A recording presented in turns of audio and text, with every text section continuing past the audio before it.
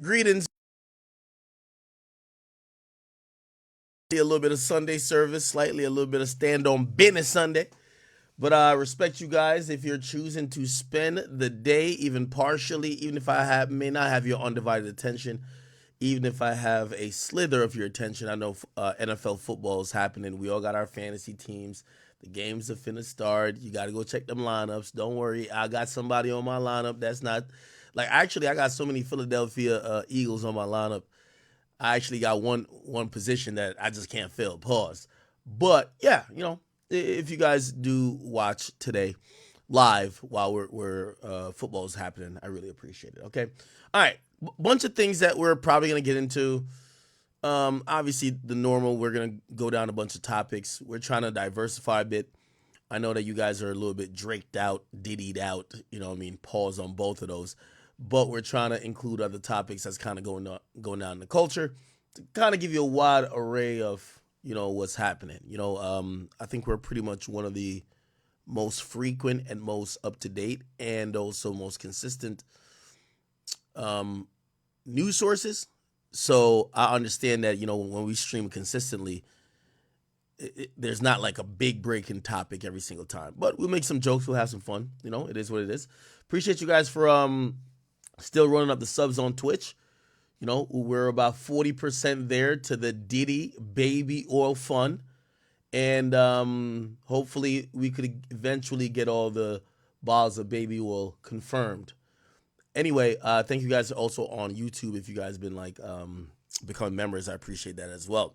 I'm still working on, and hopefully it'll be done in a few days, some of these documents that I bring up, which are court documents that I don't know if you have any interest in reading yourself, or maybe, you didn't understand some shit. If you want to go look at those, I'm having a central place that all my members, my subs, if you ever contributed, you will be able to see. Okay?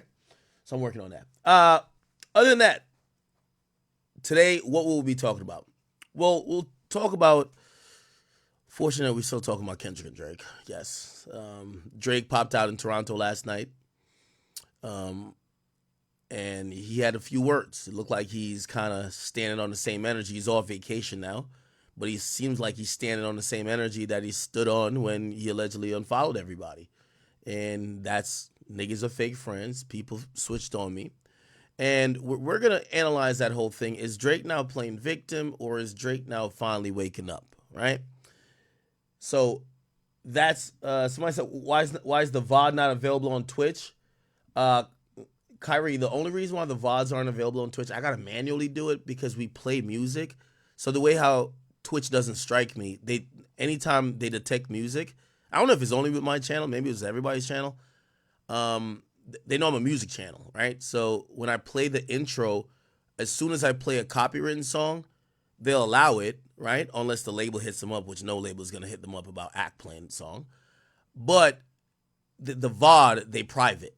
So I have to publish the VOD myself, which sometimes I forget because, we do stream on multiple platforms. So that's the only reason why it's not available. If you guys are you missed a stream or you want to catch up on the content, number one, the first and foremost source you can find it at is King Akademiks. We do put out clips, bite-sized content about particular topics.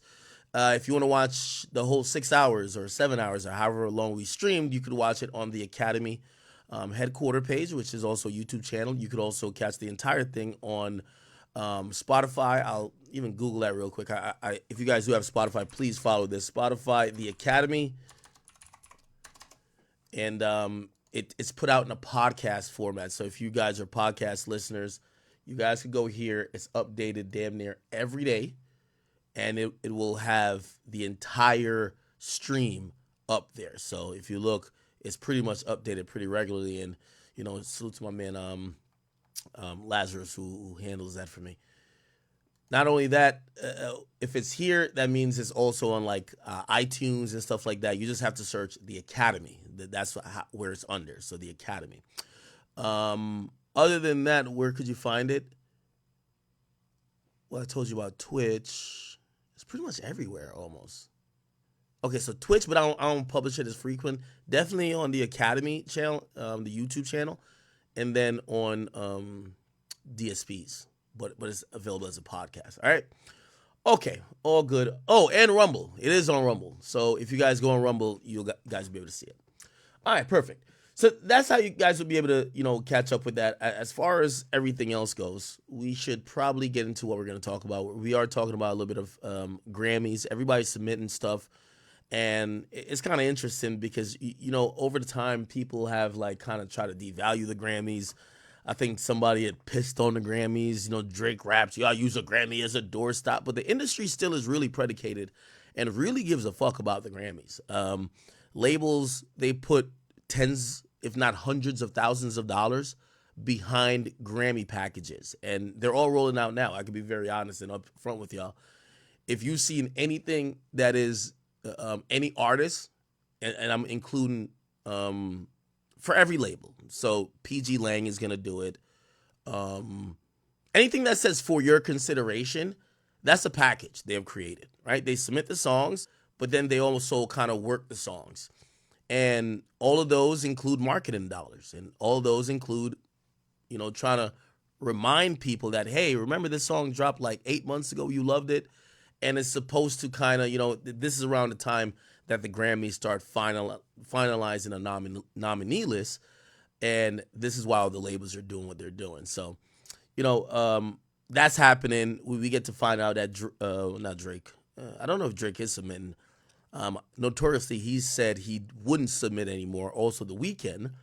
But I'm gonna be honest with you, Republic will do it. These artists, they can say shit, but like the label run shit, right? Like I'm like, nigga, shut the fuck up, nigga. We're submitting your song. I do know PG Lang has submitted a few songs, including two of the diss songs to Drake, Euphoria and Not Like Us. We'll talk about that. A bunch of other artists are submitting stuff. I think I've seen some Beyonce submissions. I think I've seen who else? Offset submitting some stuff. Everybody's pretty much submitting stuff because, again, when you get awarded a Grammy or even nominated, it is a big deal, even though we usually criticize them as soon as the awards is over that they got it wrong in certain senses, right? So that's happening now. Drake did take the stage in Toronto, called out a few fake friends. I see some PRE stuff, obviously, like some documents leaked allegedly from some of the paperwork gotten from the clerk that was part of like prosecutorial discovery that kind of showcase a hit list in the amounts that they had on the PRE members' heads. We'll talk about that as well. A few other things, and you guys, of course, can spam up topics. I see DDG still going through it. He went back and forth with Joe Budden recently, and we'll talk about that. Yeah, so any topic that we haven't, discussed, what are y'all saying? Who? Someone said, I need to stop. What do I need to stop doing? Come on, guys, what's wrong? Okay, we're going to talk about Diddy as well. Some Diddy tapes are allegedly being shopped. Supposedly features a underage or young. They keep using the word young. They don't use specifically underage, but they said the person was really young at the time. And it's almost kind of like hinting at maybe there was a male that was maybe involved. Not sure if Diddy's penetrating this guy, getting his dick sucked by this guy, or they're just having sexual intercourse with women. But it would strike you as weird, no matter what type of kink you're in, if a grown-ass man in his 30s or even 40s was having sex, even if it was two women, y'all doing a 2-on-2, and the dude you're with is like 18. It's like, yeah, it's a little odd, right? So apparently it's being shopped. We'll kind of look into that and see what the fuck that means and what could we kind of gather from it. And I'm hearing there are people bidding on it, which kind of tells me it feels like this wouldn't be pedophilic because you can't bid on child porn, right? And we'll analyze it a little bit later. What else is going on? Oh, Pluto update. Oh, thank you. Okay. So for anyone that doesn't know, Pluto's my dog. Yesterday was that's the reason why I didn't stream, because trust me, Pluto is like it's been the longest process ever. I remember the day he got hit by a car. I believe this was almost in May. He got hit by a car, and it's been a process from May till now in trying to get him better. I've told you I've spent over $60,000. I don't know if there's like pet insurance that covers all these bullshit procedures, but just paid out of pocket. I love him. And so he broke his foot. He got hit. He had a bad habit of jumping at cars. He ran to the main road. I don't know why he never does, because like he never leaves usually my land, really, because why would he ever leave? Like, you got in-house pussy. He got his girl, princess. And he got kids. The fuck? You know what I mean? But for whatever reason, he ran over and there was a car, and he usually, like, when I used to walk him a lot, he used to jump at cars, and I used to have to just kind of, whatever. This guy's like 120 pounds. Like, he's huge. And he ran out through like a little part that he could access to get out of the property. And then I guess he jumped at a car, and the car hit him. And when I found him, his right foot, the front foot was like broken. And I brought him to the hospital that night. They had a surgery, and they basically told me the complicated thing is that for a dog, I don't know if you guys have dogs, like he broke like right here. So it would be almost like your wrist, right? So like this would be the paw. He broke the wrist. And the way how they treat bone breakage or whatever, and how they like repair it, if you broke like here, it's easier. But like when you break down to here, there's not much real estate. So they had to like almost attach it. They put a bunch of like plates and screws, and that happened for a while. But then he refractured it when he came home, because he's an active dog. So like he was jumping around a little bit and refractured the foot. So he had to get a second surgery. And after that surgery, that was May. Probably that happened like in June something. And then he's been recovering from that. He had like a splint on, which is something that was like, really making that sure he don't put pressure on that foot. They took off the splint about like a month ago. So he had like a soft bandage, and, he was putting pressure on the foot. However, he still had like a bunch of plates and screws in his leg. So, he runs around fine, but apparently, according to the doctor, you can't keep these things in the dog's foot. So you got to take them out. And apparently they said, hey, listen, the problem we've been having with him is that he wasn't having much bone growth. And because of how close it is to like that joint, there's no more real estate for us to put additional structural whatever there. So if he refractures it again, or we're just not seeing any progress, we're going to have to amputate his leg. And I'm looking at them like, bitch, you must be out of your fucking mind, right? But they're like, yeah. And actually even yesterday, because I brought him in, so I said, what does amputate? Because they tell me, we're going to take out the plates and screws out of his leg. And we do have to let you know, though. By the way, when you sign these forms, it's crazy. If you wonder how I spent 60 grand, you sign a form. It says if he goes under, because they put him full anesthesia, right? They say if he goes under and like says his heart rate drop, do you want us to do life-saving measures? I think I told you this before. And that includes CPR, all these other things that you would, okay, this is like, the dog's about to die. This is how much, the pet hospital, they're just taxing. They're like, we charge $750 per minute of every life-saving maneuver we do to him. So if we got to give this nigga 5 minutes of CPR, that's $3,000, okay? So if they give you the choice to say, all right, if he dies in surgery, just let him die. Or we could try to save his life, but remember, it's $750 per minute. And who don't love their dog? And obviously I'm a little bit blessed, so I'm like, what the fuck? Like, what? Like, I'm even like offended by the question, but I look at the price and I'm like, $750 for a minute of whatever.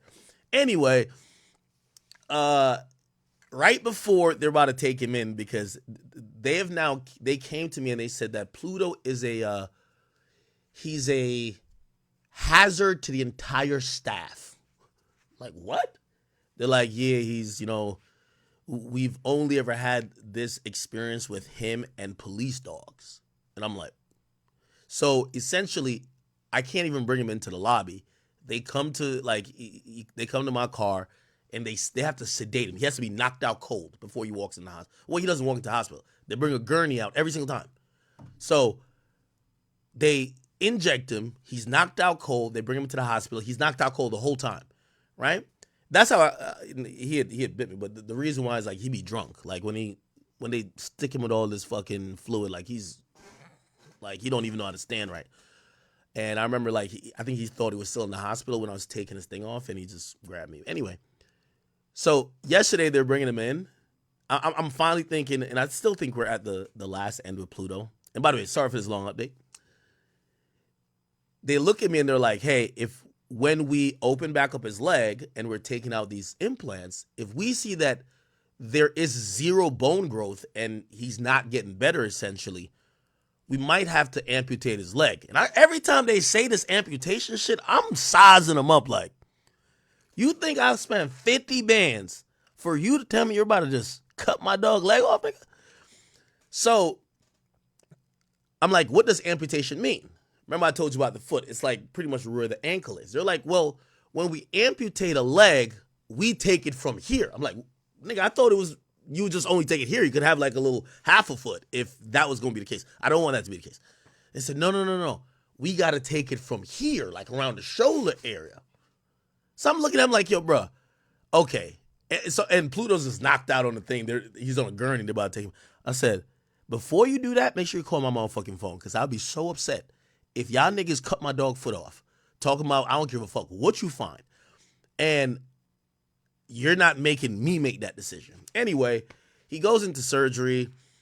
Good news a little bit. There was a little bit of bone growth, so it did look like the bone was growing better. And it looks like after they took off the splint and he's now putting pressure on his actual leg and everything, the bone started growing a little bit. So they finally took out, they said there's 15 holes in his bone, in his foot. This is how much, like, whatever they do to stabilize it. So they removed all of that. So, but now he's back on this big ass cast. So for the next month, I got to bring him I won't tell you what day, but every week for him to get it changed, cleaned and everything like that, which is like $400, $500 every fucking time, but whatever. And hopefully after that point, we almost turn into a rehab situation and he'll be fine. So I'm thinking one more month and Pluto should be good. I'm on strict orders, so I'm gonna tell y'all this now. You will hear Pluto at times cry, and he's upstairs, but you'll hear him cry because number one, he's bored, he's being fed properly and everything like that. But I also have to put medication every day, like 3 times a day. Like he takes like 5 medications all the time. You'll hear him cry sometimes because I got to keep him in the cage. Like if he injures himself again, like that's what the doctor keeps telling me. Like, yo, if he jumps on furniture, if you allow him to do what a dog wants to do, we might have to cut his leg off. So I got to literally like kind of torture my boy by giving him common medications. He's sitting in the cage. So for the next month, he can't do much activity. Like he can't do much activity that he could heal and where the holes in his bone were could, I don't know if bone regenerates, but whatever. So hopefully we're at one of those points where in 2 months, 3 months from now, let's say 3 months, like he'll be like good, no type of help. Even though he was walking fine, but again, they finally took out the implant. So that's the update. But he did good. He did good yesterday. And when he came home yesterday, me and him, we almost have like a little fucking synergy. When he comes home the first day, he don't go in the cage at all because he's so high off the drugs. He just like plops down on like my marble floor or whatever. So he takes like 5 shits, pisses all everywhere. I clean it up though, but that's the one day he gets to do that. Other than that, I bring him outside and he gets his thing done. Anyway, enough of my dog, bro. But he is good. He is good. He is good. And his girl is good, which is Princess, and the 2 kids, Prince and Penny, they're amazing as well. Penny's the best. Okay, enough dog updates, okay? Yeah, no. Bro, if I show you, yo, the doctor, there's one of the pills they give me that's this fucking big, and I'm like, yo, this shit look like a cookie. Like, how the fuck could this nigga take this as a pill? So I'm trying to do all type of weird shit. I'm grinding it up, putting in milk for him to drink.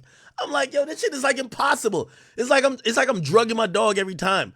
Like my new thing, which been working recently, because I used to buy these things from Petco that he used to eat. Now I gotta put like this pill in like Chick-fil-A, my nigga. Like, so I gotta put the pill in the Chick-fil-A chicken sandwich or like little nuggets thingy, and he'll eat that without noticing there's a pill in there. So that's been my thing. So my boy's on his treats are Chick-fil-A right now. It's all good. All right. Anyway, let's get into some hip hop shit, okay? Let's get into some hip hop shit. Yeah. I know keeping him sedated, but I also feel like I'm torturing my nigga, man. That's like my son. Like, I'm gonna be honest with you. Again, I don't got no kids, so like, I used to hate dogs, right? And then I got Pluto, and then I never knew how much I could love like an animal. And I don't think I love dogs. I just think I love him. So it's all good. All right. Okay, so few things, and before we even get to some of the main stuff that we're gonna cover, so obviously I don't want to jump into the Kendrick and Drake stuff. Like, obviously those are things to discuss already. I'm wondering what order I should do. No, we're not doing the tripod dog. Who said that? Who said that? Get out of here, nigga. All right. So Pluto leading like no, he's good. He's like, bro, I'm telling you, like, he's still about, like, he was running. Like, I'm telling you, he was running, but here's the thing, he had implants. So I was really trying to say to the people at the hospital, I'm like, or the surgeon, I said, can't we just leave the implants in, because he's walking fine. I mean, sometimes he favors the leg when he's been sleeping all night and he just kind of gets up. But like within 2-3 minutes, he's using that leg and he's fucking jumping. He's like, the leg works. You get what I'm saying? So, but they're like, no, we can't keep the implants in. It's not permanent. We got to take him out. And I'm like, fuck. Anyway, all right. Yo, I do want to say, and I'll start off light, and I'm going to give y'all a time frame since I know y'all rock with me. Plan y'all food, plan whatever y'all got going on. I'm rocking with y'all today at least till 7 o'clock. So the next 6-7 hours, lock in with me, okay? So I'm trying to give y'all a time that we could both be on, right? So order your food, you know what I mean? Tell your chick to get in the kitchen, start getting the cooking, or tell your nigga to go get some food. We locked in for the next 6-7 hours, all right? So I do want to start out a little bit slow, but I just saw this recently, and I was like, oh, wow, this is kind of shocking. And apparently there's some drama at No Jumper. So we're going to look into that first. And unfortunately, from what I've heard, Wait, what the fuck? Hold on. My thing is not working. Hold on. No, don't tell me it's not working. Wait. Call Dago. The Call Dago era at No Jumper supposedly has came to a conclusion. Call Dago. Call Dago.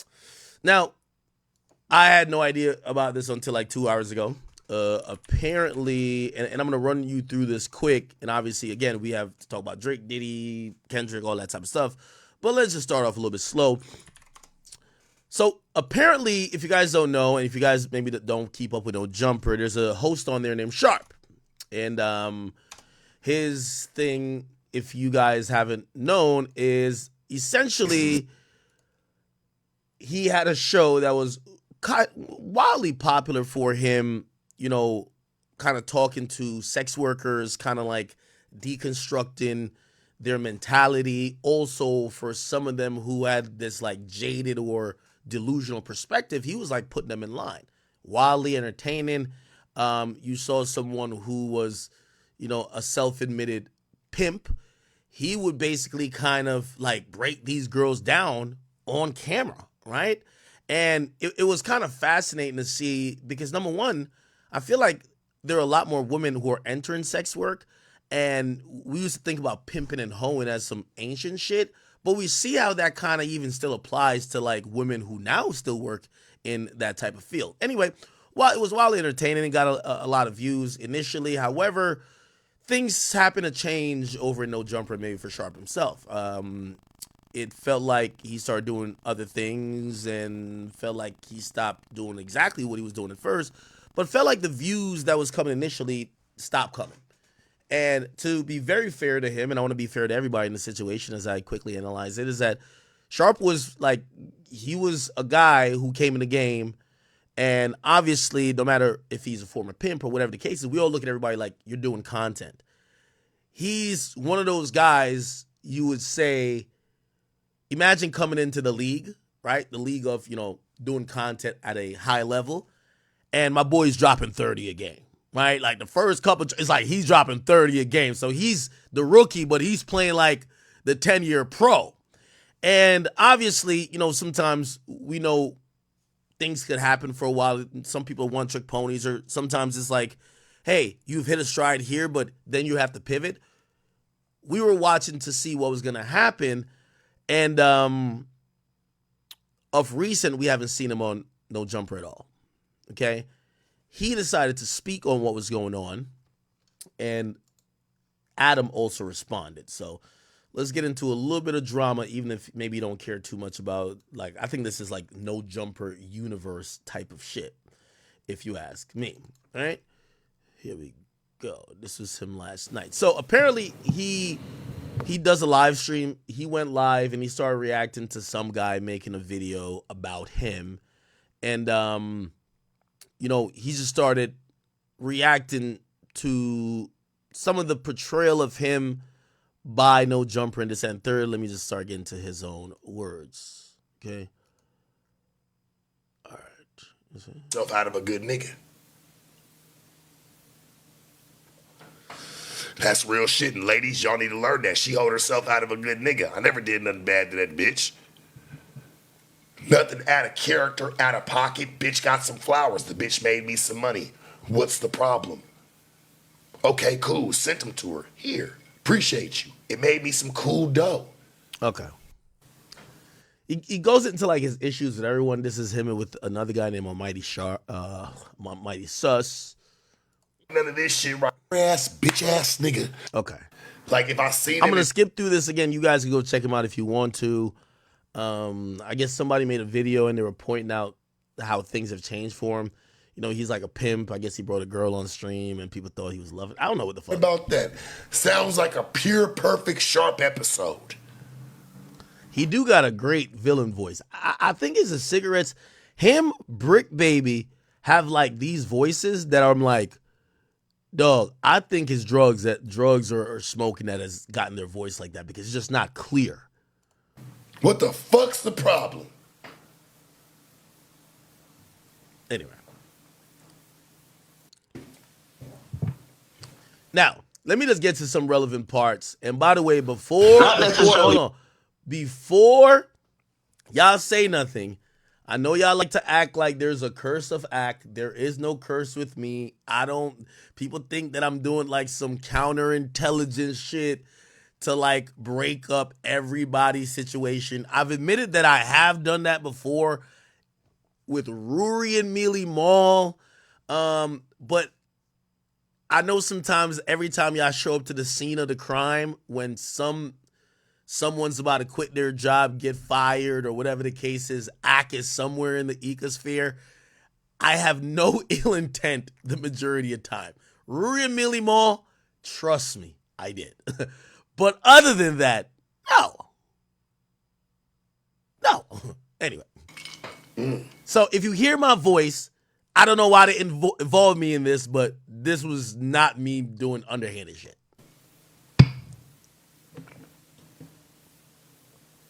You say you look hurt, she look busy on Instagram. Well, shit, she wasn't busy enough to shit in her.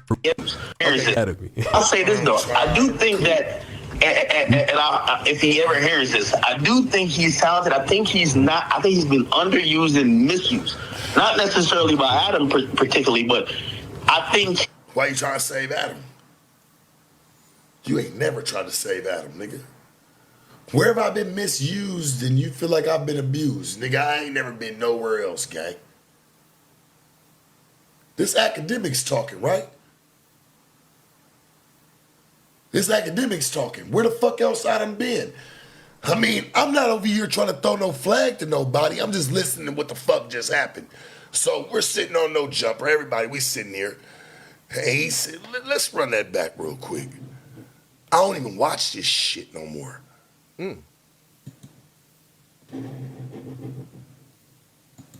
At no jumper. He's not there. I don't even watch this And, shit. Akademiks has something to say about that. I think he's trying to recruit for his academy. I'll say this though, I do think that, if he ever hears this, I do think he's talented. I think he's not. I think he's been underused and misused, not necessarily.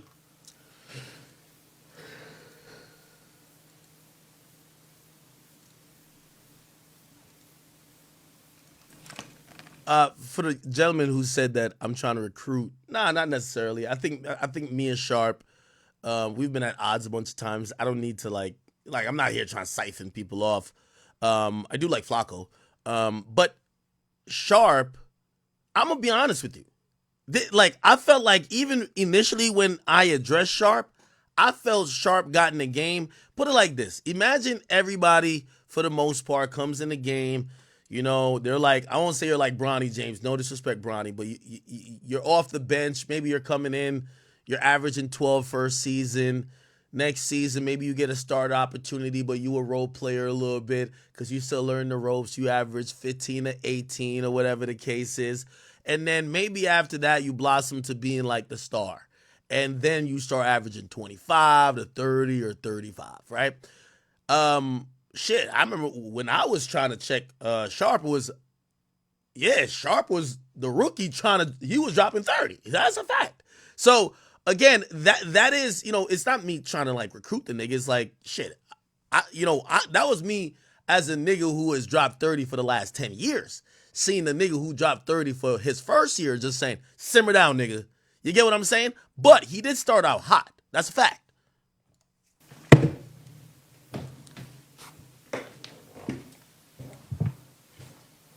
Okay. Let's keep it going. He goes to get a drink. You know what I mean? Drinks up. Come on, Sharp. Let's take a shot together, gang. There we go. Ain't that some shit?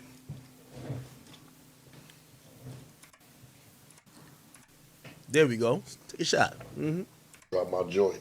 Well, call me anything.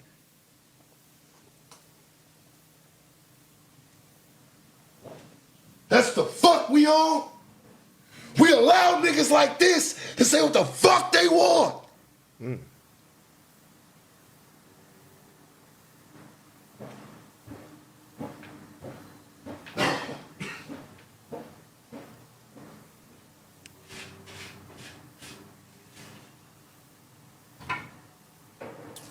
right. Fucking bedroom room.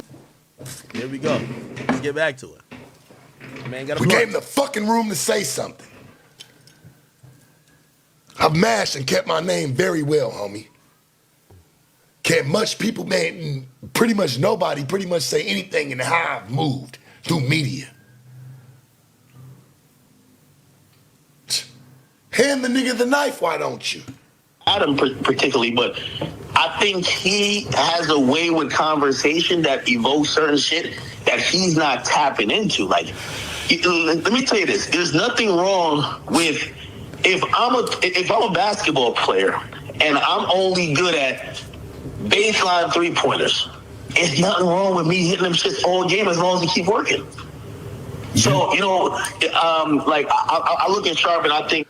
See, what he's saying is if getting at bitches and fucking annihilating bitches and taking them all the way, stripping them down butt-ass naked pretty much mentally on camera is working, nigga, keep doing such. I'm saying that, Sharp, but I'm gonna expound on that, right?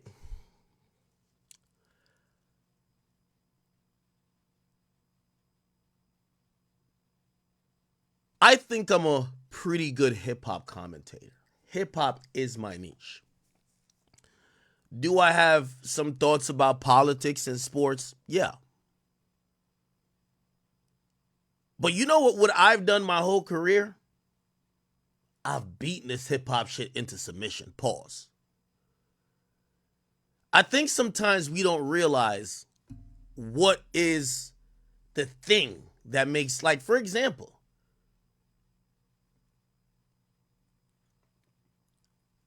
war in Chirac. Now, extrapolate beyond the war in Chirac. Just think about why people even watched it or what people thought about me. Even when I was covering the guys who were like the 2016, like, you know, the newer guys, people looked at me like, oh, Act's gonna cover the drill shit. He's gonna cover the colored here niggas, the SoundCloud niggas. That was my shit.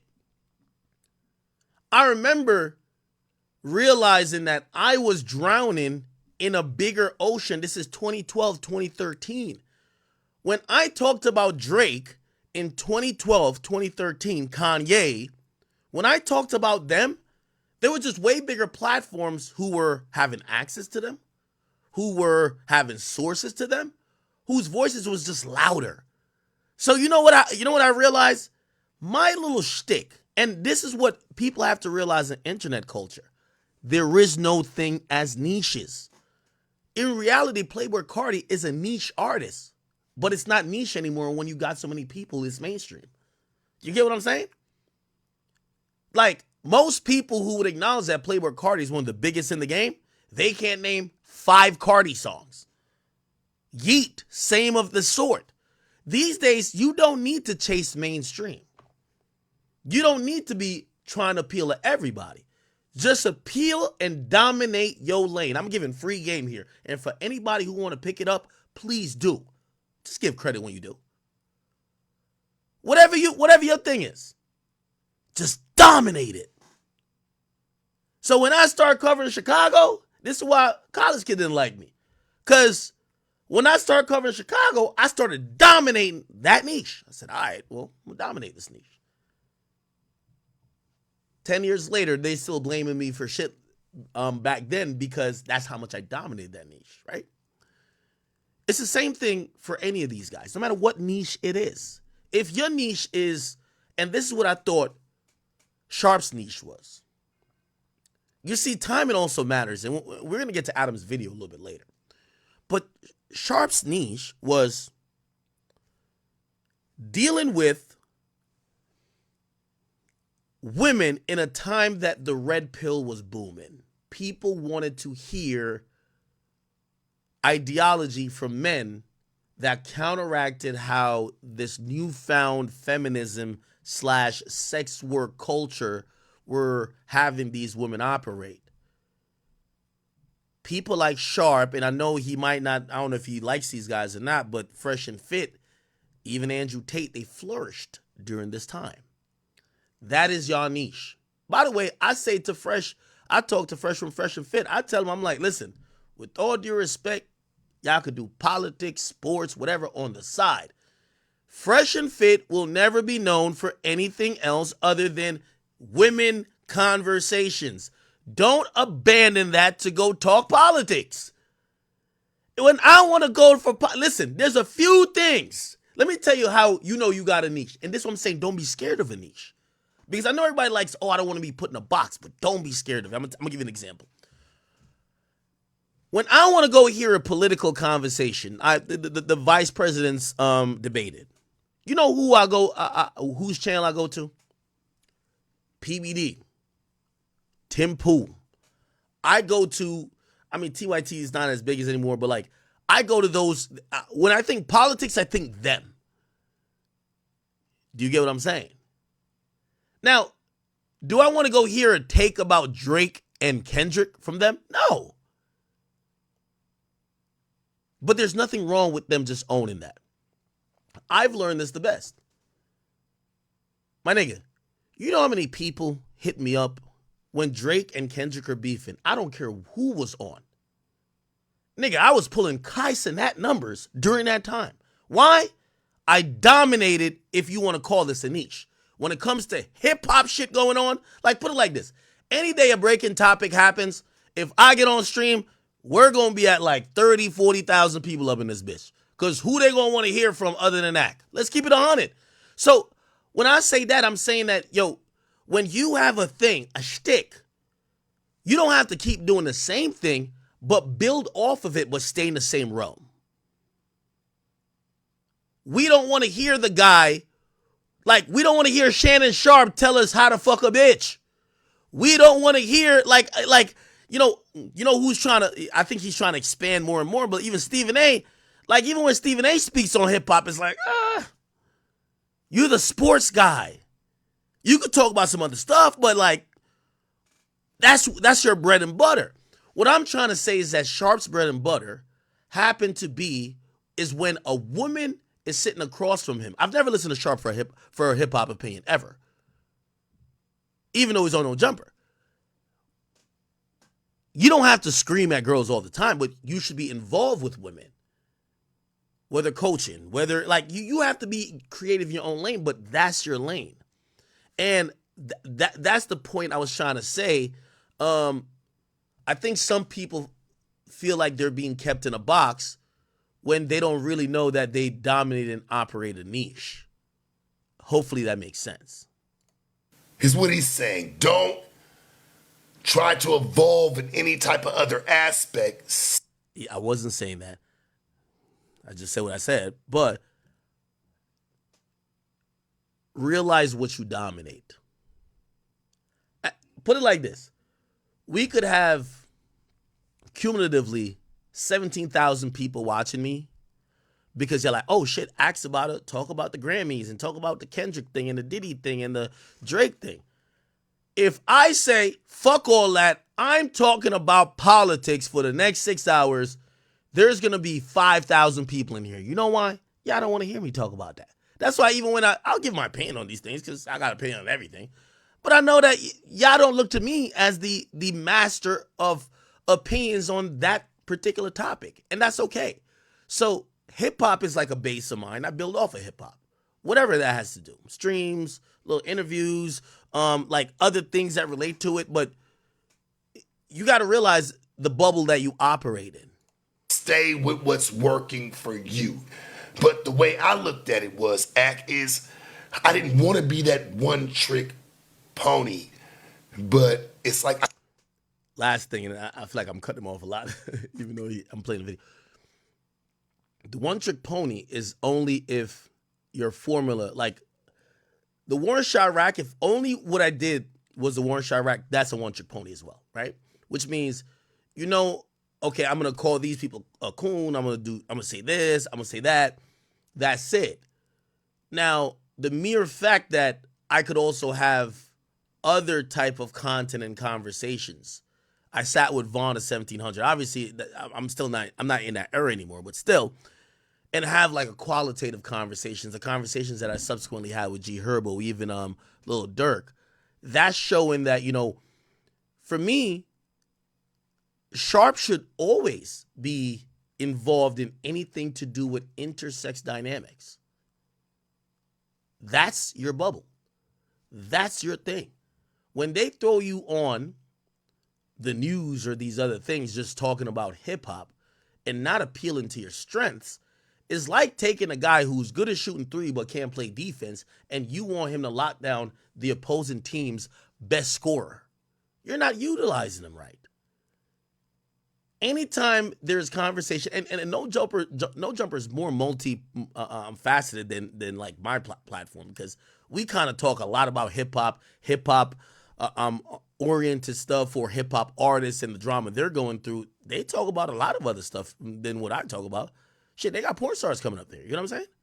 I put out so much content from fucking football players, boxers, all walks of life, to where the only content that matters to anybody is the controversy.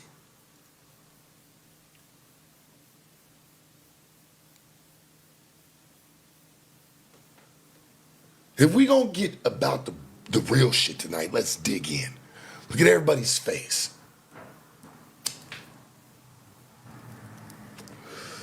Everybody knows what I was there. They're listening. They're listening to this nigga talk about like, man, Sharp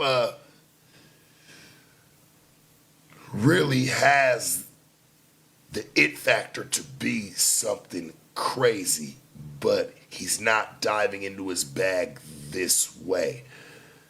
Maybe it's not what I can't see, my brother. Maybe it's about what some of the people around us can't see. Interesting. Okay. Call Dago. So, he could definitely. I felt. Well, we're getting people be saying it's fake. I'm the because he didn't understand. A. Douglas had this. We're gonna get to some of the. I'm trying to skip through this so we're not dragging this out too much. But he did do a long live stream. You guys should check it out. If you care to hear every detail. But I'm trying to summarize for y'all. Okay. Sharp going on in No Jumper, but apparently he has a spy. He questioning niggas and saying, "Hey, how does AD know this? How does AD know this? How does AD know this?" Like, nigga, everybody tell me everything. And it ain't just one person. It's multiple motherfuckers. I know everything that go on in that building. I could been catching fire, doing all type of shit, burning shit down if I wanted to. But I ain't doing that shit. Like the mole gotta be Flocka or Sharp. Which one is it? Man, listen. I'm gonna keep it gangster. I don't even talk to Sharp. So at least we know. Sharp been keeping it real. Yeah. Accessibility shortcuts. At least we motherfucking know. Yeah. Keep that shit. Use the tab key to navigate. And now I'm gonna take that what he said and give Sharp a little bit of advice. I definitely think Sharp's loyalty kind of got to him, where I think he came in there touting that, I'm a boss, this and third. We had a bet like, yo, you don't work for No Jumper, whatever the case is.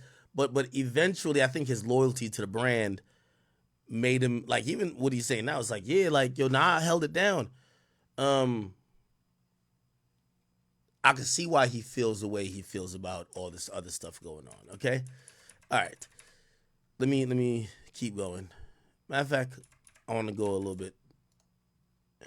And ask him, who did it?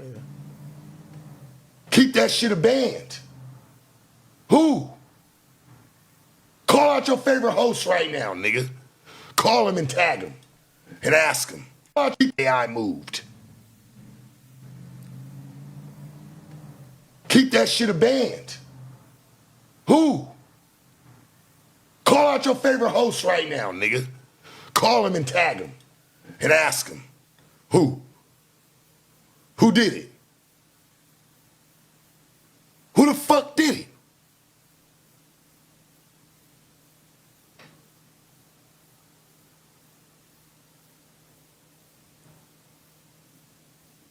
Even in the interviews, said you ain't gotta have the strongest muscles in the world. You ain't gotta have 100 guns. Okay. All right, I'm gonna get some more interesting shit. Sorry. When incidents happen over there, and he questioning niggas and saying, "Hey, how does AD know this? How does AD know this? How does AD know this?" Like, nigga, everybody tell me everything. And it ain't just one person. It's multiple motherfuckers. I know everything that go on in that building. I could been catching fire, doing all type of shit, burning shit down if I wanted to. But I ain't doing that shit. Like, the mole gotta be Flocka or Sharp. Which one is it? Man, listen. Fuck. Why the fuck would Adam do that to Sharp when he was loyal? Tell me everything. And it ain't just one person. It's multiple motherfuckers. I know everything that go on in that building. I could been catching fire, doing all type of shit, burning shit down if I wanted to. But I ain't doing that shit. Like, the mole gotta be Flocka or Sharp. Which one is it? Man, listen. I'm gonna keep it gangster. I don't even talk to Sharp. So straight up. I thought I was gonna see Sharp in this. Is Sharp still there or did he leave? Man, listen, I don't know. Listen. I know what the fuck going on. They doing Sharp wrong over there, straight up. Told that nigga they gonna cut his pay. They can't pay that nigga no more the way that he was supposed to be getting paid and shit like that. When he was keeping the lawyer over there. They doing that nigga wrong. I'm gonna keep it G. Yeah, I ain't gonna lie. I think Sharp fucked up by getting on the news. Hold on, that's crazy. Akademiks said Sharp should never fucked up by getting on his knees. And he's trying to switch the subject real quick. Like he didn't just say that. That's crazy. Sympedemics. He should. If I'm sure, who's this guy doing this video? Sharp right now. Sharp me the moment. You need to choke a bitch out. I'm gonna keep it a being with you, nigga. What? Shay Glitzy is in your house right now. Right now. She done fucked every nigga in Houston.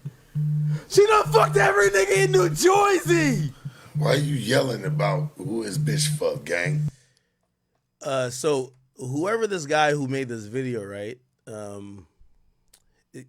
don't even know who he is, but I'll give him some because he's, everybody who discusses me, they're trying to get to the point where I'm at. I get it. So I'm gonna give you some advice.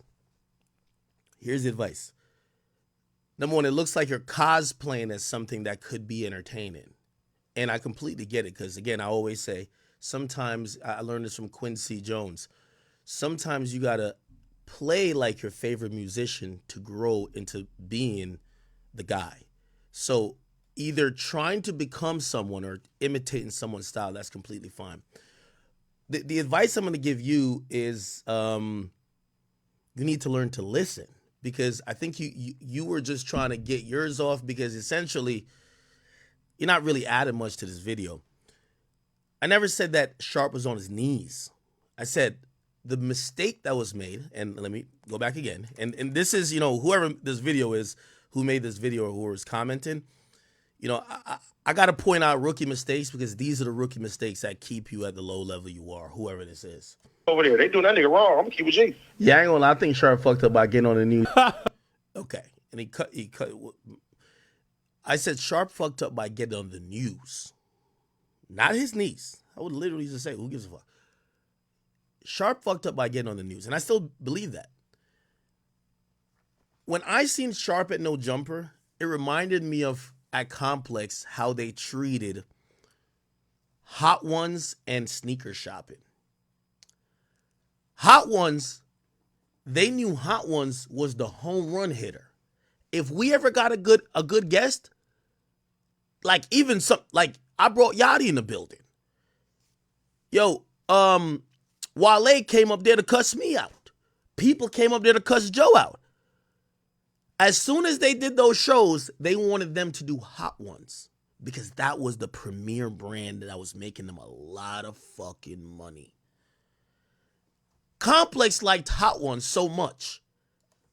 Look at Hot Ones. They got their own channel.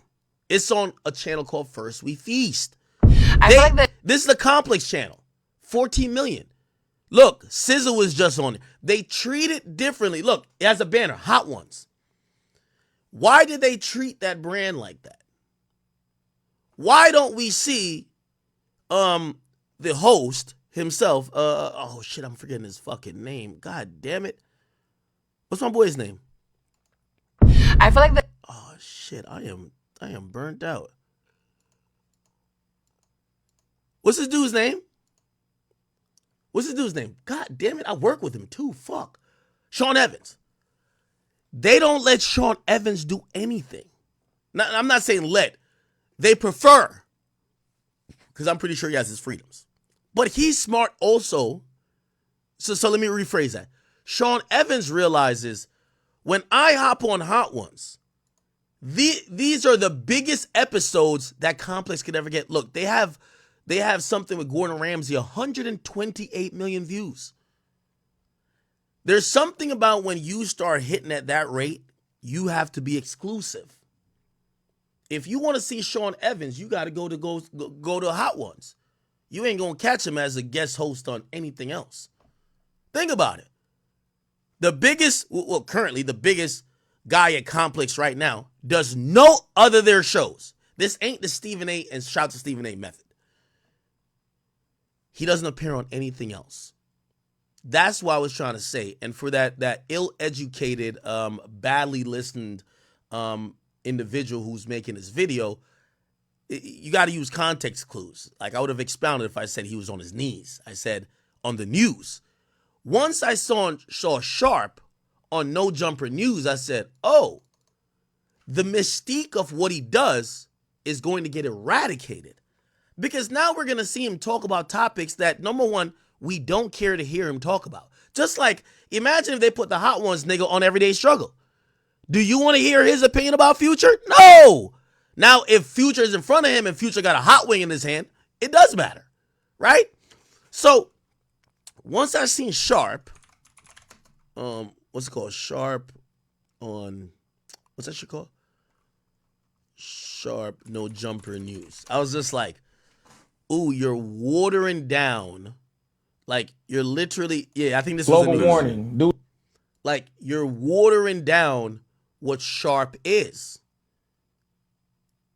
Sharp is a guy that's supposed to pop in once a week or once every 2 weeks, but he gonna deliver an episode that gets y'all 400, 500,000 views. Big moments. Do you get what I'm saying? And I once I seen them put him here, I was confused because the general public starts to normalize Sharp as, oh, he's just one of the talking heads on No Jumper, while I thought the Sharp Tank could have been just like how I just mentioned Hot Ones. The Sharp Tank could have been a standalone channel, and it would have grew. The Sharp Tank with No Jumper, they should have separated. Like, yo, the news, yeah, you can see the, like, who are these guys? This is P Nice. P Nice used to work there. I just did something with P Nice. You could oh, Flacco's here. You could see these guys, like all these guys just like randomly talking, like who cares? You know what I mean? Obviously, shout out to Flacco. Like Flacco's there to just kind of agitate. But you don't put your star. And maybe I was incorrect for thinking like that. Because I thought No Jumper was going to treat Sharp, even if they don't believe in his talent, but by raw numbers, that's the star. You don't ever put the star on the daily program. If you get what I'm saying. So that's what I was mentioning. Anyway. Hold on, that's crazy. That's crazy. Academics said, okay. He's trying to switch the subject real quick. Like all right, this guy doesn't know how to listen. You need to choke up. You need to do that's a Sharp whenever he.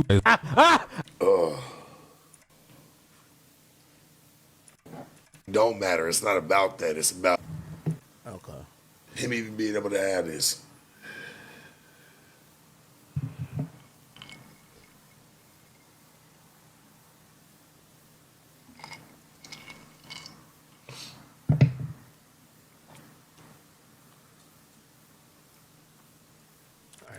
Even in the mix, no matter what the nigga says, because he know what type of nigga I am.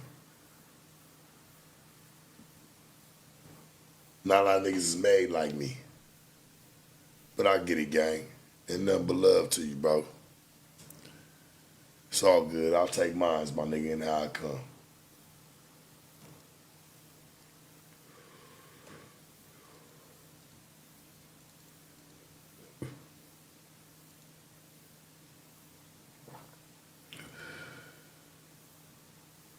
I don't know, man. All right, so he goes on a rant. I'll still go shit if we cool with it. Shit. Here we go. Words to the whole situation. Like I probably ain't gonna be cutting no interviews on No Jumper if it ain't worth it or it ain't something that I should be doing that even makes sense. I probably ain't gonna be over there like that no more. And it ain't nothing against No Jumper or any type of bullshit or any type of drag. I'm just, I'll still go shit if we cool with it, shit. If not, hey, that's cool too. But I'm not doing nothing over there that don't serve its purpose. Real shit, homie. I'm the last real pillar, my nigga. And I take my pillar down. Straight up, homie. Niggas can say whatever the fuck they want to say. I've done great throughout it all.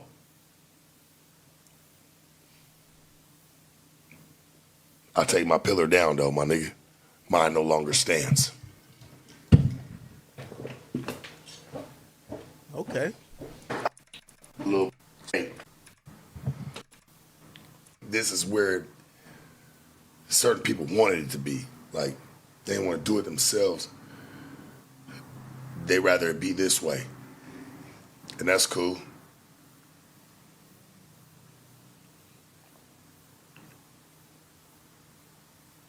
I'm gonna take a little break though.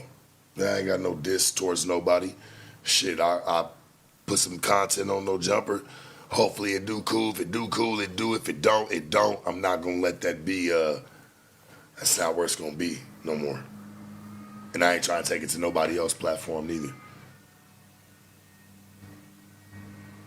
Damn, I never thought I'd see like this feeling.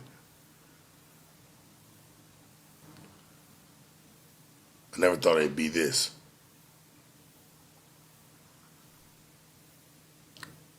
Shark Tank was something crazy, my nigga. Nobody, I never even thought would be that way. Hell, Adam don't even know even this shit. I'm sure it ain't even got to him. And if it did shit and he ain't text me, he really didn't give a fuck.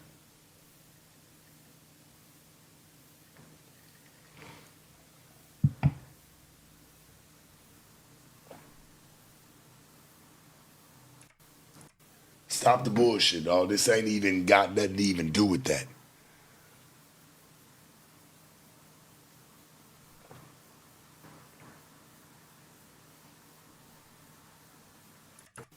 And the way I got pushed around and just like, man, getting dropped whenever. Shit, there's 3 weeks before some content of mine come out. Like, talking about monetization, liquor, and all. Man, we ain't never had them problems. And there's been people doing way more than me on shit that, this shit just been crazy, my nigga. Like, I'm kind of cool. I'm gonna be honest with you. Like, I'm really fucking over it. I ain't even gonna hold you.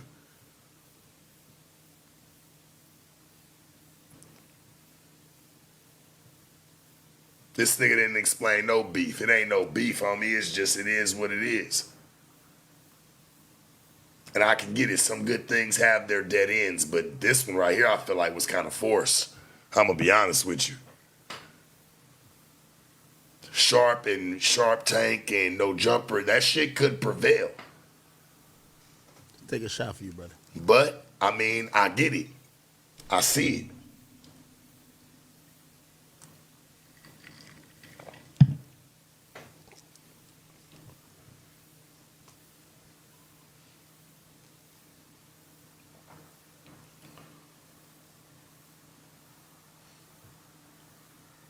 That shit's insane, my nigga. Like, a 5-star motherfucking vet over in that bitch.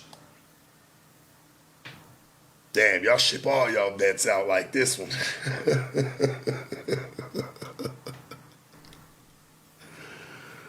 Man. I've had to flex on niggas behind No Jumper, dog. Like, real shit. Like, nigga, I'm at fucking the Hollywood Impact Awards. I see fucking little fucking, what's the nigga name? YK Osiris. That nigga want to talk to me. He don't want to talk to me because of nigga, shit, he feel like he done got slandered so bad. Shit, the nigga didn't even want to talk to me. I had to like kind of flex on the nigga and be like, hey, bro, that ain't me that be doing that shit to you, so don't even treat me like that. Anyway. My travels. Nigga, that shit didn't do too much of nothing. Okay. Shit, real shit.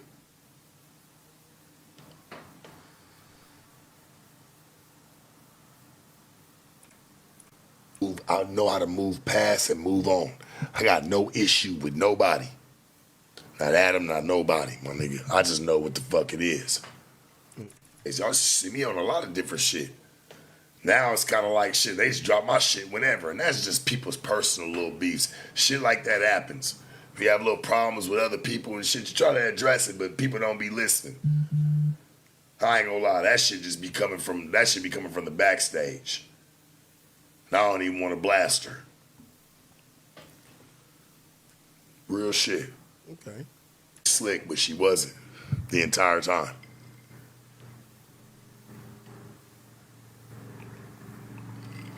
Should go from like 3-4 weeks talking about some monetization. Come on, my nigga. We done monetized some of the most demonic shit.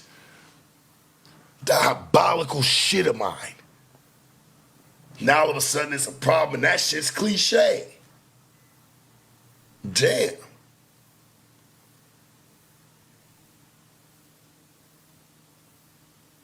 Done with that shit, my nigga. Getting played and all that extra shit and the relationships you may have with people. Man, fuck all that shit, homie. That shit comes to a fucking halt. Let me have been the old nigga. Bitch would have got slapped. I swear to God, homie. Like, straight up, me trying to be cool. Some of these bitches really be needing to get checked, even squares. I'm gonna keep that shit a band, my nigga. Turn up then. Real talk. Turn they up know then. what I'm talking about. Yeah. Straight up. Talk about it. Uh-huh. Yeah, real shit, nigga. Really trying me and playing with me. Playing with a a big lot shark. of people, I swear to God, I want anybody to try to come say anything about me. Anything about me. I like this energy. And I got a time where I done looked out for them. And let's see if they got a time where they done looked out for me. Yeah. There's none. Talk about that shit. Madison, you say you lost for words, baby. Shit, I've been speechless. You know why y'all didn't see me tripping out on bitches or nothing like that no more is because with them vlogs and me meeting all these famous people and people knowing me and people fucking with me, I wanted to take that route. So I tried to leave all that, like, getting them, these bitches are beneath me at this point. Call Dago. Like, what am I doing? Like, that shit should be, that's where we started. That's not where we end. Call Dago. Shit, I'm meeting people who I grew up on. Call Dago. I get it. Just want y'all to know I love y'all, homie. Like, it ain't no, like, I get it, my nigga. It's straight. A lot's happened. Or a lot's been said.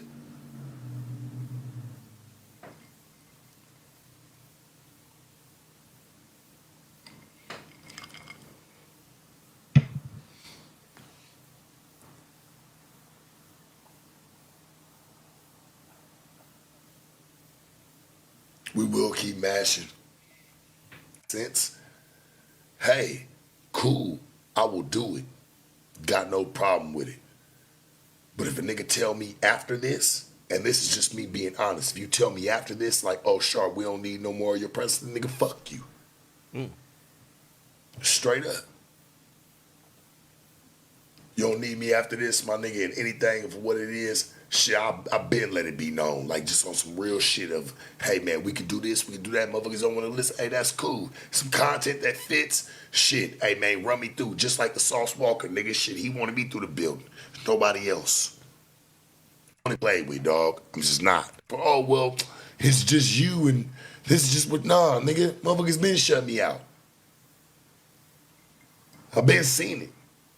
And it ain't even like Adam, homie. It be like some of your people that work around you, dog. Y'all be watching what be going on.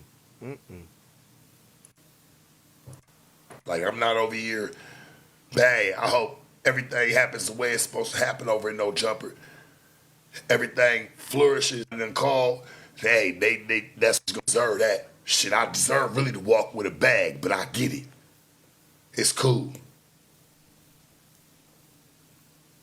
Can't say, nigga, I walked with your bag already or anybody's bag over there. Shit, I walked with my own and you walked with some of mine too. Okay. What you mean? Talk about it. That about a bitch. What you mean?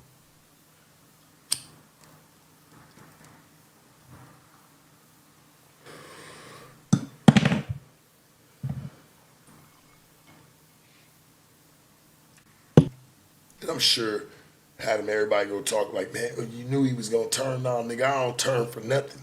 I just see.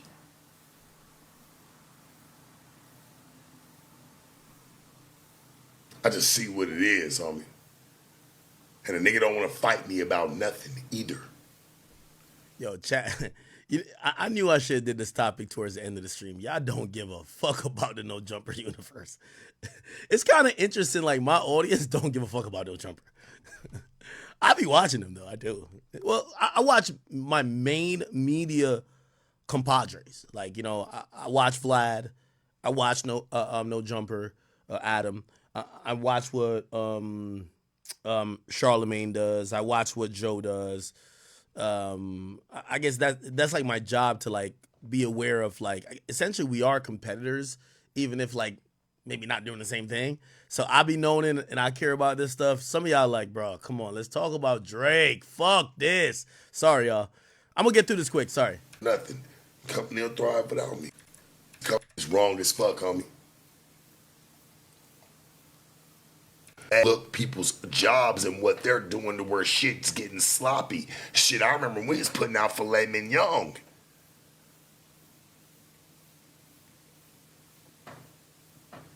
I remember we was putting out filet mignon, my nigga. I mean, let's keep that. Oh, say cheese for sure. That shit real.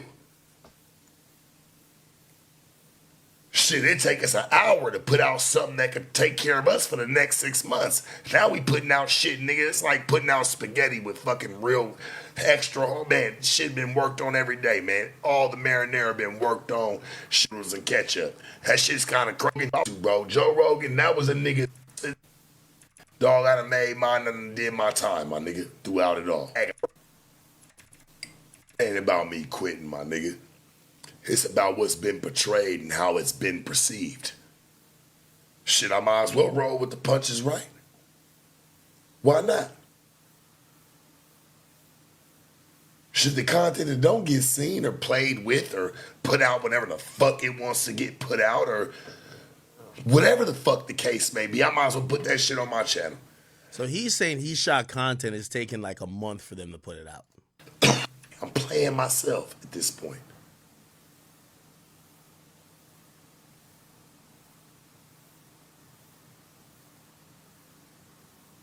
Anything I do at No Jumper, hey man, it's what somebody called me, or that's where they want to be. Like, it's not even like, when I came over there, when I did that interview with Mark, it brought a whole different essence that was watching me. When I just stayed over there, that shit buried itself. But it's a trajectory right now, and I don't think it involves me. Tell me to my face, my nigga, that, hey, this shit's just what it is. You never gave a fuck about where I went because you know why? I was making the bag already by myself. Shit, that's some cold shit going. I'm just telling it for what it is. Niggas don't ever want to talk about it. I'm the nigga you should have been called. Ooh. You sit with niggas that agree with you, Adam. What? This is facts. I'm the last from the old wrecking crew, nigga. Push me out, you want to push me away. That's cool. But I'm the last of the last, nigga. Maybe you felt like, hey, man, shit, you pimp to pimp. Maybe that's how you really felt. But you didn't, homie. I respected everything about you. This shit been goofy. And I don't respect that. This shit been goofy as fuck.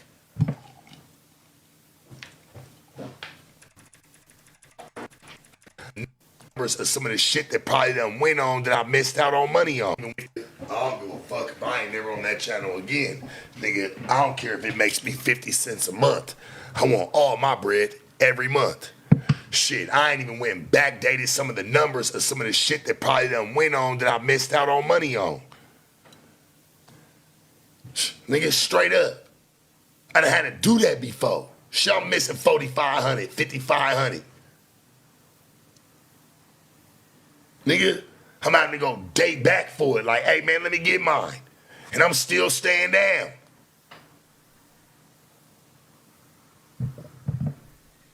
Let's get that shit right, my nigga. And I'm the nigga that you look at for like, come on, dog. So what I'm getting from this is that, and maybe this is why it's now helping me explain, at least from his side, why maybe when we had that conversation of him thinking, well, me saying you work for No Jumper, he's like, no, I don't. In his mind, he's saying, well, I don't work for them because it's a profit share. So I'm guessing whatever interviews he did were bringing in a certain amount of money that would get bust down. So it was a profit share. And I could imagine the other hosts probably get, I don't know, whatever set fee a week as long as they show up. He was getting paid based on his views. Oh, okay. But by the way, technically that's still an employee, even if that's your agreement. You know what I mean? Like, shit, there's a bunch of incentive bonuses with Spotify and Rumble. I'm still an employee. I don't get to be like, nah, I'm not an employee. We're partners. We just bust it down. Like, who collects the check and who pays who? Listen, buster ass bitch, I would've whooped the fuck out in that building. All types of shit go down. Man, please. Man, I wish a motherfucker would too, nigga, at this point. Who? Man, who, nigga? Who got a problem with me, dog? Anything I ever did, I stood on a bitch neck. Half you niggas stand on these niggas' dicks. Keep that shit real.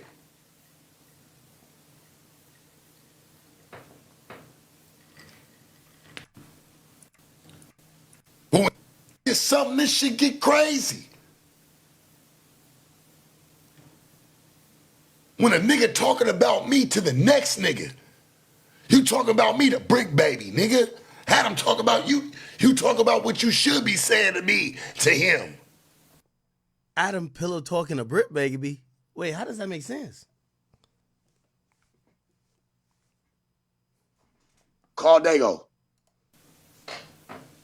That shit crazy to me, gang. I never respected. You know what's so funny? In the no jumper universe is such a big thing. Everybody in my chat's like, move the fuck on. Chat, I love drama. This is some drama. I ain't gonna lie. This is some drama. After we get past this, we're doing regular hip hop shit. Don't you worry. I never fucking respected, homie. Let me go then, nigga. I done did everything I was supposed to do. Not what I wanted to do. I admire a great crash out. That shit crazy as fuck, homie. You should have talked to me, nigga. I gotta hear from the next nigga what you think about me. Call Dago.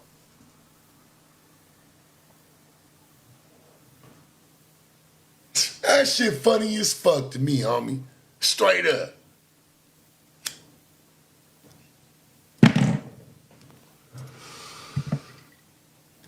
What you think about me, nigga? And I don't know what niggas' plays them been, but the truth's the truth. Okay. It speeds up a little Now, bit. how you feel about me? And I was there before him. You're not solid, gang. You know, let me tell you this.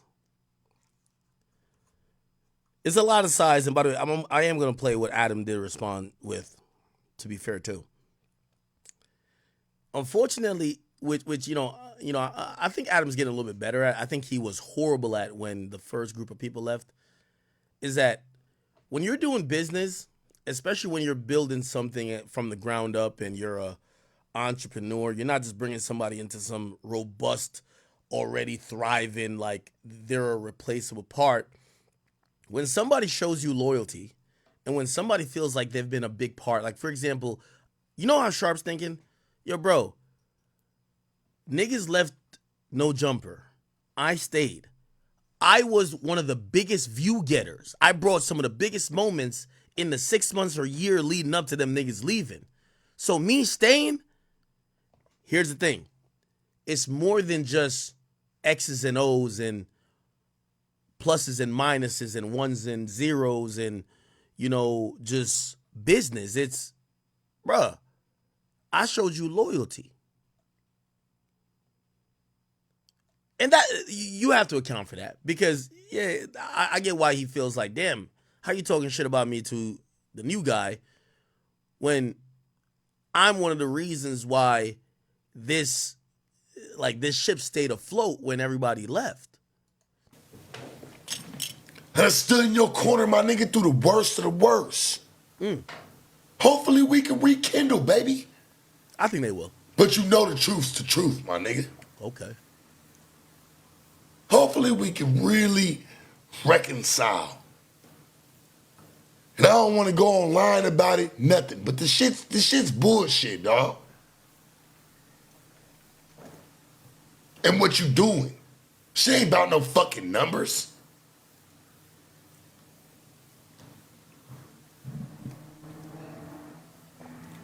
Nah.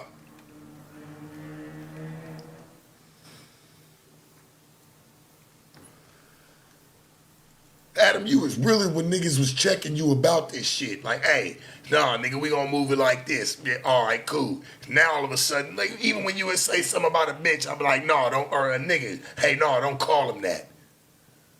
Nah, bro, you ain't like that type of shit. I don't know, bro. I thought we was on some real shit. Now all of a sudden, nigga, I'm the shelved nigga, huh?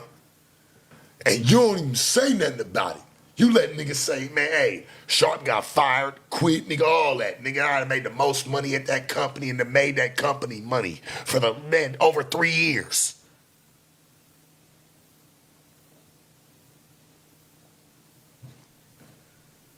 Real shit.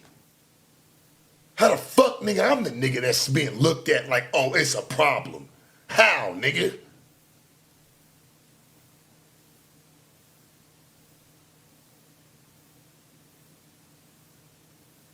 Keep that shit real?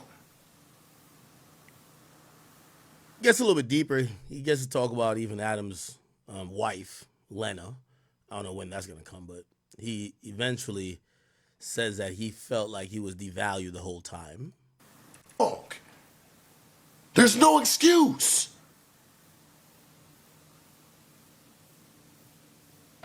Hell, me and Brick Baby had a show at Adult Summit.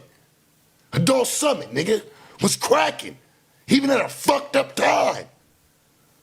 Now the show canceled. Oh, well, we can't get the chicks in. Why not? What the fuck was the problem?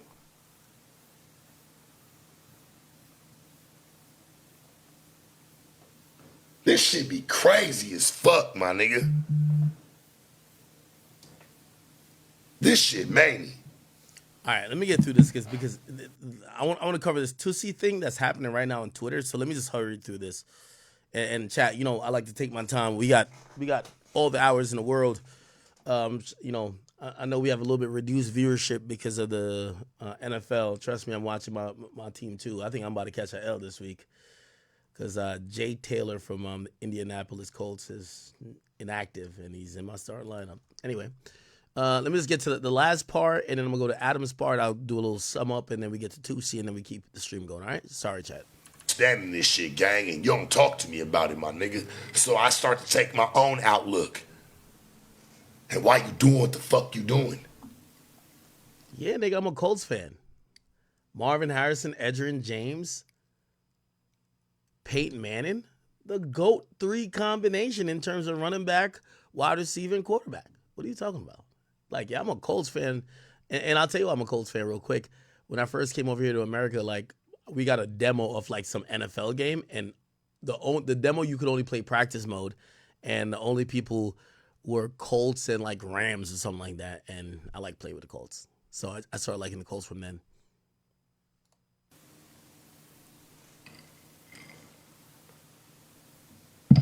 Okay. No, I came from something else already.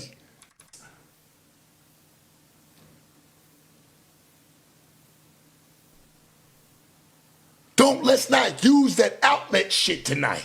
Nigga. Should be some bullshit. Body. I'm not an issue with anybody. It's just the truth. Well, past all of them. Genuinely how you should treat a situation. And to be real, homie, this ain't nothing emotional. I feel like it's gonna kill a lot of the trolls off. That way you know what you know, how I feel. Got nothing against Adam, my nigga. Nothing, but the truth's the truth, homie. I'm cool with that. We can move on past that. They threw him to the shelf, so what the fuck's it even matter? Gave a lot to that company, my nigga. A lot. No jumper never fired me, homie. Let's you know, Adam, it ain't even your fault, gang. To be honest, it's the people that's behind you. She know who she is. I feel like he's blaming the booker. She's trying to act like she cool with it all, even in tech. Now I already know the whole play. Don't even get me started, my nigga. And I wish she would try to call me out, boy, because you set yourself up for failure. There ain't even nothing that you can even say to me. Nothing you can say to me. Okay, so I think he's blaming the talent booker over there. I don't really know her. But, I you know, this is going to happen at companies. Like, you know what I mean? Shit, especially if I'm Sharp, I think I should get perfect. Again, remember I told you about Complex, right? Yo, if we ever got, like, say me and Joe, because like we're doing the show, it's being provocative, like artists are responding to it. Some of them want to pop in. Like I remember when 21 Savage and Amber Rose came in. I remember when some of these people who like they pretty much came in because we were talking about them and they came to respond and do an interview. Complex was just piggyback off of it. And more important than them doing our show, like, yeah, they were going to do our show because they came for that, was them putting those people on these other shows. Like, whether it was, like, Hot Ones. Like, you know how many times I walked out of Everyday Struggle and I'm walking to the green room, me and Joe, and the artists, they're ushered quickly into the Hot Ones room. Why? That's their priority. Like, their priority, like the booker, like the person who booked the talent, when you now bring in somebody because you've been whatever getting into it with them, they quickly start, oh, hey, blah, blah, blah, blah. Hey, I work from Complex, blah, blah, blah. Hey, I'm glad you're here. Like, they almost like take that person away from you, and then they just bring them into a bunch of other Complex like priorities to get the Complex shit off. So I say that to say, like, I'm pretty sure whoever books for No Jumper is probably like they have a priority list. And I could imagine Sharp, who's thinking, bro, I'm like the star here. Like, y'all should get me every big interview. How are y'all not booking them for me? How are y'all booking them for this person? How are y'all not making these calls to say, do you want to sit down with Sharp? Yeah, I'd feel a way too. I get that. Man, the person that tried to do. By the way, when that happened at Everyday Struggle, bro, I didn't know what the fuck was going on. Like, Joe would peep these things. Joe would peep like, yo, you know Hot Ones don't shoot at this time. We shot at 7 a.m. 9 a.m., right when our show's gonna be done, Hot Ones already set up that the guests that we had just walk right in there and go do their show. And the whole time we like, since when Hot Ones shoot this early? No, they're just piggybacking off our guests, but really they don't give a fuck about Everyday Struggle that much. They care about getting Hot Ones to guests. Why? Hot One's the moneymaker. Or Hot One's the preferred one. Hot One's the marketable one. You know what I'm saying? So, I even though this is not on that much of a corporate level like that, even though still kind of a little bit corporate, I get what Sharp is saying. Do that shit. And then when she worked for me, like, man, motherfucker can't even say nothing to me. It's cold. Shit, do No Jumper. Yeah. Because to the ones that know, and to the ones that know that nigga, shit. Nigga, bro, come hop in my car. I get it. You can be upset with me about the situation with House Phone and why I said what I said, but if you took that shit wrong, nigga, you was upset with me anyway. And I get it. It's cool. So not forget. Bring you in on other shit that I possibly could bring you in. Where we done did the shit with, who was that? It was Kazumi and the little white bitch. What was her name? I fuck with that little white bitch too. I was making sure you was making money off me. I was coming. Okay. All right, hold on. And I still had the Kelpie interview lined up that same day, which Almighty sat in on. There's no bullshit. Okay, I'm It's got to be another interview. Laura, you remember this because you was the one that came in and kind of got me. Yeah. Say, hey, Sharp's got to be in another interview. I got Almighty about to come sit down with me. Hold on. I never, when Flacco asked her about me and said, what do you think about his name? Kind of low. This is where, sit down with and I ain't gonna lie. If you didn't think that this nigga's fire, let me tell you this. One thing for sure, two things for certain. Never mention the boss's girl. Let me tell everybody in the world this. I don't care where you work at. I don't care if the boss's girl is a bitch. I don't care if she's the most horrible person ever. The moment you talk, you can say anything about the boss. The moment you talk about the boss's girl, you're fired. It's over. It's over. I'm telling you this. It's a fact. So he mentions Lena. And this is when I realized this shit's over. And be on some drag even though she bashed it. Here we go.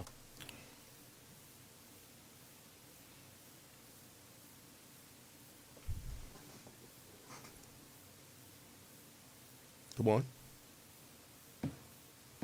I've been trying to get the Lena interview. Shit, nigga, I never wanted to sit down with her and be on some drag even though she bashed my name kind of low-key, nigga, back in the beginning.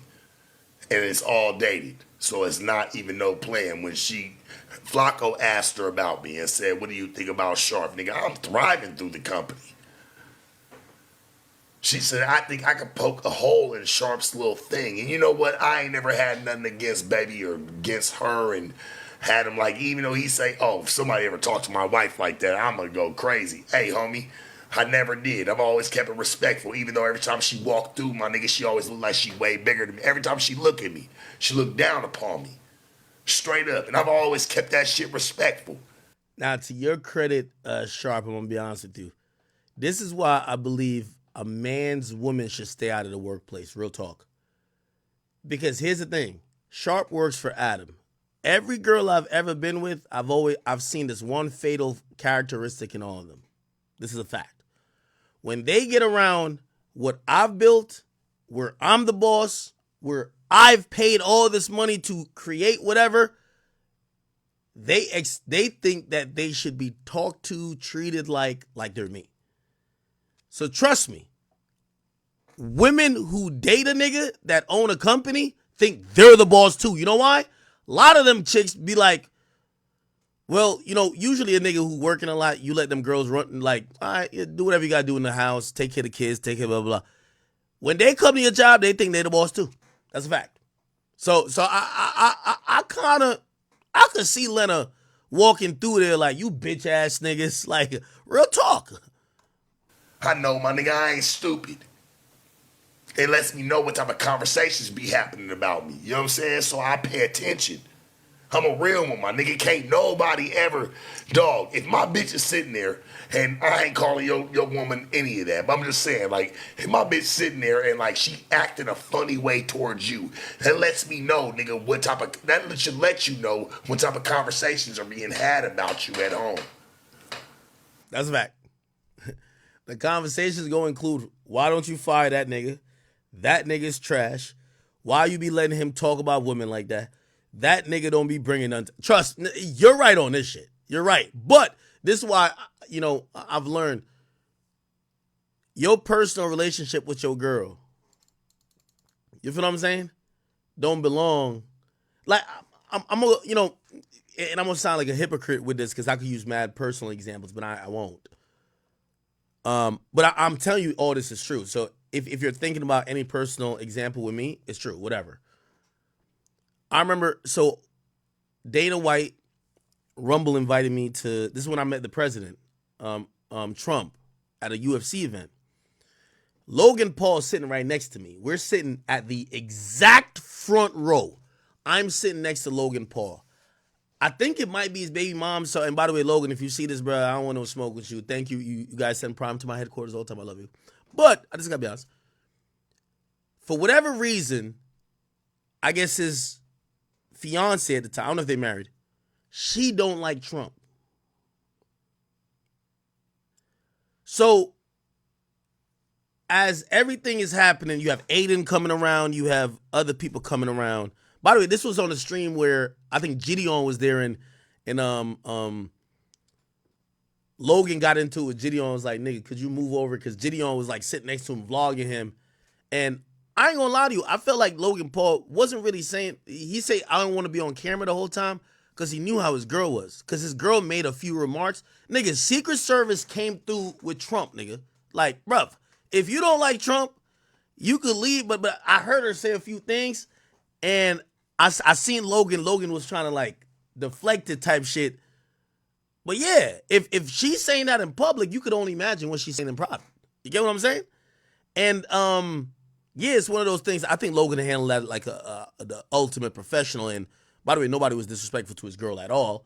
But yeah, like, yo, if you link with, or if you meet somebody and they girl got a stank face about you, girl got this wildest demeanor about you, the only exception is if the person, you know, sometimes a girl will be hating on a homeboy if she think you helping her nigga cheat or like be doing some weird shit. But if you're an employee like Sharp, yeah, her opinion about you, when that nigga go home, she's poisoning that nigga mind with a million things. Yeah, Sharp is trash. That nigga is bullshit. That nigga don't know how to really do his job. Yo, he's a one-trick pony. Like, he only talk to, why you be letting this misogynistic blah, blah, blah, blah, blah. 100%. That's a fact. Women can't hide their emotions. They gonna show that shit, my nigga. Real talk. That's a fact. At least I go home with all the awards, my nigga. I was having them treat you. All right. Let me just quickly end this with so Adam did respond. And I'm gonna get to it. We're here. It is a long response. It say like 30 minutes, but we're gonna shorten it. Here we go. We're gonna skip past the intro.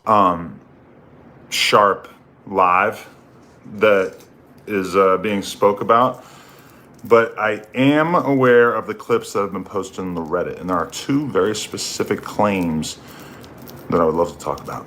So we're going to talk about them right now. Number one, Sharp said that I gave up on him, and that I only want yes men around me, etc. Let me speak about that. Let me just go through Sharp's trajectory on No Jumper.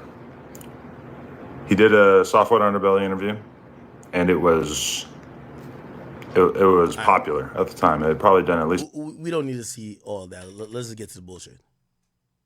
AD is popular at that point, so I figured, all right, cool, we're gonna bring Sharp in to talk about the craziest shit on earth. But you talking to girls, since obviously with the whole pimp thing, I knew right away that was it. So bring him on the channel, start lining up different adult stars and some other girls or whatever, and pretty quickly through the roof.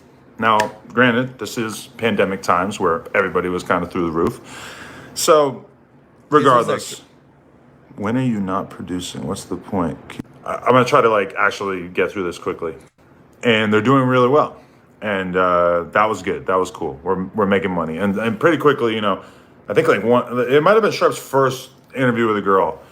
Boom. It's fucking getting I think it might have made $15,000 in the first week or something like that. Okay, and I like to bring the transparency to shit. If you see an hour and a half interview get 1 million views, you're gonna get $20,000 for an hour and a half of content, 1 million views. That's just how it goes on YouTube. Okay, and I think Sharp was hitting 1 million on a few of them joints. Okay, so you put a nigga on the platform. Obviously, we're hoping the whole thing is monetized. Obviously, if it's a thing you can't monetize, it doesn't matter. But yeah, if the whole thing is monetized, 1 million views, hour and a half, 15,000. Okay, and it could be more too, or it could be a little bit less, but around that range. Okay, so I guess Adam is then explaining how he's gonna pay Sharp, because I didn't know he's paying some of these guys $400 per episode, right? So it became clear pretty quickly, okay, we're not going to be giving Sharp a couple $100 an interview. We're going to have to split the money up to some point. Now, what was our split? None of your business. Don't worry about it, guys. But I would imagine a 60-40. A 60 for No Jumper, 40 for Sharp. Why 60-40? Why not the other way? Because, obviously everything that comes in, YouTube takes a fee. There's production costs, blah, blah, blah. So you take a little bit more rather than the 50-50. So a 60-40 kind of sounds like it works, right? That was what we were doing, and it worked. Now, at no point during Sharp's time on the channel has it ever been discussed the idea that Sharp would be on the No Jumper show, on the Tuesday show. That was never discussed. And then even beyond that, it was never discussed that he would start his own weekly podcast, right? We never got into that. That never really came up. So Sharp's doing his thing, the years go by, and as time goes by, I think he starts to become more and more self-conscious because he's reading the chat, he's reading the comments, and the comments are kind of saying, hey, this guy only can do one thing. This guy can only scream at fucking at girls, and that's not necessarily entertaining in the long run, right? That makes sense. So I think Sharp starts trying to broaden his skills. And I shouldn't even act like he wasn't doing that from the beginning, because obviously he was talking to other pimps.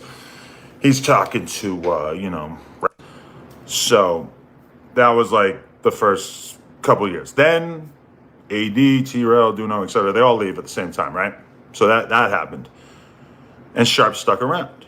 And, obviously I'm happy to have him on the channel and everything. But to be honest, by that point, he had already kind of found himself in the same position that he's in right now, where... Yo, I'm going to just say this one last thing. I keep saying this to every No Jumper host. And Brick Baby, if you motherfucking listening, and I think Flacco kind of understands. But I got to speak to Brick Baby directly.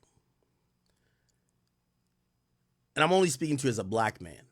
Because a lot of times I keep seeing the same thing among black men who don't know the business that well and get into it, and you feel like you've played such an integral part. You understand that you're playing multiple roles. Like, for example, Brick Baby. Like, I'm pretty sure you kind of feel a little bit closer to Adam because when Adam probably goes out, he invites you. Nigga, you're like supposedly a top crip. Like, you're going to be a guy who's going to be a buffer and a little bit of a protection, just like how AD was, but probably even more, right? And you probably feel like our relationship is deeper and thicker than just business. I'm here to tell you, no, it's not. Now, I'm not going to say it won't be for everybody, but at this point, you're an idiot. You get what I'm saying? I could say this, and this is one thing I've always admired about white people, and I'm sorry to just bring it to race. When I hear how Adam speaks about certain shit, I know Adam is X's and O's. Let me tell you this, and I wouldn't air out none of the people that are employed by me. Put it like this: the people who I employ, have y'all gone or seen 2-3 months without seeing a episode of Off the Record? The same rate that I was paying them when I got in 2021 Off the Record, when I got, how much did I get? It was like $1.5 million for production budget. So I had my fee for the show. Then they wanted like one of their little fucking, what was it? I forgot what one of the little production company. I said, fuck the production company. Give me the money. I'll produce the shit. They gave me $1.5 million, I think, for a year. I said, perfect. This is what I'm going to pay people with, right? And I'm going to build a studio. I don't want to use one studio. I built whatever. I did whatever, right? I was able to offer the people that work for me a certain amount of money at that point, right? I haven't been with Spotify for a year now, right? If I'm Adam, I would have just fired him. Get out of here. It's over. Bruv, y'all know, I don't put out everyday, off the record that frequently. Bro, I'm going to be honest with you. I do value loyalty a bit. And I'm not saying that I'm going to be stupid or completely dumb and just be like, I'm going to pay your bills for life. But there's times, I've paid people, like they get a standard salary or standard per month.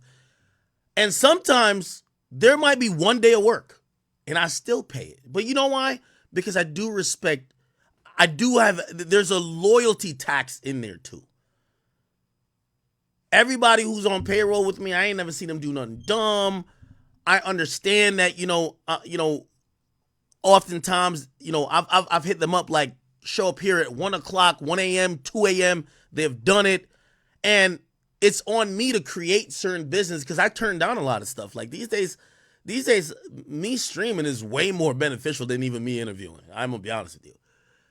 So rather than fire my people just to save a couple bucks, I'm like, man, bro, these people got their jobs. Like, they got their houses, their mortgages, they got families.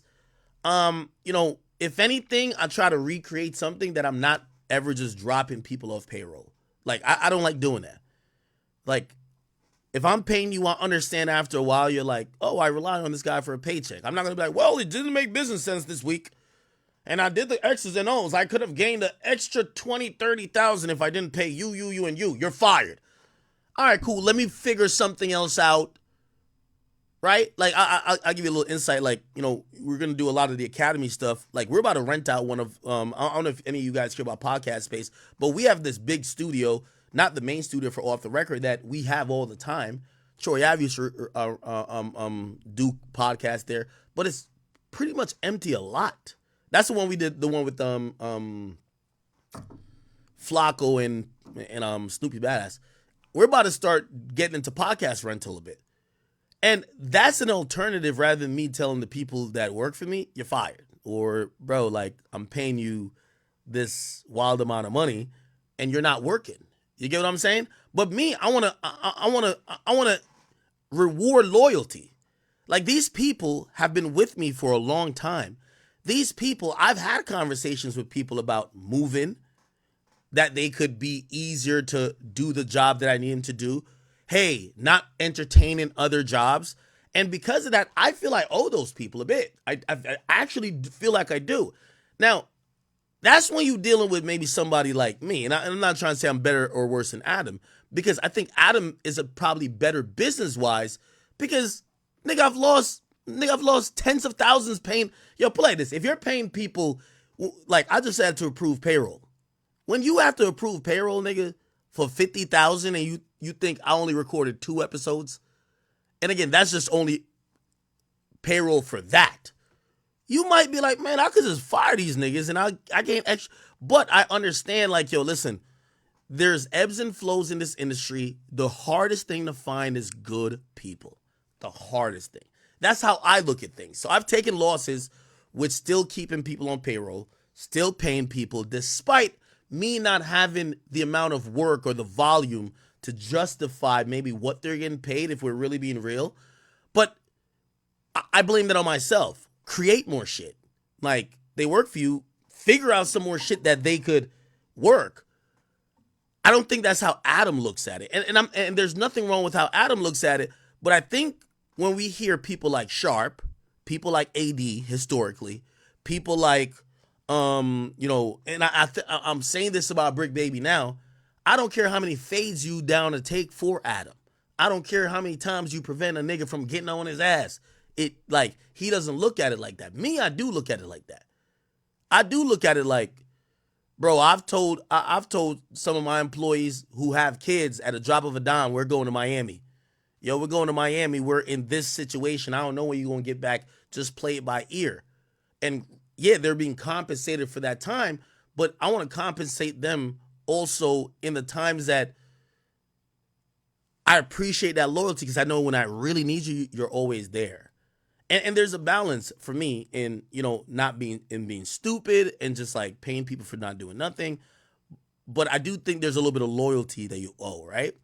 And every time I hear these guys like start complaining about Adam, it's like they're like, yo, bro, like, yo, when everybody left, I stayed. It's like they want that extra credit for being loyal.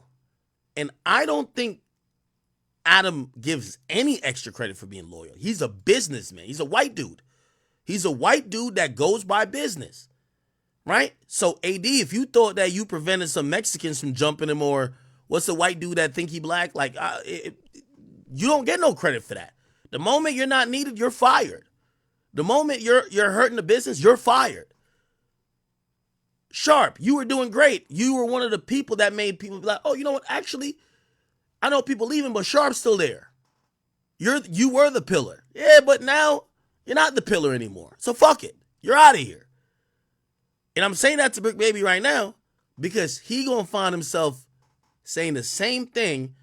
And I'm not blaming Adam. I'm gonna blame them. Y'all got to realize that y'all are doing business. This extra shit y'all are doing, like, yo, nah, I held it down. I stayed down for the team. Like, none of that matters. That's like a sticker on the refrigerator. You have to realize if your employer values that. Some people don't, and you can't knock them. Some people don't, and some people do. Where the views are not really coming in the same way that they used to. Now, I'm not hating on him for that. I'm not getting on his ass. I'm not telling him like, hey, Sharp, you need to start yelling at these bitches, whatever. I'm just leaving it alone because I figured like this is his path to figure out. Now, obviously, if he's getting millions of views screaming at girls or whatever, that would be great from my perspective. Money's always nice. But if he doesn't want to do that, if he feels like that's kind of just lame at this point, whatever, then I guess that's probably, that's fair. Like, I'm not going to try to, like, convince him to do another kind of content if he's not comfortable with it, right? So that's pretty much it. Like, that's what he's been doing. Now, I do want to mention also, holy shit, $50 donation. Shilling into the camera like this as a thing. Like, we never talked about Sharp having like a weekly show. You know, like, he came on the No Jumper show like a couple times around that period. Now, I'll stop here, and there's 2 more stops, and then we're off of this. I am gonna blame. So I blame Sharp a little bit by thinking some loyalty is gonna result in maybe additional respect maybe in the workplace. It don't work like that. At least at No Jumper, he's made it very clear that my boy goes off X's and O's. Yo, what do you bring in at the moment versus what we could return to you? And he might take some smart investments, but there is no loyalty tax. There is no, yo, man, niggas left me for dead. So like, yo, like for example, Yayo gets loyalty tax, right? Yo, people have switched sides on 50, blah, blah, blah. Yayo ain't never switched. Memphis Bleak gets that from Jay. Hey, no matter what, this person gonna be good, right? That don't work in every situation. Like in a lot of situations, people are like, well, if you're not making me money and I still got to pay you, you're losing me money. And you hope you're cool with somebody, or you hope you have type of experience with them, but that's not the case. That's not the case with everybody, truth be told. Yeah. And it just like, like as a conversationalist, like I fuck with him as a person, but me and Sharp are so different. Like, I've never been around the pimp shit. I've never been exposed to that shit. Oh, this is the next point I was going to say. I fundamentally disagree with Adam here. I think Sharp is trash on the news. I think he's not gelled with Adam because what happens is when you have somebody like Sharp come out the gate knocking, and I watched his interview with Sauce Walker. Sharp, even if he's not a polished A mic, Sharp's a A mic. And Adam will know what I'm talking about. Adam, your show now, I think it has Brick Baby and Lush on it. They're not A mics. You're allowed to be the A mic. So you speak, they react. They might bring up a point, but they let you expound, you lead, this and third.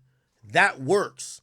With Sharp, because of his success and because of his big personality, he's an A mic. So Sharp fitting into the Tuesday show or the news show doesn't work. What should have happened is you should have said, hey, you're an A mic. Now, granted, I don't think building a hip-hop show around him would be good, but building a show around him that deals in the realm that he operates in would be amazing, I think. He's a mic, or he's attempting to be an A mic, right? Like, I think Flacco also is an attempt at being an A mic, right? When you have Flacco on an episode, his job is never to just chime in. His job is to bring up hot takes, points, call out people, rants. That's a mic type of person. You can't have 3 A mics. It doesn't work. This is why the current No Jumper shit works. Adam is the A mic. I think maybe, Sharp might not understand these things I'm saying in terms of like A mic, blah, blah, but I know Adam will. Well, Adam should have, in my opinion, and by the way, I looked at Adam and I see him make mistakes and I'm like, damn, I would have made the same mistake. So I'm not saying like he's just wrong and I'm perfect, but I think he should have given Sharp his opportunity of being an A mic within his realm, build things around him. This guy's not a plug and play. He's like Russell Westbrook, if that makes sense. Does anybody understand basketball in here? Sharp, Russell Westbrook. You don't put him on a team if you want him to sit in the corner and wait for the ball to shoot a 3. It's not going to work like that. You need him to be controlling the offense, trying to make some shit work, and if it doesn't work, he passes to a guy that makes the 3. That's what Sharp is, and that's the A mic type of personality, I believe he is. I've always wondered, I'm like, yo, why aren't they doing that with him? Because every time I see him on the news, it's hard to be an A mic on the news. Also, he's not well versed in hip hop. It's hard to do a lot of things that you would imagine that Sharp is, and again, I don't know if Sharp has cognizantly seen that, but I've seen it. Anyway, That's never I'm gonna been skip into this where he talks about Sharp mentioning his woman, and then another part, and then we're off this. conversation about, and then I quickly realized, like, oh my God, Wack is going to argue with me about this. So he basically says that Wack is a better person that he could argue with, and I of course agree, but like Wack is one of those people. Like, for example, if we look at the Wack and Adam show, those are two A mics. But Wack knows how to be the B mic temporarily to let the A mic Adam get it off, and Adam knows how to be the B mic temporarily to let Wack get his shit off. It's a perfect synergy. This is expert broadcasting, and as much as you don't like Wack, anybody who's listening, Wack knows how to broadcast, because just listen to how he manipulates and controls everything on Clubhouse. Like, he knows what he's doing. So you can't compare Wack to, like, Wack is, even though Clubhouse is fairly new, Wack is like a 20-year veteran. You could tell he's been, I don't want to say manipulating, but Wack been doing this thing for a long time. You're dealing with the rookie who dropped 26 first year. So he doesn't really know how to lead a team. He just knows how to do one thing, but you want him to learn to lead a team. So you can't compare Sharp to Wack. So, like, challenge with the end. I think that's why even in the last week, I've seen a little bit more of it. I've seen Lush come and he said, like, hey, I actually have, like, homies. Just have, like, a good 4-hour conversation, more inflammatory. Okay, that actually made me jump out of my fucking skin. So, as far as, like, Sharp being part of it, I just never really thought about it, to be totally honest, because I never really enjoyed talking to him, like, on a podcast that much, okay? It's just not, like, it's just... Yeah, you have different interests, and both are kind of like A mics, or attempted.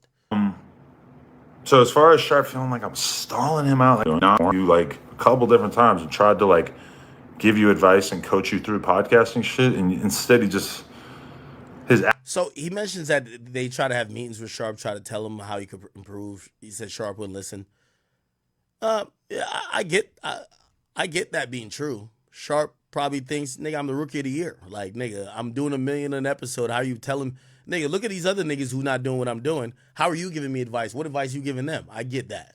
attitude was basically just that, like, shit was fine. Helping all left, Snakegate, as I've called it, to just a pure profit split. We're going to give him X amount of dollars so that he can move out to LA and that it'll make sense for him to be out here. And I'm kind of thinking, like, this is like a pretty good idea. I'm thinking that. So Sharp moves LA. I'm trying to skip through this. And, I don't know, like, maybe he has been doing that and I just don't know about it. But for the most part, that hasn't really happened, right? So, like, we paid him, I think, for like a year, like a set monthly amount, right? And at some point when we stopped doing the news. Okay, that makes sense. So I guess he says, all right, let's stop doing this profit share shit, or let's have you on the news. I'll give you a standard paycheck. They do it for a year, then they stop doing the news, and then what's going to happen then? I had to kind of pull that back, right? Because it's like you're not doing consistent content on the channel anymore. You're just doing the podcast. With us taking the news away, that's like 10 podcast appearances a month that you're not going to be doing. So we cut back that monthly amount. I get the idea that he didn't really care for that decision too much, which I get. But it's like ultimately... Hey, the place where I'll always, like, sometimes y'all want me to be like, oh, Adam, you fake, blah, blah. Is I said, Adam is moving directly off of business. As I said, if Adam was running my business, half of the people who claim they work for me would be fired. Because he would be like, yo, when's the last time you worked? How many days you worked in the last 3 months? How much we paid you? You're fired. That's his demeanor. I look at it slightly different. We give Sharp free reign to do whatever the fuck you want. That's strange. City too fly. You a legend, Adam.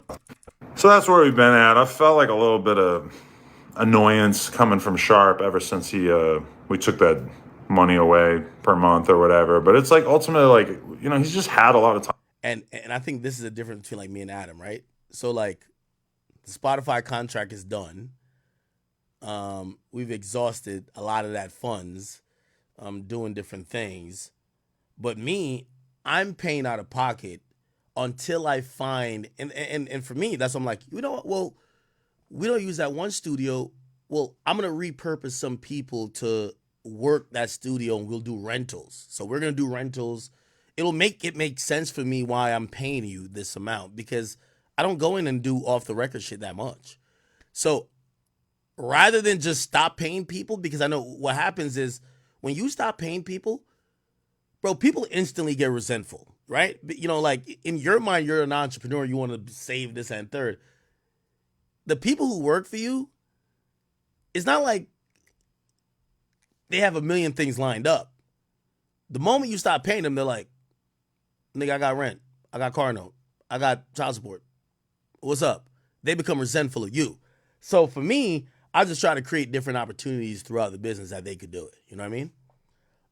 Time to like develop consistent content or anything that works on the channel, and we just haven't really, if anything, we've gotten away from that. Like, you know, and I even, Remo told me that he talked to him a couple weeks ago and told him like, bro, there's nothing wrong. And I think this is a reiteration of what Akademiks had told him, but basically like there's nothing wrong with just having one thing that you're good at and just running it into the ground. I mean, yo, y'all niggas hate this. Yo, somebody gonna send me a DM. He says, how much act for you to skip this topic? Oh my God. Y'all hate this topic so much? Yo, somebody trying to pay me to skip this topic. This is crazy. if you look at whatever, Fresh and Fit, that's what they do. They bring girls on, they make crazy ass content. Granted, like, are they still as popular as they used to be? I'm not so sure, but Okay, let me just get to this last part where you talk about Lena. I don't think I did that. I think that if me and Sharp went our own separate ways, that we would just be able to be cool about it and talk shit about each other publicly. I always thought that he would just like be real enough to hold it down and just not feel the need to think you should be on the channel anymore. Lives are fake and that people are just making shit up and that I can't even hold it against that. This pisses me the fuck off because see, the whole time he been talking for 20 minutes. Yeah, I skipped through a bunch. As soon as he got to address his woman, that's why I keep telling you. Hey, for any employees, let me tell you this, I don't care how cool you are with the boss. Ignore the boss's girl he fucking. Ignore his side chick, his wife. Trust me. Tantrum rant thing, whatever he did today, you know, I don't really respect it. But let me also just comment on the girl thing because I think that's probably the thing that people found the most interesting. Sharp said that he can tell that I talk bad about him to Lena because when he would see Lena in the workplace, he could tell that she thought that she was better than him. Ooh, okay, let's talk about that. This pisses me the fuck off because let's get to that. Do you know how many times? Now, first off, some of you guys think Lena's like crazy. She's a porn star or whatever. Lena is the most tame, normal fucking girl on the face of the earth.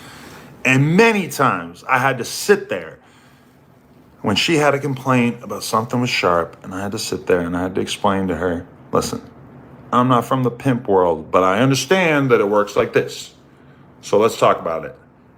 This is the thing. This is why it's not that big a deal. This is why Sharp didn't mean what he meant when he said this. Me trying to explain it to her. Do I have to do this for other people sometimes? Yes, because Lena also doesn't understand like the gang shit. So sometimes I'll have to explain like, yes, Brick had the whoop-de-whoop in the spot. And yeah, I know it's kind of inappropriate to have the whoop-de-whoop in the spot, but hey, man, that's how he's living. This is a gang thing. It's different shit. You know, it's like same with Sharp. It's like the pimp shit. Yeah, he said this to this one girl. You got to understand, this is not our culture, so we got to kind of like take a step back and just like acknowledge that it is what it is, right? So that's me spending some significant percentage of my life defending Sharp to Lena. Why does Lena feel some type of way? He's not wrong. He's not wrong that Lena definitely probably feels some type of way about him. You want to know why? Ooh, this is the juicy part. Because there's been multiple times where Sharp, arguably under the influence of alcohol, at noon, at 1, at 2 p.m., whatever, when we're filming Plug Talk episodes at the office, there's been a couple different times where the girls who work for Plug Talk have had some shit said to them by him that was inappropriate, that was not great, that we didn't like. Those girls who work for Plug Talk, you know how you guys, right now you're thinking like, who? Yeah, I don't even put them on Front Street like that. We don't even really talk about them. We tag them and shit. One of them doesn't even have an Instagram, but we love them. They're amazing. They're so great as workers and shit. They're fantastic. Adam, you capping, man. I'm gonna keep it a beam with you. I'm gonna take up for sharp on this one, cause I be hearing when you're talking to when I don't watch your plug talk content respectfully, but when I hear you talking to niggas, whether it's Whack or your other two co-hosts that you be having on your weekly show, you don't be talking about these women like too upstanding. You call them bitches. Like like I'm not saying you shame what they do, because obviously you do what they do, but you kind of throw it in the air that it's okay for people to expound their own opinion, because it's like you right here talking about them like they're like nuns. Man, I heard you call these whores whores. You feel what I'm saying? And I want nothing but respect to be coming towards them at any given time. Now, this is where I think Adam's picking and choosing. Adam don't care if y'all violate bitches. He just don't want y'all to violate the women that his wife works with, because that's her colleagues and it's gonna fuck up his household. Completely get it, but don't act like this is your demeanor. This is not your demeanor. Because they're just girls with jobs, and they don't need to fucking get made fun of. Hoes. Or not made fun of. They don't need to get hit on. They don't need somebody to use the B word towards them. They don't need anyone giving them a hard time. This is a workplace. And I understand that to a random... Now, maybe he's talking about some behind the scenes shit. I'm talking about in front of the scenes shit with Common. I don't know if he's saying that. Which, by the way, I think if I'm sharp, I would have a bigger problem with what Adam is saying here, because you're almost making it sound like I'm doing creepy shit behind the scenes. If it's in front of the scenes, we know how Sharp operates. He's vulgar. He talks his shit. But if you're saying behind the scenes, now we're thinking, what creepy things has he done? Is he sexually harassing? Now we start thinking about a different type of level, which I do think that, respectfully, I think Adam has to be very careful about. You run a hip hop podcast that, first of all, you run a hip hop platform that almost unilaterally shames sex workers, calls them whores, bitches, talks down on them. And then in the same building, you run a sex platform that supposedly is almost like a feminist platform to be like women could do what they want. So you can't clip the wings of your one business to help the other because your girl is mad. If you're running a hip hop platform, I ain't see you check everybody like, hey, don't call that woman a whore. Don't call her that. No. Yeah, that's how niggas talk on a hip hop platform. This fucking bitch, this whore. That's how niggas talk on that. And you run that platform. So not because you run the other platform that seemingly is protecting those people or don't like that type of tone, don't throw your guys to the wolves, because now you know what time we in. When you saying that, whatever, now niggas is thinking, yo, is Sharp like doing some sexual harassment or anything else? That's the worst type of, you don't even want to throw that in the air, bro. Like, truth be told, come on. Fucking get made fun of, or not made fun of. They don't need to get hit on. They don't need somebody to use the B word towards them. See, they don't need to get hit on. Now you're making the nigga sound like a creep. Like you have like this like thirsty pimp who's just there just like salivating like, which one of y'all could I recruit into sex trafficking or some shit? Like, it sounds crazy, Adam. I'm gonna keep it a beam, bro. You know what I mean? You gotta remember, you do run No Jumper too. They don't need anyone giving them a hard time. But somebody in chat said it right. This is happy wife, happy life. Cause damn, bro, like you can't talk, like my nigga, like I know how y'all talk about these chicks. Man, I seen Adam roast the bitch for licking his ass. Say, yeah, this bitch was just eating my ass. She was licking my ass, man. I had to, like, he was basically roasting her as a nasty whore. But that's on No Jumper. But clearly he's picking up for the issues that his girl got with this. You know what's so funny? How come all the fucking porn stars that love getting banged by all type of niggas, they all feminists? Like, what's going on with that shit? How come every porn star is like super like, we're feminists? Like, bruv, come on. So Adam, you do got to pick a side. Are you a feminist nigga, or are you with the? Because when I see you with, because one thing I ain't gonna lie, I'm gonna respect about Brick Baby a lot. Anytime they come to a topic and they talking about intersex dynamics and they be like, oh, a rapper, yo, this female said this rapper like beat her, like he gonna keep it real. He ain't gonna be like, oh my God, a rapper putting hands on. He be like, man, I ain't gonna lie, man. Some of these hoes, like, this is how it go down in the hood. Like, he be keeping it a bean with that. Like, I ain't gonna lie, dog. In the hood, like, a bitch be doing this. This is what happened. And I'm like, oh, keeping it real. Like, you know what I mean? Again, I'm not saying that's how it should be, but he's giving a real opinion, and you don't check his ass. This is a workplace. And I understand that to a random ass hoe, you could talk to him a certain way. And maybe in another situation, 5 minutes. You might run into these girls and talk to them a certain type of way, and maybe they'll like it. I don't fucking know. But either way, it's not appropriate for the workplace. And I believe, yo, that's the craziest thing I ever heard. It's not appropriate for the workplace. Imagine, yo, Adam be on the podcast with these niggas telling them that he had his fucking prostate massaged, that he fucking had a 5-some, he nutted on some bitches. If that's for the workplace, but these niggas can't comment on the whores that y'all fucking, come on, bro, come on. We gotta be fair now. Come on. Believe that point has kind of been made to Sharp, like probably not from me, but from, you know, Josh or Laura or whoever. I feel like people have probably like mentioned this to him, that it's like, there's just a way that you don't act in the workplace. And that is aggressive towards girls with that kind of energy, whatever. Adam, I'm going to warn you right now. As I said, remember, nigga, I don't care how much Plug Talk paying you. You run no jumper. You saying this about your employees, throwing them under the bus. Oh, you're acting aggressive towards women who come in here.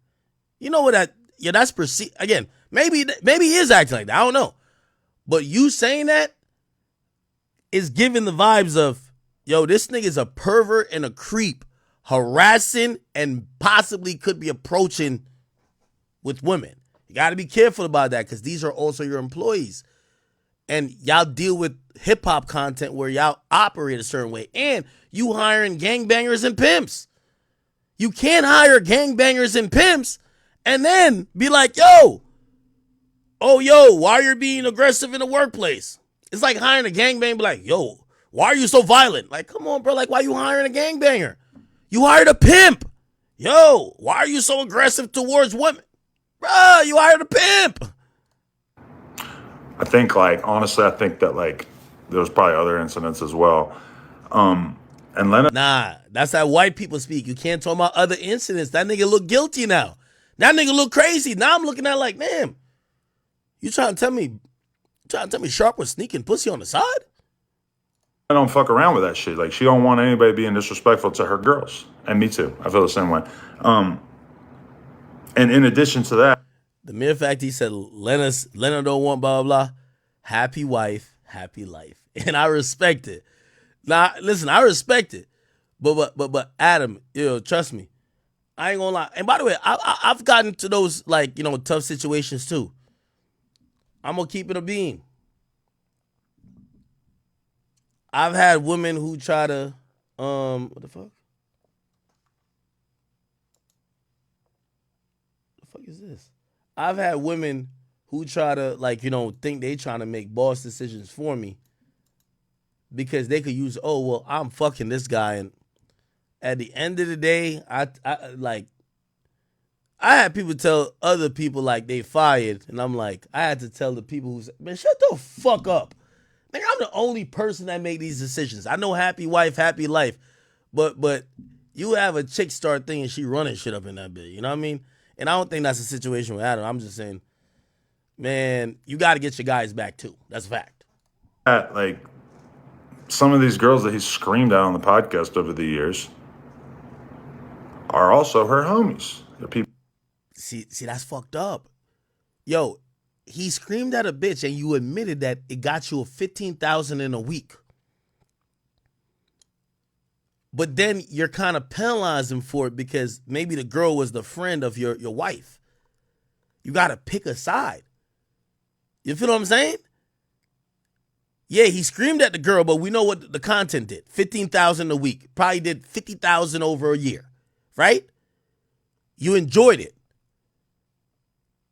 Are you going to take it out on him? Or it's an interesting thing. People that she fucks with that are in the same industry as her, porn star girls. Give me 3 And minutes, chat. so there's never really been a time where like some girl was really mad at me and Lena over something that Sharp said to them.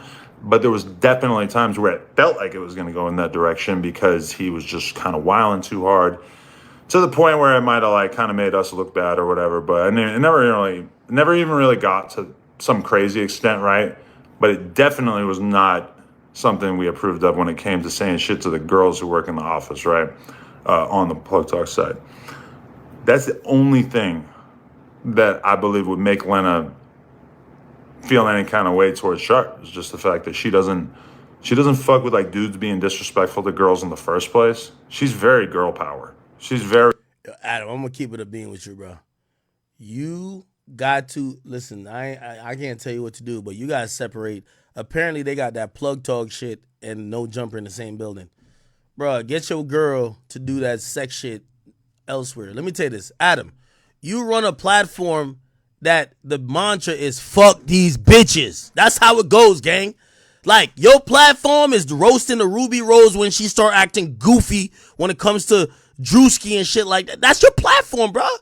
You can't have the other platform saving the hoes. Bruv, you could do that personally, but you can't expect your coworkers to like balance that. Go film porn in a treehouse somewhere and like, just don't have your girl, with all due respect, don't have her pull up to the fucking spot where you know your misogynistic nigga's gonna be. And I'm saying misogynistic but they not misogynistic because nigga, just hip hop, nigga, the fuck. Don't have your girl who thinks that everybody getting fucked, even though they married, is cool.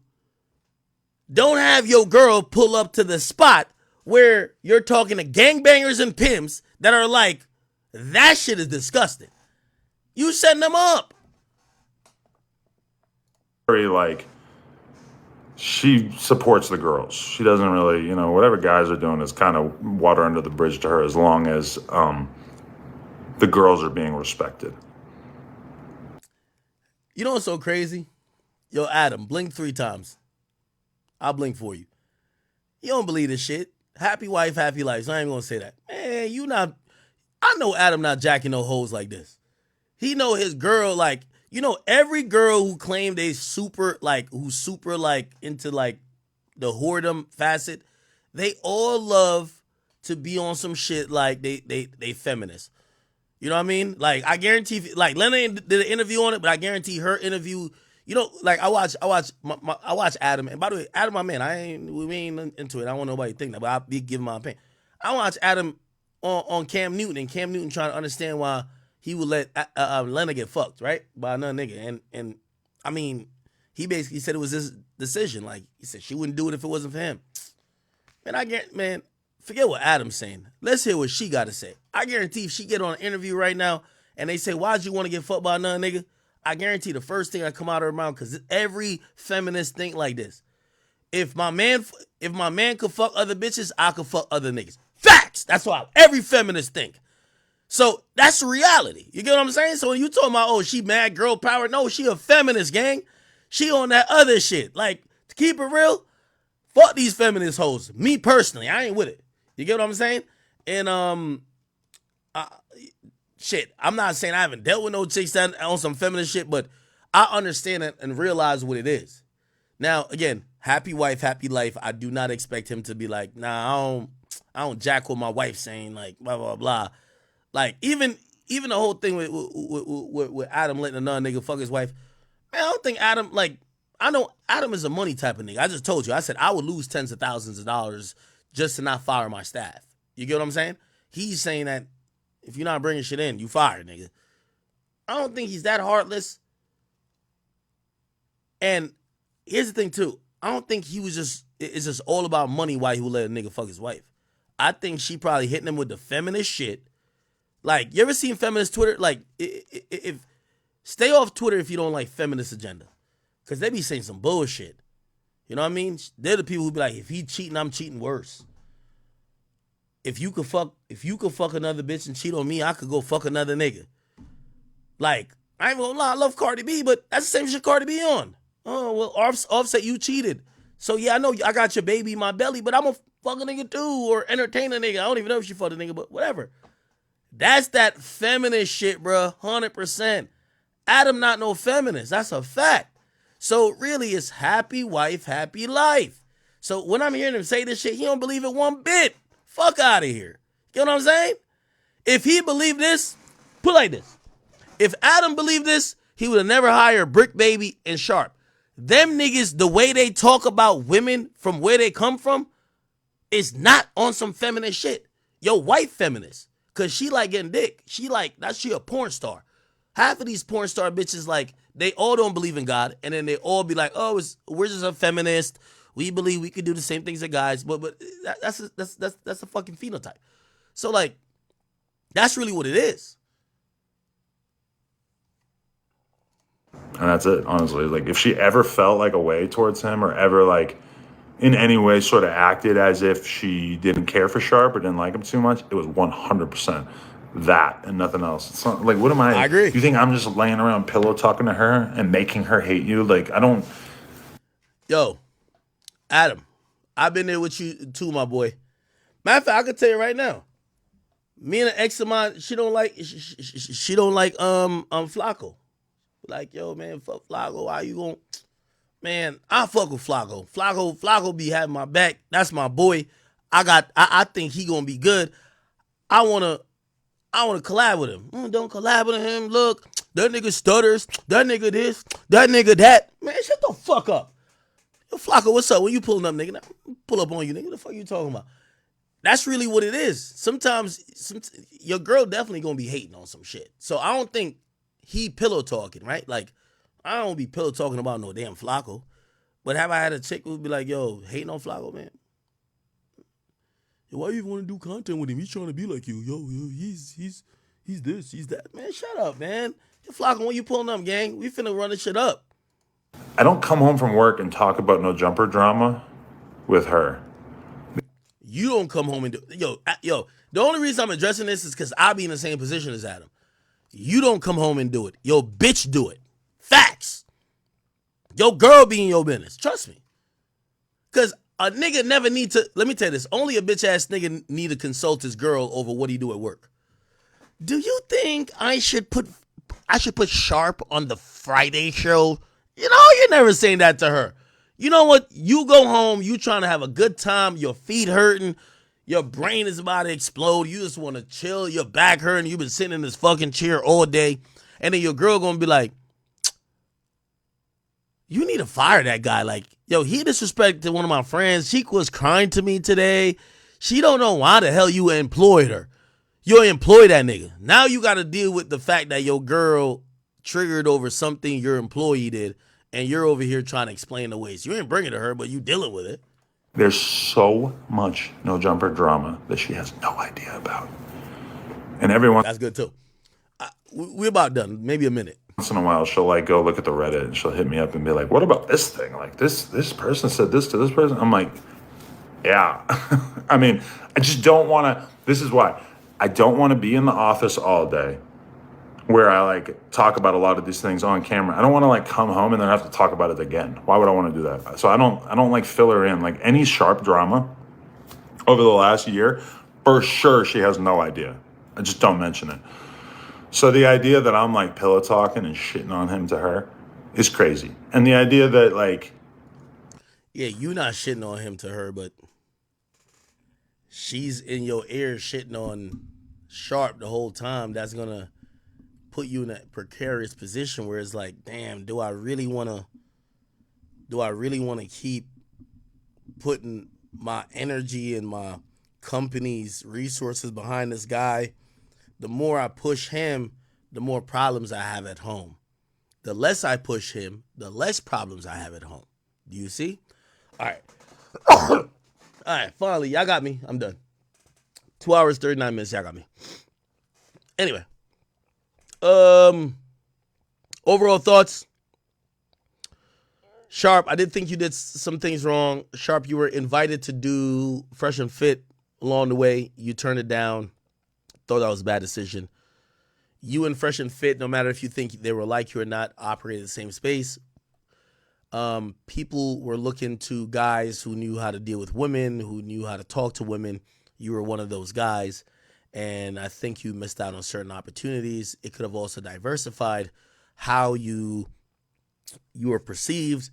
Clearly, you had a successful show on No Jumper, but it was seen like you were the guy who was screaming at women. And after that, it was about how you were going to pivot or how you were going to grow.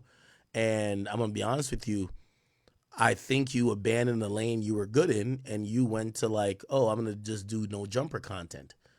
What you were doing on No Jumper is a one-on-one. Talking about hip-hop, it's plug and play. They could put anybody who's listened to 5 hip-hop songs in there. So I think you're to be blamed a little bit. Adam as well. Obviously, we just mentioned the Lennon stuff, but of course, you know, he should have recognized that you did have. If we're treating this like sports, you were like a rookie that came out dropping 30 first year, and you got to cherish that. You got to build around it. It's what's called a franchise player, right? You can't turn a franchise player into a role player; it just won't work. And you gave, whether you had the necessary prerequisite skills at that point, you had franchise player quality, and it should have been built around rather than trying to make you plug and play, right? You can't do plug and play with Carmelo, who needs the ball all the time, who needs to blah, blah, blah. You get people away from him, you draft a new team to help him, and that's how you create a team that could probably prosper, all right? All right, chat, y'all got me. I'm off of this shit. We're on to some new shit now, and apparently Tusi, why Tusi going off on Twitter? They say Tusi going off on Twitter. Chat, yo, could y'all do a poll? How many people here gives a fuck about when I speak about who cares when I speak about No Jumper stuff? Because like I be thinking y'all care. Then I realize we have very different audiences. Okay, cool. Where's this? Oh my God. Did he delete the spaces? What? There's the spaces he did. I'm going to be tight if he deleted it. No, don't delete the spaces. Do I have it here? Oh, I could play it here.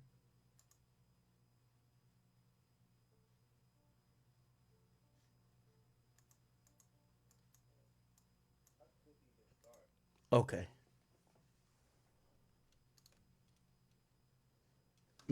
Could y'all hear this? All right. So I don't know what's going on, but Tusi's beefing with Asian Doll. Okay. Only thing I remember, like I've posted a bunch of stuff from Tusi recently in the last day or so. He did say that if he don't get 20K in sales, he was going to quit the rap game. He said this. If my project don't at least do 20,000, I will quit rapping. Y'all got my word. I quit rapping. I'll go get this some other way. So don't ever get this misconstrued. This ain't about no numbers. That's how confident I am. I'm trying to tell y'all. This project selling and this project moving. After what we number 4 right now on all genres, like come on, this my shit moving. Don't get it misconstrued. It's not the numbers that got me talking like this at all. It's just the fact that I hate that the game don't respect good music. That's a point. I do believe that music is devalued at this point. And it's not, he's right. I don't think fans respect good music. I think they only at this point respect great music. So before, if you made good music, they were like really entertained and still cared. These days, I don't think he care about, I don't think fans care about anything other than great music. That's my problem. It's not the numbers. My shit moving. You feel? Watch his IG story. Hold on, give me 1 second. So he said he would to see Instagram. He said he would quit music if you don't sell 20K, but apparently he posted something on Instagram. He's posting women. This is him. 17 hours ago, 12 hours ago, 12, 12, 12, 12, 12, 12, 12, 12, 12. Okay, he's posting different women. Don't he got baby mama? Hold on. I be talking about the celebrity shit. I never really cared to be. Okay, all right, bet. So before we get to that, and I know you want me to get to it immediately, we got to play this other clip. So a part of the same rant where he's saying he needs 20K or he's gonna retire, he then went off on a rant on. He said women who are getting famous by just getting pregnant by a rapper. So we all know like Shade Room, and a lot of these female sites, they're built around females who maybe aren't musicians, aren't artists, aren't celebrities, but their only claim to fame is that they had a baby by someone who's famous or someone's a rapper. And Tusi went off on them by saying, how are these women getting famous? Listen to this. When the fuck did being somebody's girlfriend make you famous? When the fuck was that ever a celebrity? You could go on famous birthdays now and you won't find being celebrities and you don't even know what the fuck they do. They just somebody's girlfriend or fucking baby mom. It is crazy. They don't got a product they selling. They don't do nothing. They don't got nothing going on. They just famous because the world done blew them up. It is crazy. Like, you actually had to put in work to be a celebrity back in the days. The internet is blowing people up. I be seeing with 7 million followers. I don't know what she do. I be seeing, and it's really, it's not even like the for real, because it's really, it's the, I'm gonna tell you what it is. It's the freaky out here that got all these girls blowing up. You feel me? You don't even know what the fuck they do. I ain't talking about nobody baby mom in particular. When the fuck did being somebody's girlfriend make you famous? Okay, everybody went off on this. Like, I was on Shade Room. I was on the Teen Shade Room. I was on Hollywood Unlocked. I was on Neighborhood Talk. Every female space was going off on this. Why? The people who they care for are all baby mamas. Like, they love Krishan more than they like Blueface. They love Ari more than they like Moneybagg Yo. They love Holly more than they love DDG. They love women and just women who's had kids for these guys. That's what these platforms were built on. They were covering the women in the lives of famous men rather than the famous men, right? Like, I cover the rappers, they cover the baby mamas. And these days, a lot of the, like, for example, like, arguably, social media wise, now granted, could she sell a ticket to a concert? No. But, for example, Tusi's baby mama might be more popular than him. And no one knew her before him, but because of him and him having a child with her, they love her and they gravitate towards her, so they pay attention to her socially. Why do they do that? On social media, women, you know, it's a sick thing, right? But you have people trying to vicariously live through other people. So you have single bitter baby mamas who probably had babies with bums looking at, yo, damn, how could my life have been different if I had a baby with a celebrity? So they don't really necessarily, they can't identify with Tusi's life because he's a man and he's a rapper and he's a singer. They can't identify with him. Who they can identify with him is the guy, is a woman that he nutted in. They're like, well, what would I have done if he nutted in me? Imagine if I was this pretty. Imagine if I met the apple of his eye and he cared about me. So they love the women that these guys are dealing with more than they love them. So that's why he went on that rant. Everybody's roasting him. Shade Room Teens, Shade Room, the Hollywood Unlocked, Baller Alert, the Neighborhood Talk, all of these sites. And I guess Tusi comes back around because I don't know what Asian the Brat said, and I could probably figure it out. Let me just go to it's probably on Shade Room somewhere. Asian doll probably said something somewhere. What did she say? She probably was in the chat or comments. Was she? I don't know what she said. She must have said something. Actually, let's just go to Twitter. Asian doll 2C. And let's see what she said. So, Word of okay, so we're gonna get to that. When the fuck? So Asian doll responded by saying, "You literally went and got your high school crush pregnant. which was a cute regular girl who did lashes. You showed her off to your platforms of millions of fans, put her in your music video, brought her on stage while you performed to her. Now you mad she got fame? Niggas is weird and haters. Yo, chat. I fuck with Tusi because me and him text, and I hate Asian doll, but that made a little bit of sense. That do make a little bit of sense, Tusi. I'm going to be honest with you. A lot of y'all rappers keep showing off y'all girlfriends. Yo, chat. The next woman I'm with, if y'all see me and her, it's by mistake. I would never. The worst thing I've realized you could ever do to a woman is to publicize a relationship. You know why? You have fans who hate you, gonna gas her up. Man, that nigga, yo, I heard that nigga over here fucking another girl. I heard that nigga do it. Worst thing ever, bro. Trust. So, I think we gotta take some responsibility. So, Tusi going off, Asian doll is making some points. You got your high school crush pregnant. Well, that's none of our business. She's a cute regular girl. She just did lashes. You showed her off to your platforms of millions of fans. You know why? Everybody know. One in the chat, if you've heard me talk about Akademiks. By the way, I'm about to drop 10K in her account today. You know, I'm actually a couple days late on it. I gotta give my mom. You know, mama need. You know, I retired my mom. Get a little 10K, let her run through it for the month. And her birthday next month. Y'all gotta help me. What I'm about to do for my mom for the birthday. But anyway, here's this. Y'all have heard about Akademiks. Y'all could probably kind of. It's a reason. One day my mom was cussing out one of y'all like supporters, and I forgot what y'all said. And I called my mom and said, delete that, because if they say something to you, I'm gonna get super upset at them.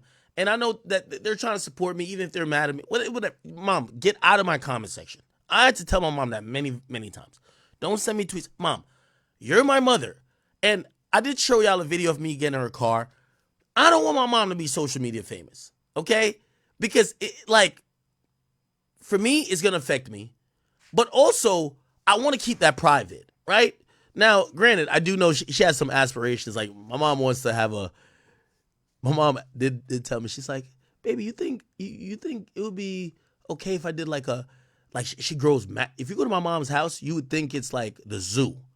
Like, she got all type of flowers, every type of flower. She was like, maybe I could have like a YouTube talking about flowers. And at first I was like, Mom, hell no. They're going to be like, that's Akademiks, Mom. Let's get on her ass. And I was like, Mom, you sure? But I'm like, you know what?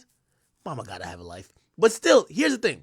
For me, the reason why I never put my mom out there like that is that I don't want, I want to protect her and protect me. But also, when you're the popular person, it is what you put out there. Like, for example, let's say DDG, or does anyone, y'all familiar with Deshae Frost? Like, they put out their entire family out there. Sister, mom, brothers, relatives. They can't complain about, why you saying Duke Dennis about to fuck my sister? Or why you saying that this person about, you can't say that, right? Because, like, you're putting them out there. And for me, I think I remember with the first girl I think I was ever dealing with, because y'all had this fucked up perception of me, like, Act don't get no bitches. Like, Act never fucked a bad bitch. I was like, at one point, I remember, like, when I was in the car with, like, one of my exes, I remember I put her, like, I showed that we were together. And a little bit of it was insecurity. Not even a little bit of, a lot of it was insecurity, my nigga. I'm going to tell you why. Like, y'all thought that, Act don't, all right, look, I'm with a baddie. What's poppin'?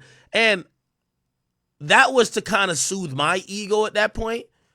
But in reality, that turned out just to be wrong. This is why, like, now I'm in a mindset of, like, bro, if you have a personal relationship, don't show it as a popular person. Like, these days, I went to my hidden messages today. There was about 100 people saying, Act, you should die. 20 people saying, I'm going to kill you. 300 other people send me a picture of my house. Like, this is what I see every day. Bro, I'm so used to it, I'm not affected. I'm in this shit for like 15 years, bro. I'm like so numb to it, right? I had one girlfriend like about, I want to say about like 8 years ago, right? When I was like kind of really, and I remember I posted a picture of her, and in y'all comments, it was like maybe like 50 comments. It was like, oh, damn, nigga, I thought your girl would be badder. Or like, it wasn't even like, and by the way, she looked really good. But it was just like little comments like that. She was so bothered. And I was just like, you know what? I chose this life. I have to protect the people around me. I'm not going to show certain stuff. That's why I don't show my mama. I don't tagging my mama. Any picture I post of my mama, I don't want her face to be that visible. But we do realize we're in the era, like a lot of these rappers, like for example, think about like what's my boy name? Trippie Redd. Bro, I never knew about Sky Morales before. That nigga posted it every day. This is my girlfriend. This is my girlfriend. This is my girlfriend. This is my girlfriend. And I don't know if it's the nature of what they're doing because Tusi makes songs about love. I don't know, like why would you post your girlfriend? Right? Why can't you have a private relationship? Yo, Lotto has a famous boyfriend. Nobody knows and nobody got one picture of them together. And her boyfriend is more famous than all you niggas. Like, I get to realize, like, to be honest, I do think that we are enticing this. We're kind of promoting it. You keep posting your girl because maybe you're insecure to try to let people know you got a bad bitch, or maybe you're appeasing to her, like maybe she's like, maybe you cheating on her or whatever, or you entertaining girls that she's like, yo, why you don't claim me? So now you post her. Then you post her, people start getting involved in y'all drama, realize you've been cheating on her, realize she got a kid for y'all, realize now they're following her. They care more about, they could identify more with her because she's a regular human being who's just a girlfriend, and you're a rapper or artist, they can't identify with you. Yeah, they start following her. So whose fault is it that these people are getting famous? I guess that's what I'm trying to say. Whose fault? I think we might have to say these motherfucking people who are, it's one thing if someone's clout chasing, it's another thing if you're showing them to the world and get mad the world cares about them.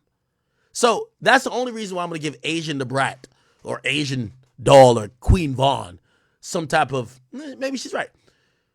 Say she was a cute regular girl who did lashes. You showed her off to your millions of fans. Put her in music video. Did he put his girl in music videos?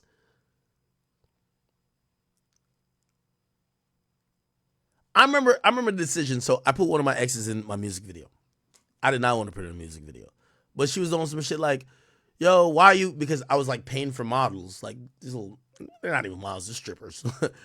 I was like, yo, $150 or $200 if y'all would come to the thing. I think I paid one girl like $300 because she thought she was like lit. And just come be in the music video. And then I remember the girl that was with me at the time, she was like, well, I'm trying to like, blah, blah, blah. Why am I not in the video?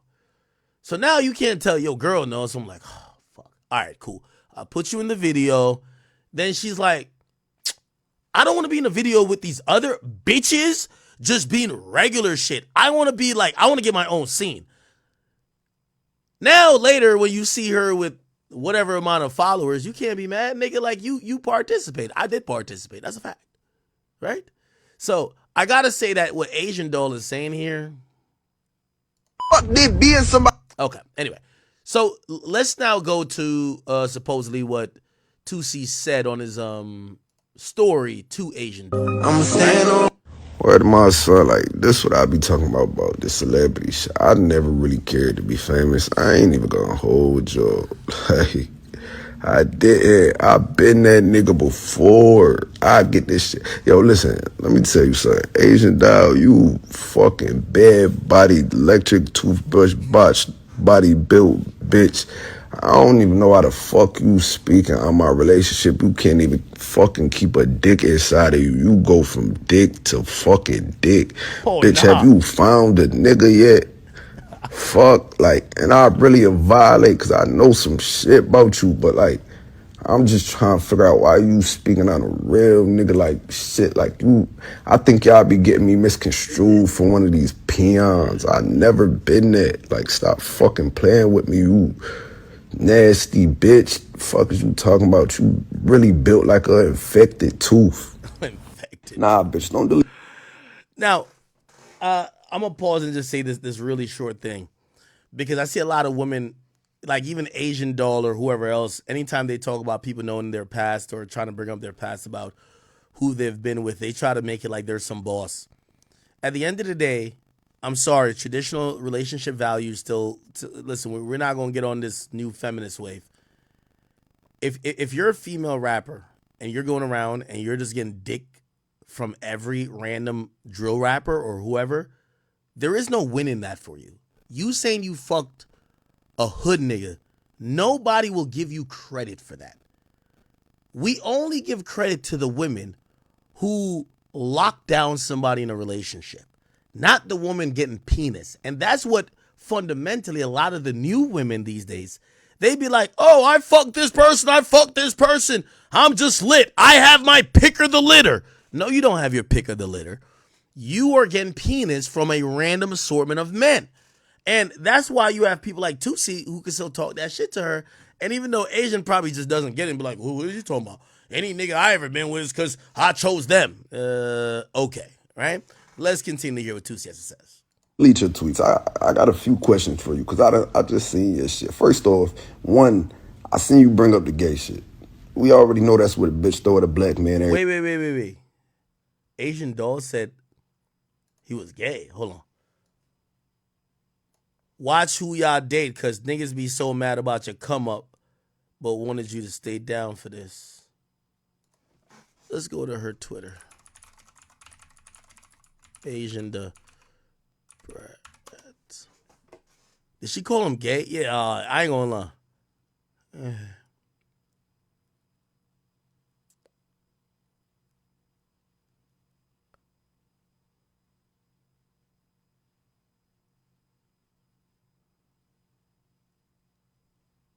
Oh my God. Why you always got something going on with one of Vaughn's homies? Whether shit's beef or you trying to fuck him. Vaughn fucked his bitch for fun. The nigga wasn't his friend.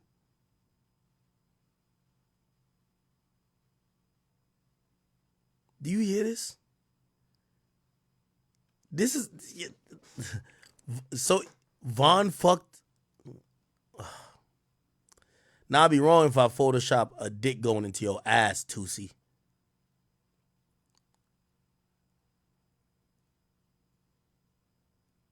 Then she posted a video.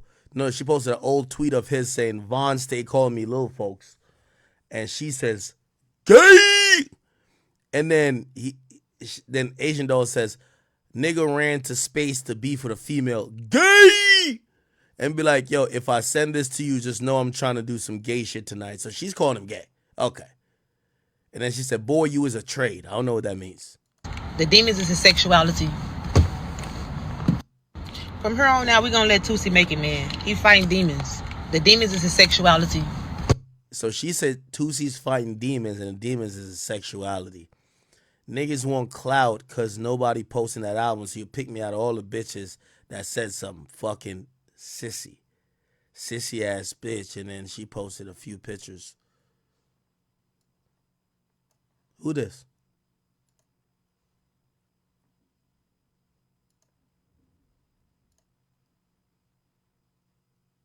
Who this?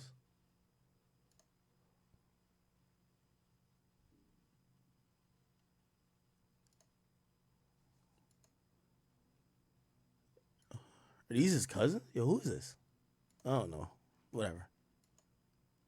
In a world full of real niggas, we got so many niggas that got so many songs talking about how they giving hoes money, how they fucked up about they bitch, how they love they bitch, and we got Tusi that get on the internet every day and talk about how girls not shit and they just gotta fuck a nigga to get some money and they can get a name. They can be somebody baby mama and they can get a name. When we got niggas out here that's really putting hoes on, really putting bitches in position, really, you know what I'm saying, really turning they bitch up. And we got niggas like Tusi.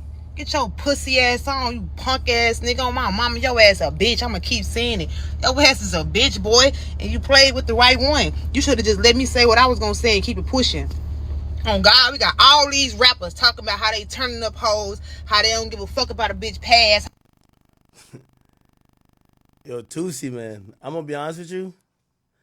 And I'll say this to you publicly, I'll say this to you in private, bro. Tusi,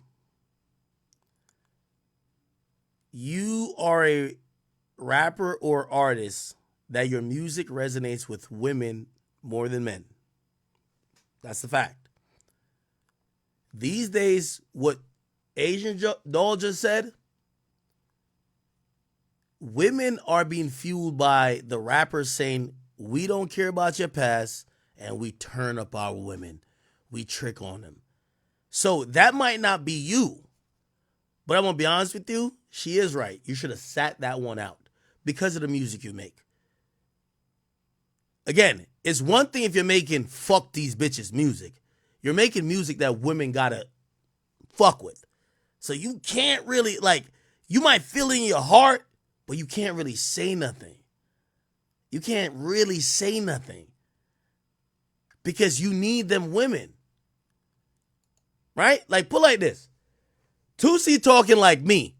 You know how many women done, yo, there's women who just hate me because they heard that I've said whatever that seemingly they have taken to say, oh, that's not what, if I'm saying, yo, fuck a nigga who pay for titties. Be like, what? Fuck academics then. So, like, but I'm not here trying to pander. My content isn't made for women. If I was dropping nails and shit like that, shit, I wouldn't be saying them shit about females. Fuck out of here, right? Like, I need them. Like, that's why anytime, every chat queen knows. When I see a chat queen hit me up and I'm like, damn, you understand that I'm not disrespecting women, or I'm not definitely disrespecting you, and I value you. I speak to a lot of my chat queens, and y'all can ask a lot of chat queens who have DM'd me either on Instagram or whatever. I'm not even trying to fuck them. I'm just trying to be like, damn, you a female, you fuck with me, you support me? Damn, you must understand beyond the clickbait what they were trying to say about me. But again, I'm not trying to pander to women. Tusi's music is definitely, I'm not saying pandering to women, angling to women liking it. Position, really, you know what I'm saying, really turning they bitch up. And we got niggas like Tusi. Get your pussy ass on, you punk ass nigga, on my mama, your ass. Yo, it's like Chris Brown. I'm pretty sure Chris Brown been sued by so many women. He's been fucking, like, bro, his career got turned upside down by a woman. You think Chris Brown probably have never said in his mind, man, these bitches ain't shit, man. Fuck these bitches. But who goes to all Chris Brown concerts? Why is Chris Brown selling out stadium or arenas everywhere? Women. So he ain't gonna say that publicly. He'll say that to his homies. He ain't gonna come on the record and say, man, fuck all y'all bitches. Y'all bitches ain't shit. Y'all bitches be hoes. Y'all bitches be lying on niggas. He ain't gonna say that. Because he know where his bread is buttered at. That's why that was shocking from Tusi, I'm gonna be honest. Pussy ass on, you punk ass nigga, on my mama, your ass a bitch. I'ma keep saying it. Your ass is a bitch, boy, and you played with the right one. You should have just let me say what I was gonna say and keep it pushing. On God, we got all these rappers talking about how they turning up hoes, how they don't give a fuck about a bitch past, how they don't give a fuck about this and that. Help me, all type of shit. Can you help me? By the way, random plug. Yo, chat. Oh, I got to get into with the ladies for this one. Oh, for all y'all ladies, the Academy, just type this in y'all browser, presents Boston Richie. The Academy presents Boston Richie. I want all y'all to know I'm bringing Boston Richie to New Jersey. Can you help me? By the way, complete simp anthem. But here's the thing. Y'all think that Boston Richie, I be seeing people comment on his relationship. We can talk about that afterwards. They be like, oh, he dating like a 19-year-old, some young girl, whatever. Damn, how he crashing out, looking so stupid over her. Bro, I'm pretty sure Boston Richie stand on business. But here's the thing. He realized he has a song appealing to the women that's like his girl. So he's going to act like, oh, no, it's cool. Anything for my girl to make the record go up. The fuck? You're not going to be like, fuck these hoes when you got a record saying, can you help me? You get what I'm saying? So again, when you're making records that's appealing to women, you got to almost seem as one of them niggas that women could, like, you know, do whatever with. If you get my drill. All right, the next thing. Then we got this punk ass nigga over here with these tight ass leather pants on with these long ass boots. Boy, get your bitch ass on, ho, and go kick rocks in them big ass long ass boots. Why y'all say call 1090J? What? Stop playing. Okay, so now Asian Tusi's back with this shit. Here we go. every time she get mad. Like we know that the fuck you don't got no receipts, no nothing. I'll buy you out of your deal if you even still got a deal. All right, hold on. Here we Word to go. my nah, bitch, don't delete your tweets. I got a few questions for you because I just seen your shit. First off, one, I seen you bring up the gay shit. We already know that's what a bitch throw at a black man every time she get mad. Like Facts. we know that the fuck you don't got no receipts, no nothing. I'll buy you out of your deal if you even still got a deal. I'll buy you out of your deal right now if you got some proof. Two, I got a question. Why the fuck is one of your titties bigger than the other? Like, Oh shit. I'm confused by that. Did you go inside of the doctor and ask for a D and a C cup, bitch, or did you just go ask for the same size titties and he fucked you up? Which one was it? Oh nah. What are we looking at here? Oh, I don't know what we looking at, bro. Holy. All right, all right, all right. Okay, cool. So she comes back on. From here on out, we're gonna let Tusi make it, man. He fighting demons. The demons is his sexuality. Okay, okay, okay, okay. So then Tusi gets on Spaces. He gets on Spaces, and he start running it up. Here we go. He says Asian stank butt ass. Let's hear this. All right, wait a minute then, huh?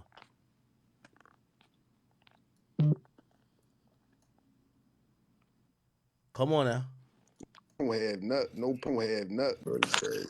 Yo, let me tell y'all something, bro. For the people that's up here, like, I don't got no problem with the LGBTQ community, bro.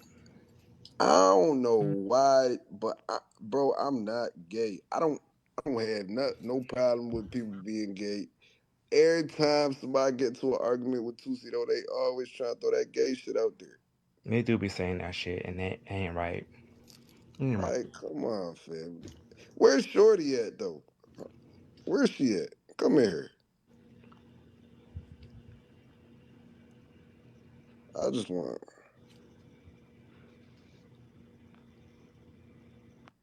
Where is she at, yo? All right, let's Hold get to it. on. Where's she? Fuck is she at? She want to do all this talking.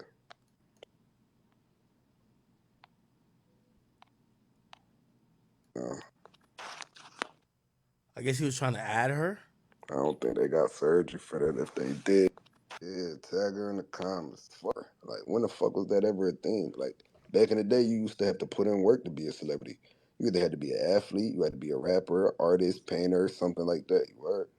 Nowadays, you could just get on the internet and motherfuckers be having followers for being in a relationship. This shit is weird. The game is weird. It's oversaturated. People gas up anything. Motherfuckers get a few likes and think that they famous. Like, this shit ain't it no more. Word. And that's a fact. I don't give a fuck how nobody feel about it. But she gotta get her dusty ass in here, though. Oh, he That's a was trying to fact. get her there. Okay. Did she join? You gonna slap box me. Give a motherfucker a chance to lie in your face. I want this bitch to come in here and lie to the people right now. Let all these people that's up here know whatever the fuck she talking about. I want y'all to hear the truth.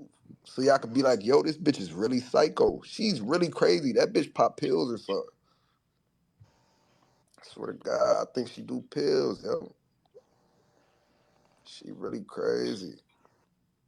Well, I mean, with a shape like that and being depressed, I wouldn't see why not. And too, bro, one thing I wanted to say, like, these little pictures people keep bringing up from 2014 and shit like that. I, first off, I'm bow legged. Like I can't help that. That word, that just I'm just a bow legged nigga. But back in, stop trying to act like we wasn't taking pictures like this on MySpace and Facebook and shit like that back in the day. We all got pictures like this on our parents' pages and shit like that. I was like, stop trying to fake like these is just gay poses. These wasn't no fucking gay poses. That's just how niggas used to be back in the day. That's when a nigga used to jerk, reject. I was dancing, doing all that shit. Like, fuck out of here. And around this time, I was dating one of the baddest bitches in the city. Like, I don't know what. And I was beating niggas up. I was beating niggas the fuck up around this time. Like, what is we talking about? One thing about me, bro, I ain't never been pussy. Like, I don't know why niggas just try to, like, play like this shit something bigger than what it is. Like, this ain't never been that. Those was really the And times. The toughest niggas was really outside doing a jerk. that's what I'm trying to tell you. Like, they got this shit misconstrued. Don't never get this shit misconstrued. Like, Yeah, niggas just word, be on like, Tumblr with that shit. that's what I'm saying. Like, nah, there wasn't no fucking gay poses. Like, I was just, I was, don't get it twisted. I was a pretty boy now. I used to be lifting my little shirt up, trying to get the girls to see my abs and shit. I used to be doing all that. That's a fact. I ain't like, I don't never try to play like that shit was something else. It was never that. Like, it was never that. But yeah, though, I won't lie. I wanted to come talk to the people, though, man. Too much negative shit going on. But she gotta get her stink butt ass in here though. You heard? I want to give her a chance to lie to the people. She just don't know what she gonna say. That's why she ain't come here. Nah, this space shit is a different. Hey, chat, does anybody got Asian doll number? I'll call her right now. Just because I love the fuckery. I need Asian doll number right now. I'm about to DM her. I know she hate my guts. What's her name? Asian.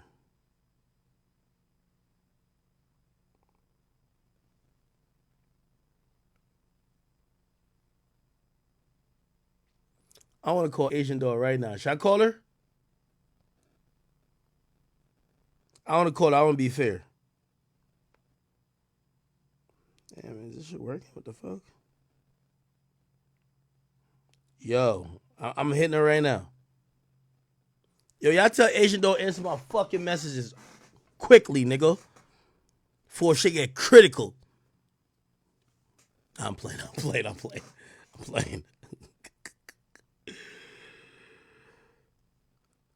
Oh, man. Yo, how much y'all bet I get Asian doll and Tussie on stream right now? How much y'all bet? Chat. If I do that, my goated, I get both of them on stream right now. Watch. Tussie, I could get on stream easily. I just gotta get Asian doll.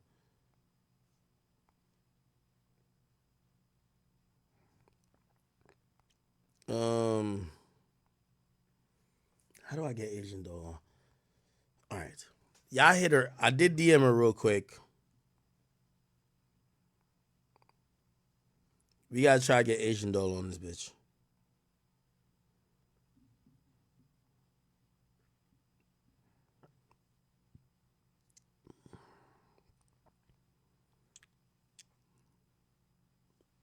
Damn, I feel like. Oh, I know I could get her on. Hold on, watch this.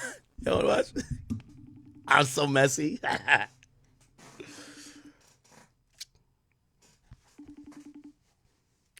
Gotta try to look cute.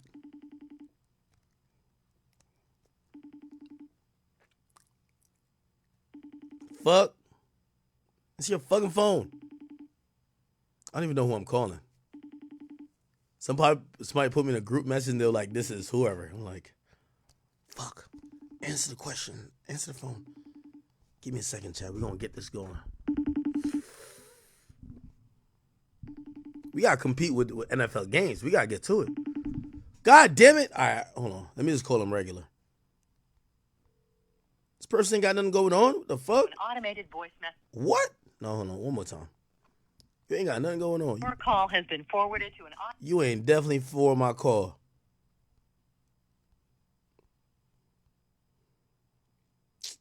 I got it. Watch this.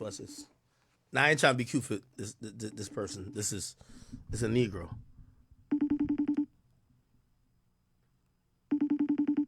Yo, nobody answer me? I'm getting left on red?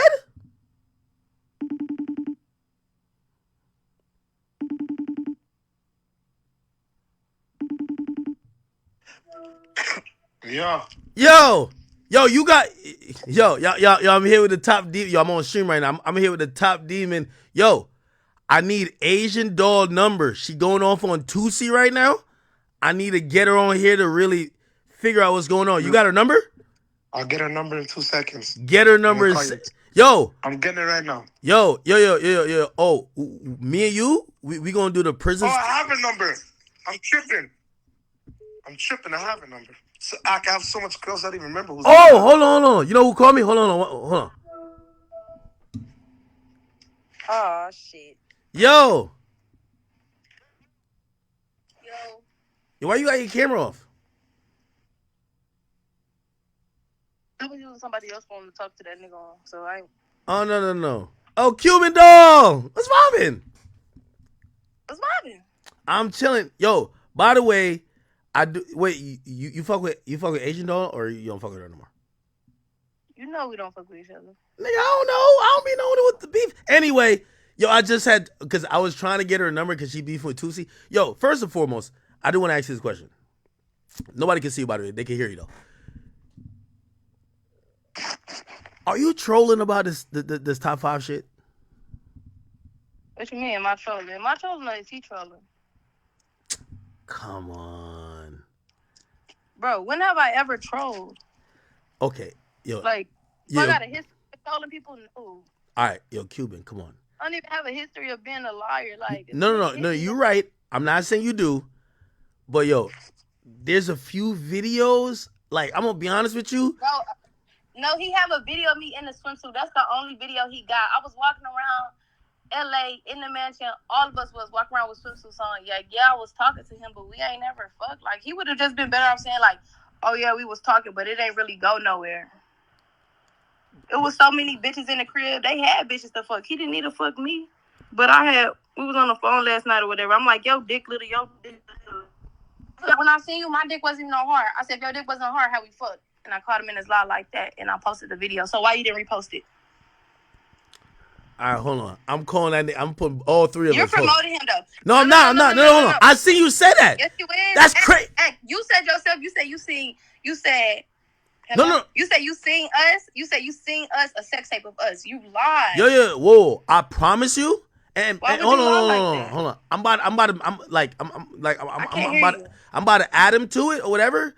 Yo, I swear, like I ain't trying to, because I hope you don't be suing me and nothing crazy, nigga. I promise you, I got a video that, and I looked at it and I was like, oh shit, because I was saying the same things. I'm like, nigga, you not fucking with no Cuban doll. He sent me the pictures and I was like, oh shit, you piping the shit out of her.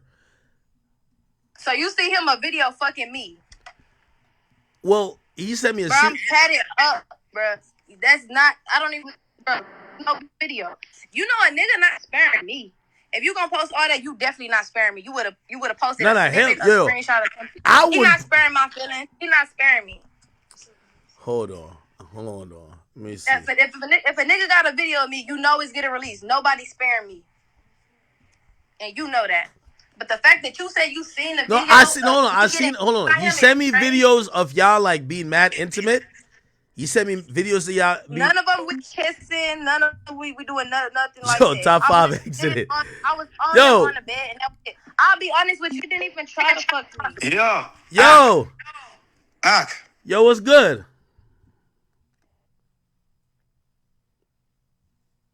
Did it freeze? Fuck all of that. Yo, fuck all of that. Yo, Ak, what are you dealing with, my dog? Fuck all of that. Yeah, no. I was trying to get Asian. Put it on your dead man's. You hit me. I sent you the number, Ak. I'm just doing something. Yo, listen. When you come to Toronto. Now I'm coming to Toronto soon still, but like, yo, Cuban, you gotta stop denying your ex. It's cool. Like, yo, put it like this. Yo, let me tell you this. Yo, everybody told me this about top 5. When he was in LA. My ex so bad. You know that's not gonna do nothing for his career, right? No, I'm not. You're only relevant. Your Ak. Hold on. Tell her you're only relevant because of Pedro. I don't even want to be relevant because of this situation. You make a motherfucker look bad. Oh my God, Ak. I'm gonna hang up because you're not even relevant in the United States. People don't care about you. Relevant? Oh my God, yo, Ak. Yo, what's good, man? Yo, let's do it. Yo, are you on Twitch or YouTube tonight? What are we doing tonight? Yo, whatever you want, man. I'm gonna be honest, bitch. Yo. So hold on. Listen to me, Ak. Yo, we gotta Let's get bring it lit. Cuban on. Yo. The sit down with me and you, we gotta do it like we gotta do that different. Like we gotta do that in person. You get what I'm saying? I want you. That's what I'm trying to say. I want you to break down like you going through the whole case and how they try to persecute you. They're trying to frame you because they couldn't get you out of the way. We gotta do that in person though. But yo, Ak, let me ask you a question. yeah. Let's do this tonight. Me, you, Asian Doll, and Tootsie. I can call Tootsie on the phone right now. No, I got Tootsie. We just gotta get Asian though. I'll get her. I'll get her tonight. Let's do it tonight. No, I'm with it. You get what? Not you. Wait, hold on. Yo, Not wait, you. Cuban. Why you don't fuck with Asian no more? I thought y'all was all right. She's scared. Oh, scared of who? Scared of Asian Doll. Oh. Anyway, so Yo, Ak, let's do this Wait, tonight. hold on. Wait, hold on. You know why we not. Wait, hold on. We're not gonna add top 5 in this. Hey, hold on. Hey, somebody is crazy. Wait, Cuban. Can I ask certain questions? Because I just want to see if you're gonna be real with me, right? You can ask certain questions. I asked. Listen, if you no, it's gonna tell me if trolling. We know he trolled to go. No. I'm not trolling. All right, let me ask this question. All right, hang up on him and let's talk. Cause he talking about nothing. Yo, Ak, I'm gonna holler you later. Holler at her. Okay. All right. Oh, we finally got Cuban Doll on. Yo, no. I was telling you because I wanted to get you on. Like, we have this app that kind of connects to the street, but whatever, it don't matter. Okay. So, are you promising me you never fuck top 5? Fuck it, we already doing it. You said what? So you never fuck top 5 ever? Never in my life. Swear to God. So even though you're in a bikini, you kind of like you sitting on his dick, you never fucked him. Sitting on his lap in the bikini. That don't mean nothing. Like, it's plenty of bitches that link with niggas and never hit and never fuck. It's daytime in the fucking video. We was like, it just didn't happen. I know it's hard to believe for y'all, because some people don't even believe this shit. Like, he's a known troller. He did other people like that too. Bro, it's nothing. Was you about to let him hit? Keep it a bean. Just keep it a bean. Were you about to let him fuck? So it would be nothing for me to just say, oh yeah, that's what happened. I could have just did that and rocked out with him and been like, oh, he lit, he doing this, he got this going on. That's nothing. I don't fuck with a nigga that's lamer than him. So why I'm gonna lie on that? On my mama grave. When I put on my mama, I don't even lie. Or I'm just not gonna say it at all. All right, hold on. I just want to see. He's gonna put it on his dead man's or God that he hit me. And I posted the video last night. I'm gonna ask him to put it on his dead man's or God. I'm gonna ask him. He's not gonna do it. All right, hold on. All right. I just want to see if you're telling the truth. You and 6ix9ine. Did 6ix9ine get it? Yes, everybody know that. Okay, all right. So you being truthful about that. That's something that was a thing. Like, okay, all right. No. Over me. I thought you was trying to erase bodies. I'm like, nah, that come on, we can't do that. No, okay. What I'm saying, bro. I never been a liar. That's not even my character. Like, anything that ever came out about me, I stood on business with it. Like, I'm not even gonna do nothing that I'm ashamed of anyways. Like, yo, all right. Yo, I promise you, and I'm not trolling you. I promise you I'm not trolling you. I promise you I'm not trolling you, and I know you think I'm promoting him, but that's not what it is. Yo, I remember him sending me a video. It's on my other phone because remember, he's been locked up for 3 years. No video he could send of me butt naked. No. I'm not saying I necessarily seen your face on the video. It was actually a sex video. I'm not saying I seen your face on it, but it was sent after, like, you know that video I posted of y'all taking a picture and you're bent over. So I seen those pictures, and then I seen the video of you in the bikini. Then I got the sex video, and I was like, oh, that's her fucking him. Now, granted, I don't think your face was in the video, but you're lying though. Like, what? That's stupid. What's the point of lying and saying you seen me? No. Hold on. I'm saying I didn't see your. It's a real video of me getting fucked on the internet by Tato. That bitch got leaked years ago. Add that up, bro. Me from the back, I got tattoos like on my whole side. This video right here. If I'm getting hit from the back, look. If I'm getting hit from the back, you gonna see my arm tattoo for one. Then I have this whole thing right here on my shit, bro. Like, it's not me. All right, hold on. Then they sent the video. I seen a bitch. She had a tattoo down the middle of her spine. That ain't me. I didn't have no tattoos on my back at the time. Now I Yo, do. okay. I'll be honest. It's a picture of a girl with a tattoo on her spine. That's not me. Okay, I think that's what I saw. I ain't gonna And lie. that's not even him. That's like I said, it was plenty of bitches at that crib to get fucked that day. I didn't even have to fuck the nigga. I wasn't even staying there at the house with him. Every night I was leaving. But you was contemplating fucking him because, like, come on, you was giving him some energy. No, like, I didn't, bro. He just wasn't giving them vibes. I ain't gonna lie, I wouldn't lie to you. It seemed like he was scared. Like, so you saying, bro, the nigga didn't even try to fuck me, bro. That's the thing about it, bro. Nigga was running around with his homeboys around the mansion. What I'm alive for? I'll tell the truth about everything else. And then all right, be honest, and put this on your mama. If he had tried and you was lit one night, would you have let him hit? No, I wouldn't have let him hit. Let me tell you why. Because every night I was leaving getting piped. It was no reason for me to come get fucked again. Every night I was leaving. I remember when I seen it, I was like, damn. At the time. Yo, hold on. I don't want to say nothing because the man not even here no more. It don't even make sense to just throw all that in there and pull up shit and allegations. I thought you was with Tato back then. Bruh, no. Oh, okay. All right. Now, but I listen. When he first sent it to me, I said, "Oh, bro, that's Tato's girl. You definitely not fucking her." He said, "I'm not." He said, "Act what?" Then he sent me another picture. You be trying to make this shit work in your favor, like just by the stuff you said, like, and you know that. Then I really just like me and you, we done been around each other. And we I know. Like, yo. But here's the thing. Yo.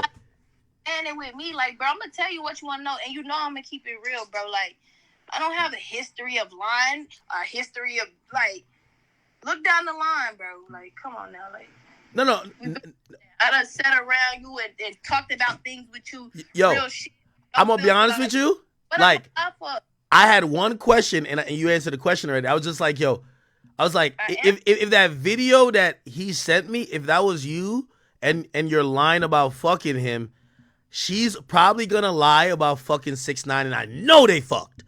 And the mere fact you came here and you said you and 6ix9ine, whatever. Now I'm like, I'm gonna be honest with you.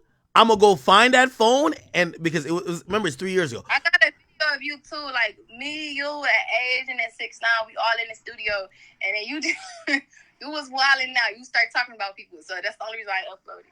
But it was just like some like shit. Yo, but no, I really thought you was just trying to. All right, so I'm gonna be honest with you. So I'm gonna back off. I'm gonna back off my claims. I'll back off my claims a little bit because I seen a video. You're right. I think it was a girl with a tattoo on her back. I assumed it was you. I did assume it was you. I'm a heavy set woman, like bro, you're gonna know me from the back. Yo, I assumed it was you because I've been having these tattoos for years. I assumed it was you because when he sent me the video, of like you in the bikini and the other pictures, I said, and I think he don't want to just say he lying because it's like not only did you lie to the world, you feel me, like you of status because you done lied and said you hit. You know, niggas do it all the time. Get caught in their lies all the time. And what nigga finna be like, oh, I was lying on my dick? Who wanna look goofy? Who wanna look goofy? Like, who wanna do that? Nah, that would be crazy. Pride, bro. He not swallowing that pride and say he was lying, but he won't put it on God. He won't put it on his dead man's or nothing. Nah, okay, you said fuck me. Why I don't remember this? So you saying that I was so fucked up now that I don't remember? Wait. So y'all never dated? Like from what I was told, it was like y'all dated for a while he was dating. He wanted to bro. The nigga, I swear to God, like, the nigga DM'd me and paid me to post his music video. That's the only reason how I knew him. Yeah, but you took the picture bent over though, and you was listen. And then I was trolling. Then at the time I was with Jay trying to make him mad. But mind you, I knew he couldn't post pictures because he was a wanted man. So if he posts pictures with me, so whatever. I'm looking for like another picture with somebody into it. And probably hello? No. Okay. Now I get that. I remember that time too. That's why I remember when he sent me the picture, I was just like, so yeah, I said nobody could see it. I was drunk even no, I don't care if they see me. Even in the pictures, you could tell like I was a little drunk and shit. But it's like I don't be just drunk to where I'm out of my mind, but literally, like nobody can get me drunk and get me out of my pants. Like for one, that's just never happened. I never got drunk to where I don't remember getting fucked. Like it never gave that. Then, like I said, I knew he couldn't post pictures because he was wanted and shit. And then he kept saying, "I'm not gonna post it. I'm not gonna post it nowhere. I'm not gonna post it. I want it." Niggas said they really plotted and came up with this, and like that was their plan from the whole beginning.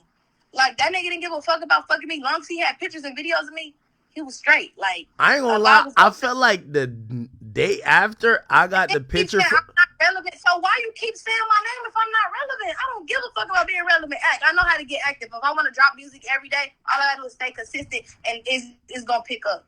Like I did this shit once before by myself. I got like, come on now, like let's be so fucking for real. If I want clout, I know how to go and get clout my own. I know how to do shit to make people repost me. I could just start talking about some shit and it'll go up. I ain't gonna lie. That's not the look I want. That's not the attention I want. And by it really look goofy by people say he fuck with me because down there in Toronto, he's a goof troop, bro. Not even know. He one of the top killers out there. Bro, that man is not know nothing, bro. Yo, he's like the king. You another internet nigga, so everybody got their own outlook on life. No, yo, Cuban. He's like everybody the King Von of Toronto. How you? All right. Come on now, stop playing. Like, come on. He just beat a body. Man, that's not a good look. If he was that, I'll be hell. That's my nigga. His image probably look good to you, not to me. I don't like his image. I don't like what he talk about.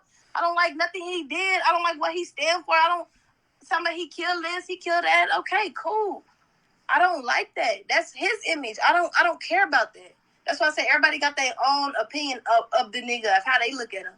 Everybody look at people different. You look at me different. He look at me different. Other people look at me different. He not nothing to me. And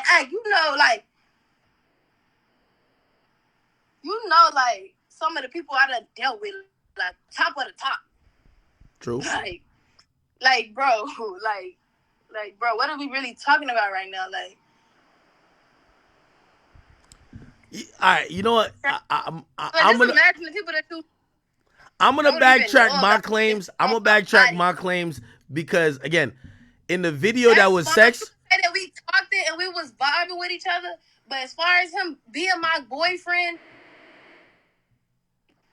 How was you my boyfriend? You never hit me. Then you got a lie. You're not even giving boyfriend energy. Like, you just saying the one thing, and then every 6 months he come out with this thing. Because if y'all go look on YouTube, he said this again when he was in jail, right before he went to jail.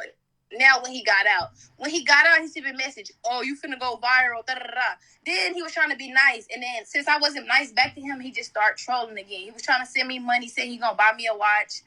Like, nigga, you're not doing none of that shit. Yo, I'm gonna be honest with you. He had told me.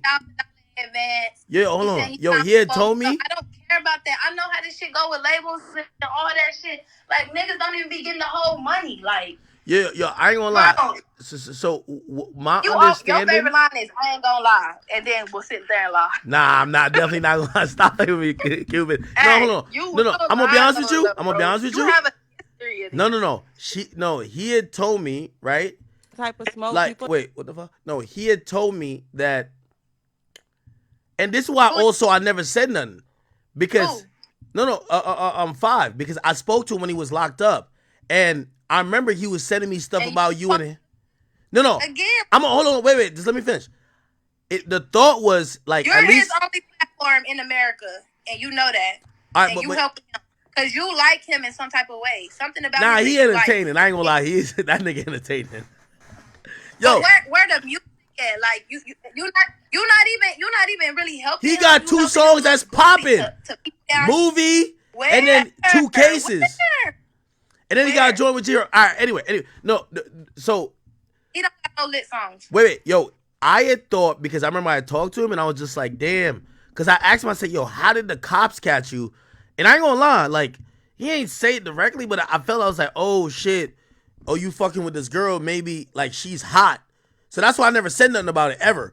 So I thought you were like mad loud with it. No, hold on. And by the way, Cuban, you ain't gonna try to play me. One time you posted, you said my man. I like to try all this power, but No, bro, hold on. No, Cuban. Now you want no, hold on. For murder in the United States.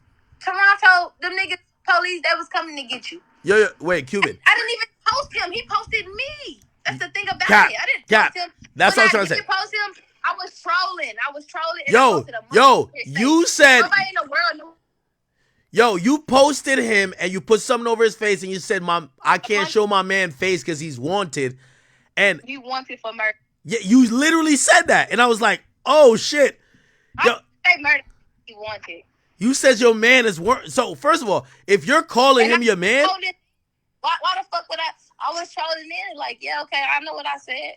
Yeah, but hold on. If you're saying I can't post my man because he's wanted, I'm thinking that nigga's definitely smashing. What? Why would you say your man is wanted? And by the way, I know, I knew I was trolling. I had a boyfriend at the time, and I was getting into it with the nigga baby mama, and I was just trolling that nigga. That was I didn't know that. I didn't know that. That nigga screenshot that shit and sent it. Like, that shit didn't even get no attention. And then when it did, like, it got the wrong attention. Like, motherfuckers was mad. Like, motherfuckers Toronto writing me and all this, and he killed innocent people. Like, I don't respect nobody hitting nobody innocent. Who, top 5? Not, I don't know going on with that. Hey, wait. So, you had a boyfriend the whole time? That's cap. Ain't no way. Bro, go look at the year and then just look who I was dating. Yo, Cuban, I ain't gonna lie to you. I always pictured in my mind like you was like a top chick. Me and Jay was together during that whole time. Who the hell's Jay? Every single night I was leaving and going with Jay. Who's Jay? Every single night. Like, what do you mean?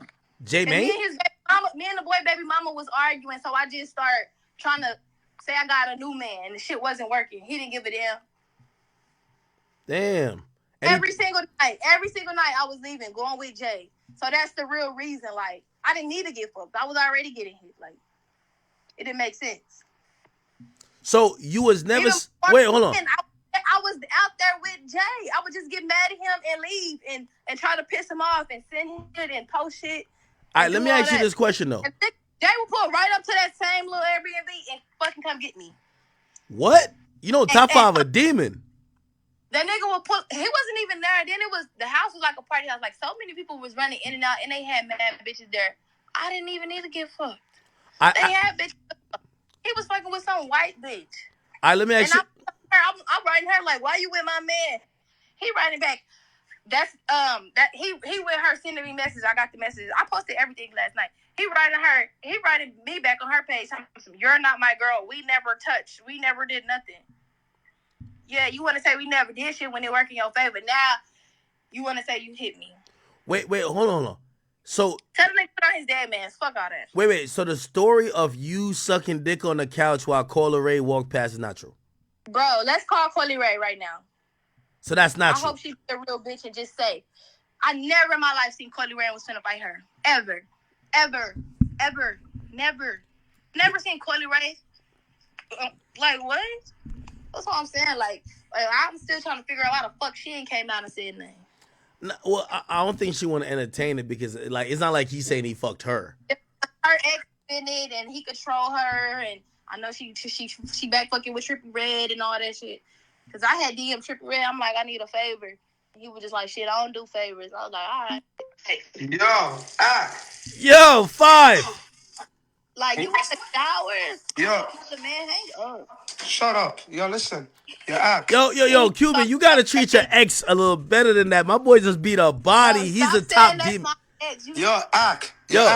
What's good? Yo, tonight let's go on Twitch tonight. Nah, we here. Yo, hold on. Yo, who at the door? Yo, Cuban. But no, let me ask you questions too. What? Yo, don't say nothing. I'm gonna send you. I'm not talking to you. I'm gonna send you somebody. Yo, Ak, can I ask you a question, please? Yeah. Nah, she blushing. Y'all didn't fuck. Look, she blushing. Look, I see it. Yo, Ak, yo, Akademiks. Am I the best guy she ever been with? Oh man, nah. I ain't gonna lie. Who she been with? Nah, she been with some gang. Yo, I'm gonna be honest with you. The reason why I also believe it, she been with a lot of gangsters still. You know, like. But your academics, like you know the crazy part is I linked her on the run. Tato, I linked real her on the run nigga. for a body. Yo, Tato, real. Every nigga she dated with a name T, real nigga.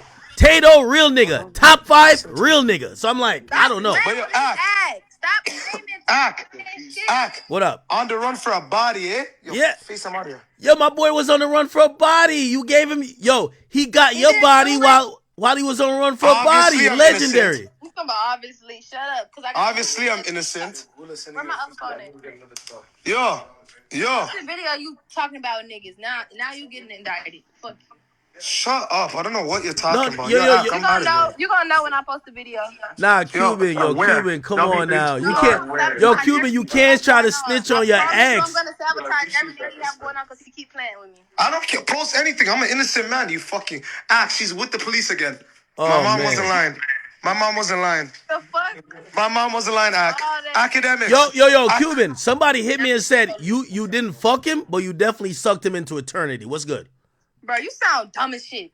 Oh, then. Yo, oh shit. Don't talk to my homie like that. Don't talk to academics like that. Shut up. Yo, Ack. What's good? Yo, Academics. Yo, I'm here. You know much. Yo, listen. You know much plugins. We all playing with you. Shut the fuck up. You listen, Ack. Oh man. Ack. You're a whole bitch. Like you got videos getting like bitch. Like what?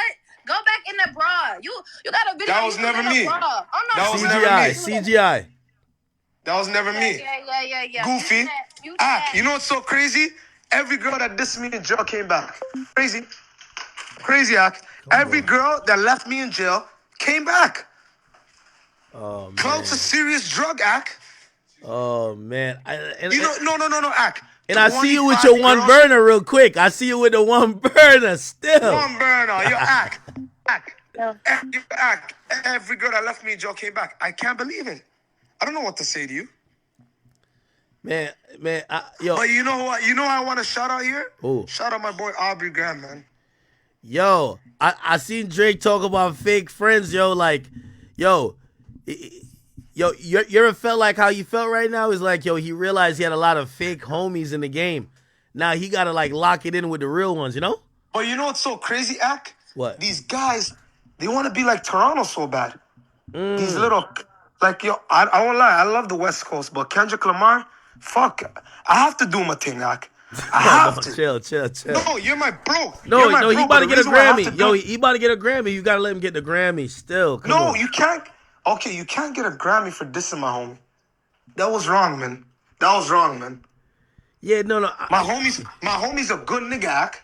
Nah, Drake's a good guy. He's a good guy. Yo, I'm gonna be honest with you. Yo, let me tell you this. Vibes Cartel had a saying, man. I always say it for myself, too. You see, when you come to good people... Yo, don't talk too loud. Yo, what you say, Ack? Yo, when it comes to good people, Vibes Cartel had a saying. Yo, your downfall for a good man is always going to be your loyalty. You're going to be too loyal. You're going to be loyal to the wrong people. Can I ask you a question? Yeah. When the fuck are you come to Toronto? Come on, when we going to do it? What's up? We're going to do the interview at the embassy. Come on, let's do it. You listen, man. Stop playing with me, Ack. Yo. Hey. Remember, hold on. I just want to say this, Academics. You're a real nigga. You held it down when I was in jail. Come on. Hold on. That's one thing I can say, Ack. You are a real nigga. You gave me a chance to blow, eh? No, I can never, ever, like, I always tell everybody in jail, Ack, a lot of people might say this about him, but that nigga gives opportunities to people.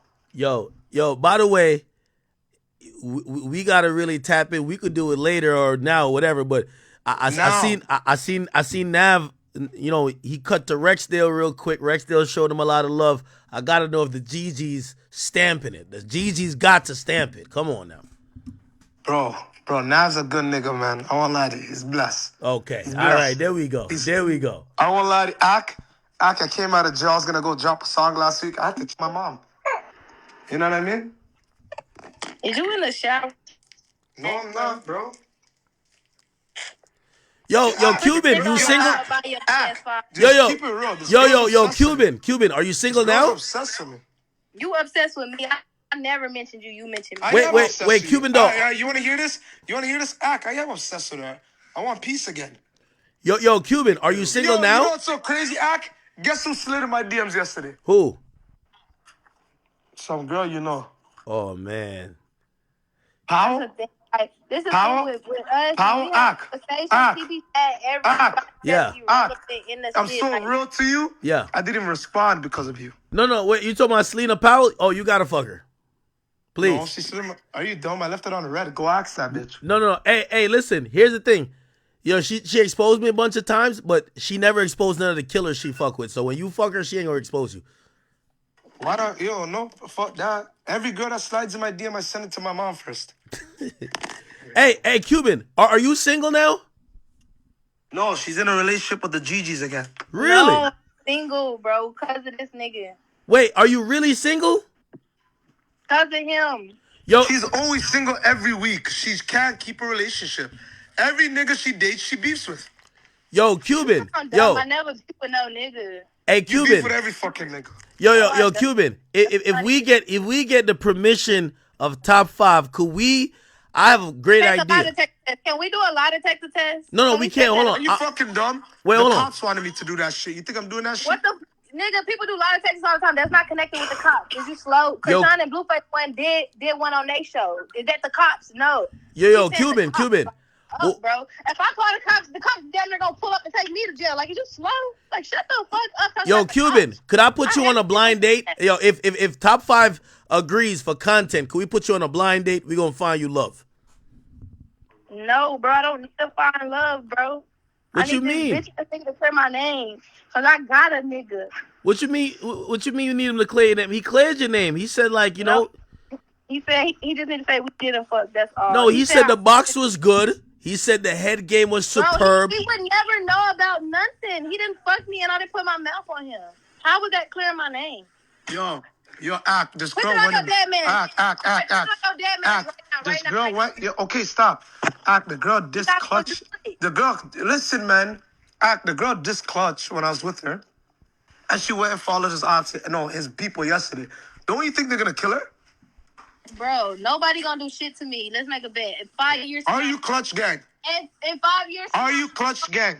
Did we fuck on your dead homies? Are you? I'll answer that. Are you clutch I don't gang? even know what clutch is, bro. I don't give a fuck about nothing. You were smoking on him. I don't care about nothing in Toronto. So okay. So do you want me to call King Von's sister? You can call who you want. Act. Wait. Why do you always gotta add somebody else to the equation? Like you. Caleb B's big stepper. Wait.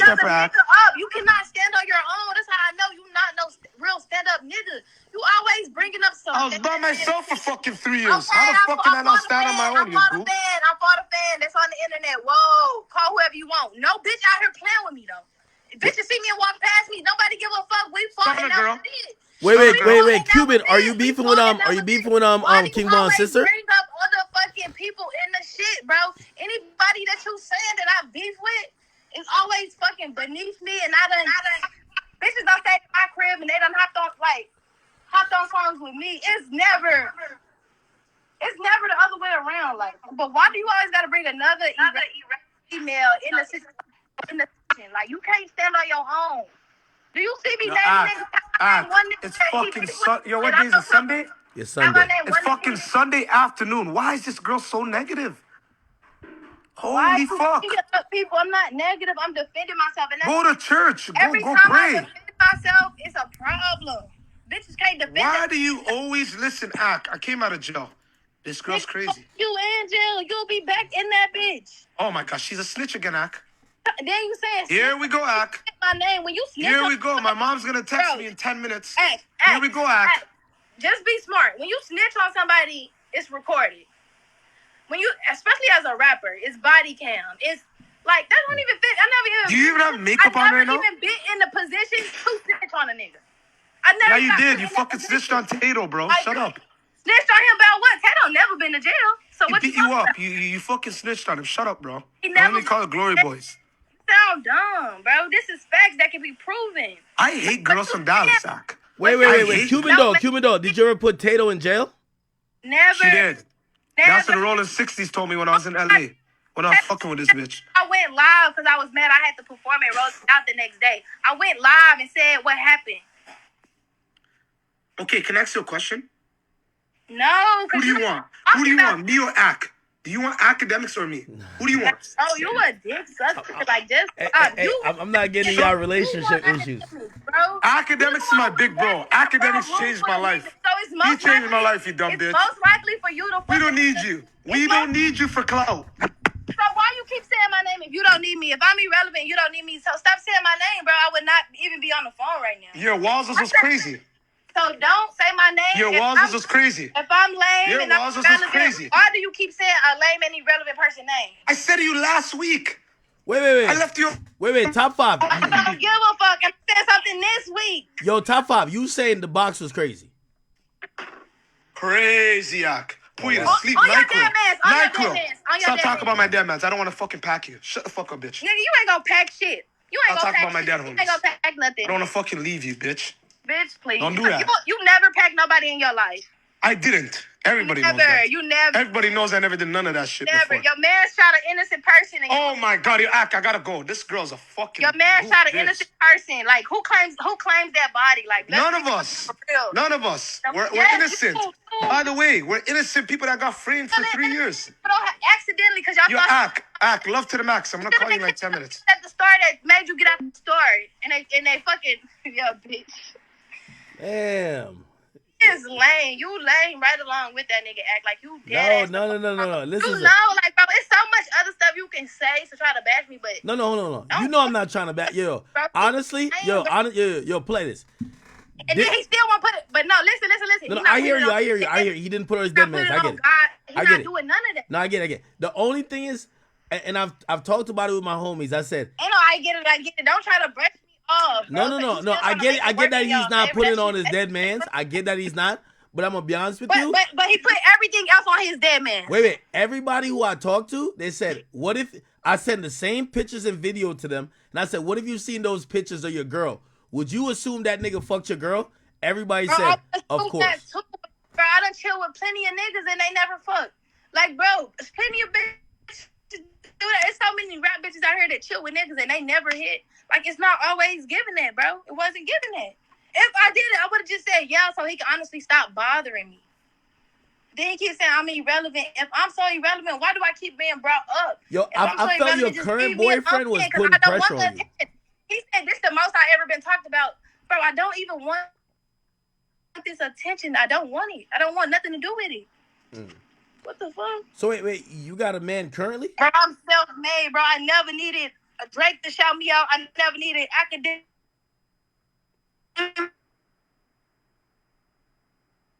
Use platforms for myself. I always been self-promoted. I never did no goofy shit, bro.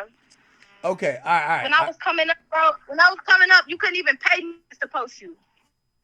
Okay, let me ask you a question. I don't know when or ever if you're in New York, do you want to do a sit down interview? Because I do want to do the Cuban doll story. Not no blind date. No, not a blind date. No, we're not a blind date. Fuck that up. No, not a blind date. We're you both know you're promoting him. We know you're his only. No, not. Yo, that nigga's just funny. I ain't gonna lie. That nigga's hilarious. People that you want to promote and push because you know you have that power. Like. All right. Okay. All right. No. I'm saying whenever you're in New York, I would like to do the Cuban doll story. Okay. Your music, your journey. I feel like there's a lot of things. Like even questions I have now that got nothing to do with him, but I don't want to bring it up on here because like it's more for a better, deeper conversation, just solely about you and your whole journey through this shit. So I think we should do that at a point. Yeah, because it's a lot I want to talk about, stuff I did experience in the industry, and I got things I want to touch. Also, real interview time, nice.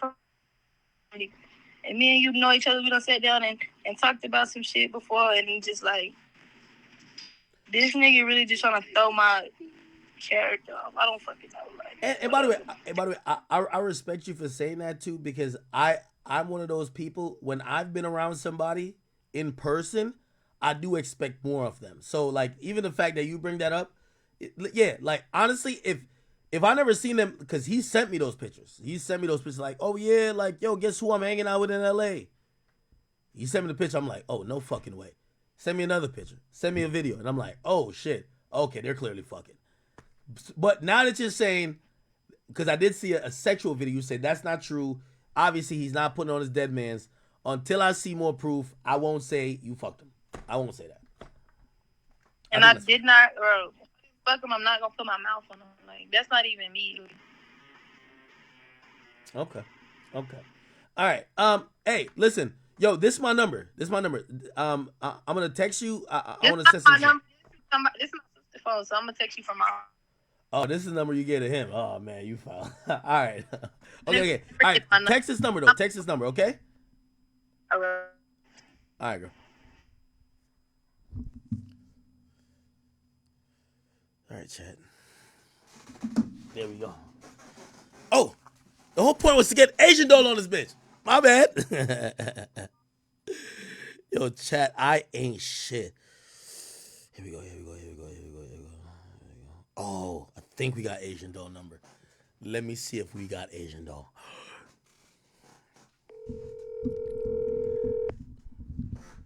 We're on to Asian doll. I don't think she gonna answer though.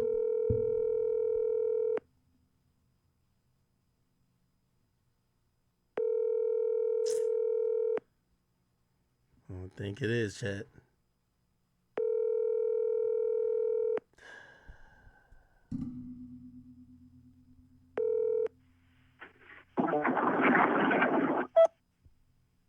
What the fuck? All right. God damn it. We gotta get Asian doll number.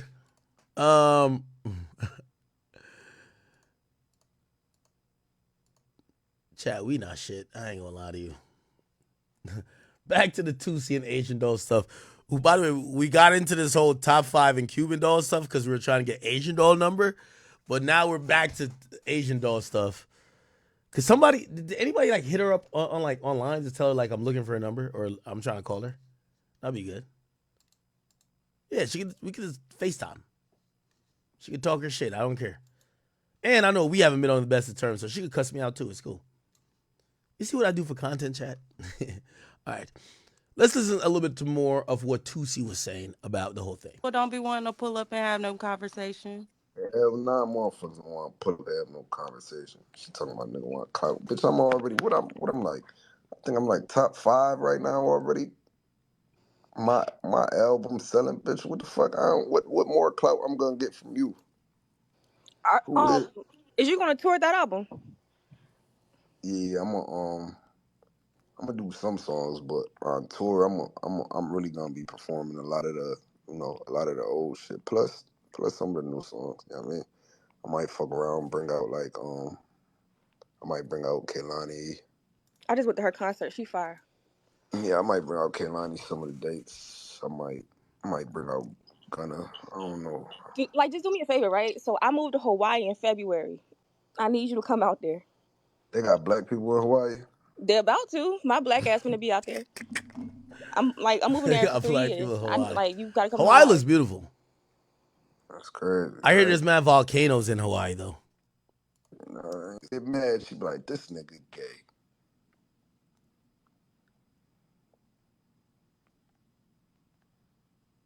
Okay.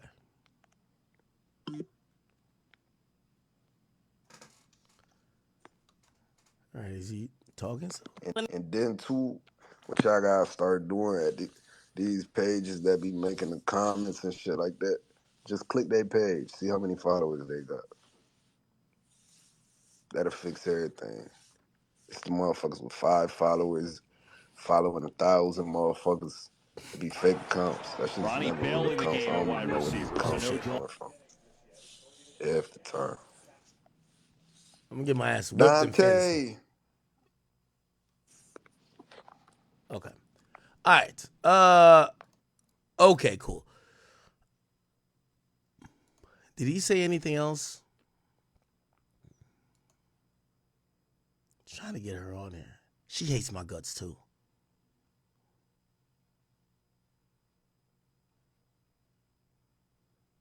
All right.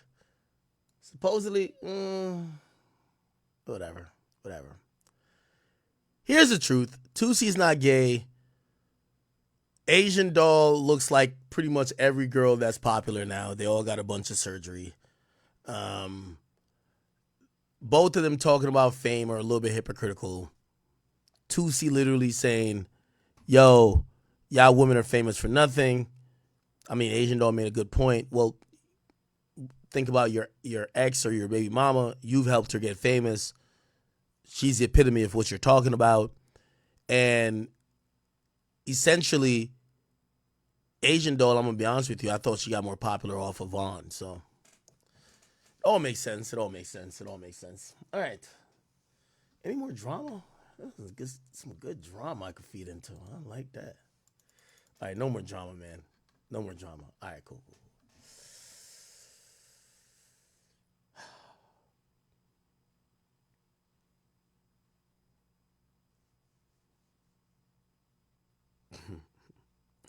All right. The next thing that we're going to talk about. Damn, am I done with this topic? I feel like I am, right? Let me just make sure there's nothing else posted. Instagram. Yeah.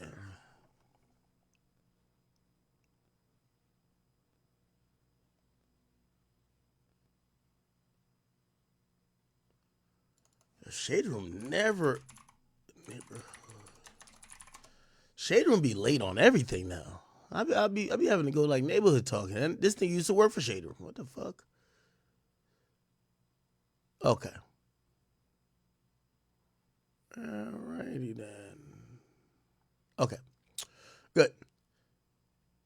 So I guess we could get into the Drake stuff. So Drake popped up, if you guys don't know, at an event last night in Toronto. And while he was on stage, he gave a speech, and the speech spoke primarily towards people being fake friends. Obviously, we know what Drake's been going through. We know that people who historically he's helped out, we won't necessarily call them friends or not, but people who you thought that he was cool with, people who he's probably called his friends, they don't fuck with him no more. Or they've stayed distantly silent, and they haven't really said anything to or about his situation where he feels he's getting jumped in a 20v1. Okay?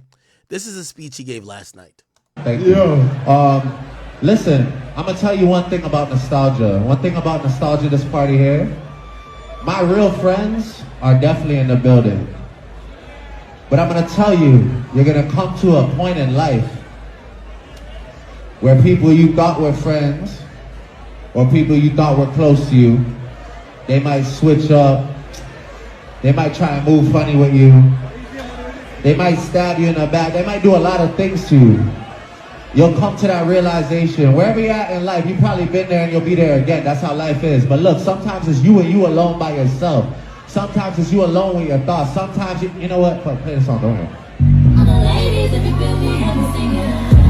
Thank you. And apparently he plays the song Me, Myself, and I, which is by Beyonce. Now, if you think that's really random, not as random, I don't know what the event was last night. Apparently the event, the place was Nostalgia Toronto. It's like a venue or something like that. I don't know. Was it Nostalgia Con? I don't know what the fuck. What was that? Few details? No, this is not it. What was the event called? Let me go and Keep Six Solid. They had the details. So Keep Six Solid mentioned that Drake was at a place called Nostalgia, and he gave the speech. Let me see. Nostalgia Toronto. This is a place here. Okay, this is where it's at. Tickets. So that's the tickets for last night. Yeah, they didn't even have like a performer. Maybe he just popped up. That's crazy.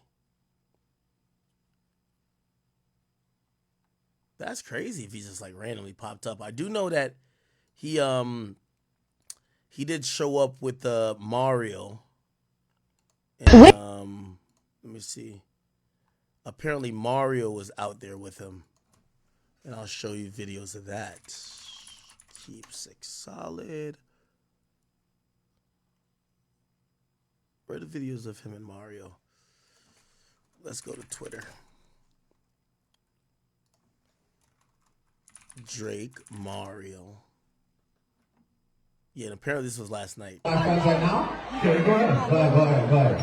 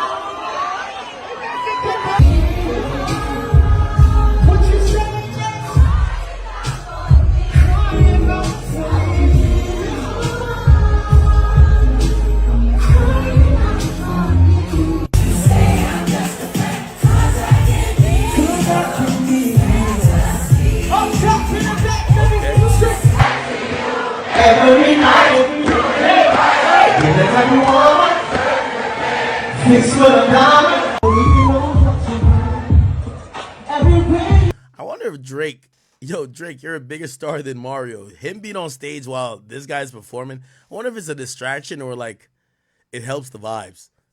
Because it's like, yo, the biggest star in the world is standing right next to you and he's like doing all this shit. Probably helps, right?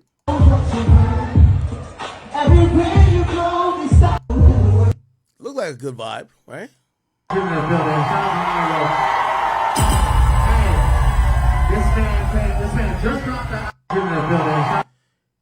And by the way, Drake got the BlackBerry on the hip with the old school, outfit. This is one thing that people don't give credit to Drake for, even though, like, I feel like I was just criticizing him just now. It's like, bro, he's throwing the alley-oop to, like, a guy who's a legend in the game. Drake don't got to do this. He don't have to be there giving people credit. But every time you see Drake on stage with someone else, it's kind of like what Kendrick said. I see it's 3 goats left, and I see 2 of them kissing and hugging on stage, right?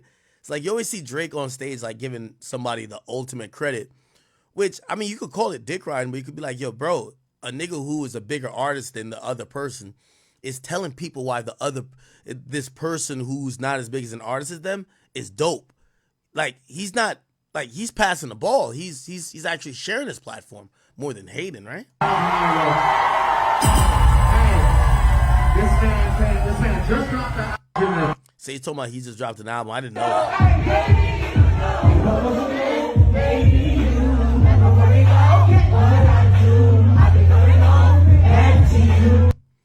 Okay. Yo, Corey, make it sexy. Like, it's like the girls are wet. Yeah. Stop. It doesn't need to be so bright. Make it, the ladies are wet. They came to see Mario tonight. Like, we like, put like a nice blue light on the stage. Let's get right. Go ahead. Sorry, brother. I apologize. Yo, Corey, make it sexy. Like, it's like the girls are wet. Yeah. Stop. It doesn't need to be so bright. Make it, the ladies are wet. They came to see Mario tonight. Like, we like. Okay.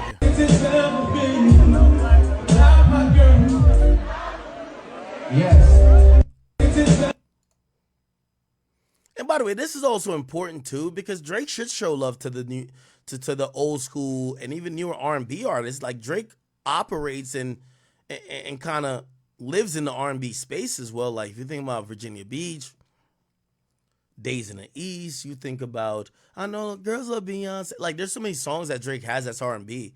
Like I know Drake shows love to the newer rap artists when he usually debuts on their song or gives them a feature. But why shouldn't he show love to R&B? Drake has benefited from having also an R&B catalog as well, right? So, he shows love to people, but I know some people like, yo, damn, what he got in common with Mario? Well, shit. Maybe he's showing his inspirations. Who knows?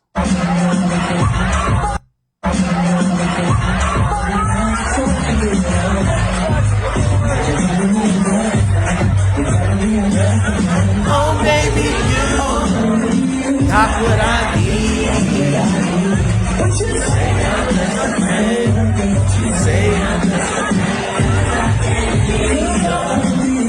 Yo, chat, y'all gotta stop. Somebody be like, oh, he's cloud chasing. You think he's cloud chasing Mario, bro? Like, y'all got to stop.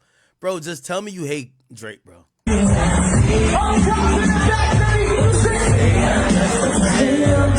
Say I'm just a friend. Okay, bet. Okay, all right, we seen all this. What I'll say to Drake talking about fake friends is that there's an interesting conversation that's being had. And I think it's interesting in both facets, whether I agree with it or not. I agree. I think Drake has been betrayed by people who he has considered friends. I agree with that. But also, I'm savvy enough to know that, well, other people felt they've been betrayed by Drake when they thought Drake was friends. Maybe not in the sense of they're colluding or they're joining forces with other niggas to diss Drake, or Drake was colluding or siding with other people to diss them. But Drake was super friendly and buddy when they were on the come up and they had a hit song that Drake felt he could, use or be a part of. And whether that goes for Block Boy JB or it goes for the litany of artists that feel like, Drake wanted to have one of the hottest songs in the club at the time, and I had the hottest song, and all right, we were mad cool at that point. He said I was his twin, I was his gang. And as soon as I cooled off and I wasn't relevant anymore enough, or he didn't need me anymore, he didn't fuck with me anymore. So maybe there's people who think that about Drake, and someone said to me, they said, how is it different what Drake is saying about these other guys? He thought they were friends. They really weren't. It's like how he views other artists that he's just jumped on a song and not giving a fuck about. Maybe those guys were like, these new guys, whether it's Rick Ross, whether it's Future, Metro Boomin, whether it's The Weeknd, whether it's Kendrick, whether it's J. Cole, whether it's anybody, whether it's A$AP Rocky, maybe they're now saying, Drake, we just don't feel like we need you anymore, so we're good. Is that snaking them? Because they're saying that Drake has forgotten people who gotten washed up or Drake didn't need them anymore. And I thought about it and I said, that's a good point. That is a good point. I guess the only difference is if you feel it's strictly business, which, by the way, I do blame Drake for trying to take these rap relationships to be like, oh, you're my brother, you're my twin. I blame Drake for that. But if we're gonna compare it to Block Boy JB can't get him on the phone right now. He did the same to other people. It's all good as long as you're not contributing or you're not piling on to his jumping, right? If you're not in the 20v1, that's cool. Now, let's talk about all these people. Are they involved in the 20v1? J. Cole, is he involved? I don't think so. Could Drake be disappointed by him? Probably. Does he really have footing in shit? Maybe it's one of those Drake, same way you had these artificial relationships with people, yeah, your relationship with J. Cole is artificial too. Can't blame J. Cole. Let's see who else. Rick Ross. Feels a little bit different. All right, Rick Ross. Get it. Maybe at this point you didn't need Drake or whatever the case is. But you didn't have to pile on. Now, obviously, Rick Ross's decision to pile on was like, oh, nah, Drake, he denied French record. Okay, whatever. But I guess that's the difference, right? It's not about if you're treating Drake like maybe he's treated other artists. It's if you are joining in on this consortium of trying to get rid of Drake. I guess that's the problem. And I agree with that, right? Even if you ain't fucking with him no more, you don't got to be jumping in with the niggas who are now teaming up to get him.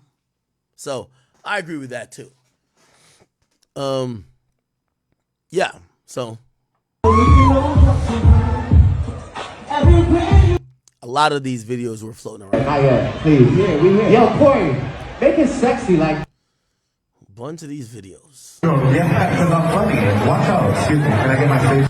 So Drake saying people might switch up, they might stab you in the back. Do I think a little bit of that is playing victim? Slightly.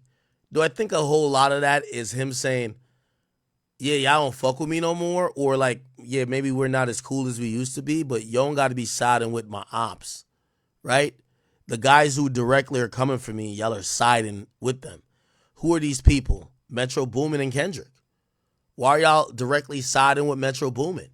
If we just kind of fell out over the way, or we're just not as cool, or maybe we weren't ever friends, or maybe you realized we weren't friends at one point because I don't know, maybe you wanted a repost by Drake or a feature by Drake and Drake didn't give it to you, so you realize, man, I ain't that cool with him. All right, that's fine. Like, you don't gotta fuck with him, but does that mean you have to join in on a bunch of people plotting to eradicate him? I think that's a good point as well, right? Anyway, we will see what happens.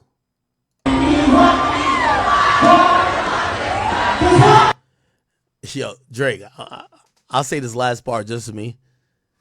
It's a reason why niggas keep thinking that you're the guy just giving out fake love. Like, bruv, it's no way you love Mario's music like this, bro. Like, the way Drake be acting like he's the BFF with a nigga on stage. Ain't no way you like that nigga music. Like, this nigga is in Mario's mouth more than the girls, bro. Like, he's like, yo, like, Drake, come on, just chill, bro.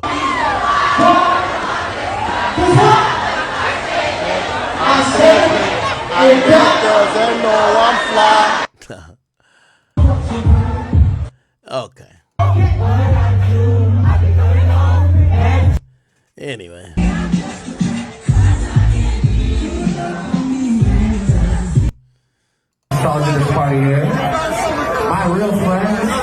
Okay, we heard all that.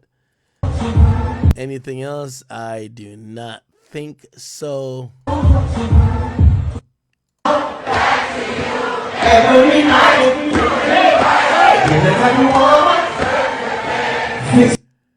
Okay. All right. All right, bet. All right, it is what it is. Well, we get to Cardi B and Offset. I know some of y'all are mentioning that. But we should probably point out that the news has kind of came down that apparently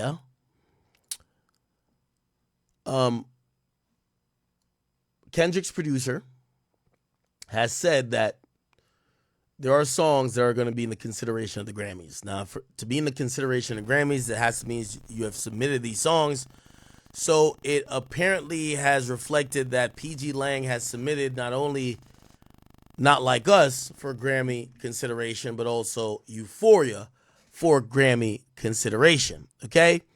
Now, as with that, we had seen like a day before that apparently the Grammys were asked to consider Not Like Us in particular for a few categories, 5 in particular. Best Rap Performance, Best Rap Song, Record of the Year, Song of the Year, and Best Music Video. And that's what I looked at and I said, interesting. Now, let's be very clear. I think Kendrick's a masterful artist. I keep telling you, I see traces and phases of Jay-Z in him. And I think over time, people are going to start seeing some moves, not necessarily for what it is, because I don't think he has bad intention, but you can't serve two masters, the popular saying says. Kendrick has been saying he's anti-industry, yet every very industry award only awards him. And not saying that I think anyone else deserves these awards, but I am saying that it appears that a lot of his critical acclaim and his allure and his praise does come from the same institutions that he claims he stands against.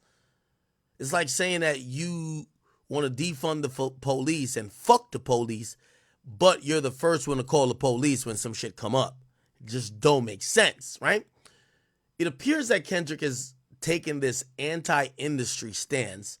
However, that stance does not hold true when you see he's trying to get recognition, he's trying to get acknowledgement from those same institutions that are industry. So when I see Not Like Us being nominated for 5 Grammy categories, or not necessarily nominated, but is being considered, I do think he's going to get nominated, right? And let me then ask the question to myself objectively. Should Kendrick get nominated for a Grammy? Absolutely yes. Fuck yes. He should get nominated for a Grammy. He should get nominated for Not Like Us. And I can see why even Euphoria might be a song that garners a nomination. Even with me saying that, what I am saying is that everything Kendrick has espoused on these records about the anti-industry sentiment, this proves it wrong. Kendrick still raps like he's being oppressed and he's the underdog going against the man. I think we have to now acknowledge he's no longer the underdog. He's the favorite. If we look at just mere how many Grammys does Kendrick have? He has 16. How much does Jay-Z have? Jay-Z has 24. How much does J. Cole have? 2. And how much does Drake have? 5. If you're anti-industry, if you're the underdog, it clearly seems like the industry favors you. The definition of being an underdog means the least likely favored, the least likely picked, the person who has the least odds to win, not the person who has dominated this category time and time again. How many Grammys does, I don't know, let's pick someone, 50 Cent have? 50 has 1 Grammy. DMX have. DMX has never won a Grammy. Let's go to Nas have.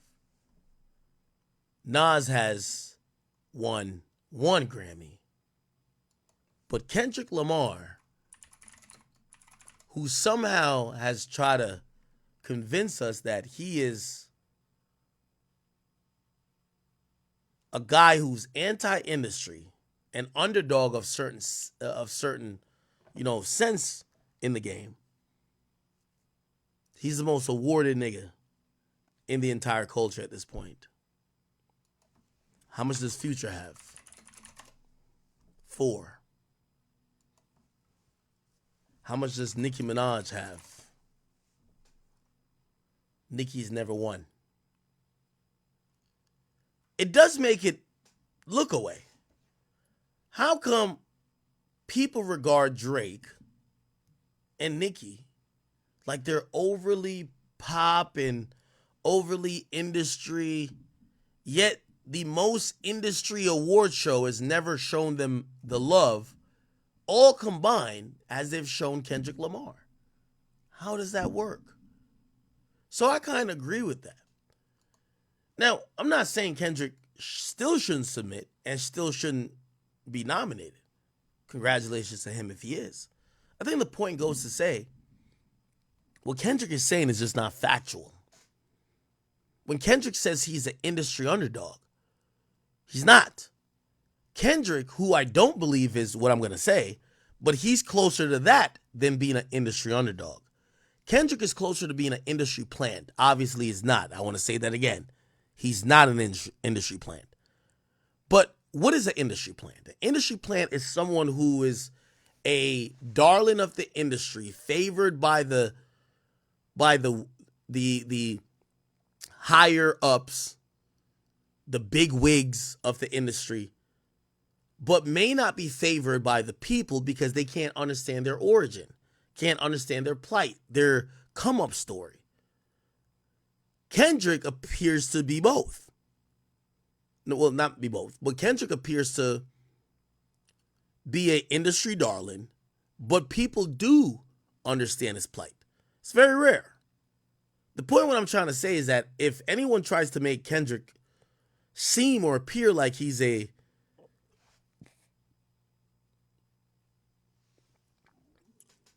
artist that is not favored by the industry, I think we're all wrong about that, right?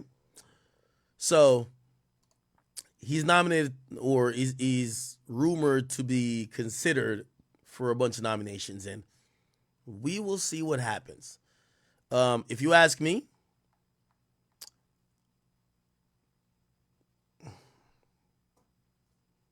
I've said this about the beef the whole time. Euphoria probably is the best song. Then Family Matters.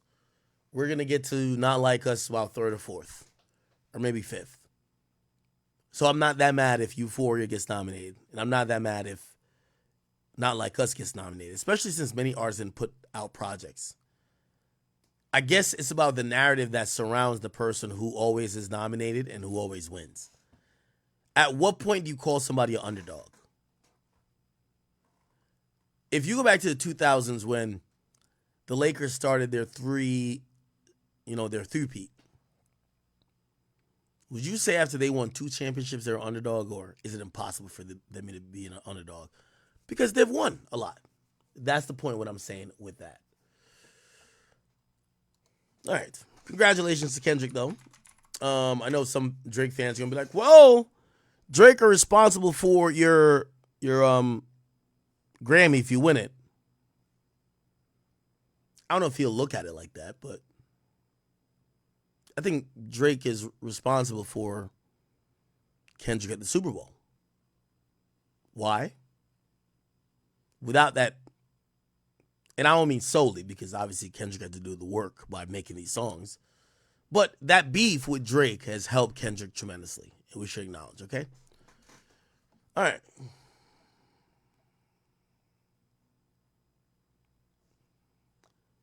Should we get into Diddy stuff first or Offset? We'll get to Offset afterwards.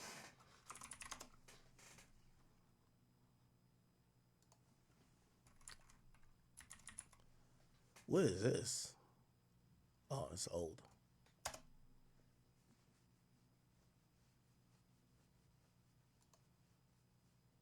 All right. So there is this rumor. There's this rumor that there's a tape being shopped around. Okay? Diddy tape shopped around.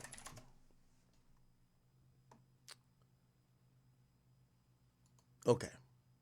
Recently contacted. Now, I want to give you a little bit of context. This woman is the lawyer of, remember I told you there's a woman who the lawyer's trying to drop. She's trying to drop her current client that's suing Diddy. Okay? So she represented an accuser of Diddy, but she also filed, after this interview, 2 days afterwards, she filed documents to drop her client that's suing Diddy. However, she's going to speak to supposedly a tape that exists that features Diddy and another high-profile person who were unknowingly recorded. I gave you a background just for context, but listen to this. Give me 1 second. I'm gonna go grab some more soda, okay? Contacted by someone who wanted me to essentially represent them in the sale of one of the Diddy tapes. So, which I declined that because. Wait a minute. Say that again. Say that again. Back up. You're saying that there's tapes and they're being shopped? Yes, there have been people already shopping. We've heard about the tapes, but yes. The shopping thing is yes, there already have been tapes leaking around Hollywood, being shopped around to individuals in Hollywood. But one particular person contacted me to shop a particular video they were in possession of, and to contact the person who was in the video to see if they were interested in purchasing the video before it became a public knowledge. I've heard this before, so like a catch and kill. Catch and kill, correct. Wow. Can you, and I guess you can't reveal the person who is on No, this I can't tape. explain who the person was, but Mr. High profile? Mr. Combs was in the tape, and this other person is, I would venture to say, more high profile than Mr. Combs. Really? Really? And you've seen it? I've seen stills of the video. Okay. So you can verify that it exists, that it's real, that the other person in the video is very visible. It's no question if it's that person in the video, and I can tell the video is pornographic in nature. Oh my. All right. So we know that he videotaped a lot of activities at his home, did he?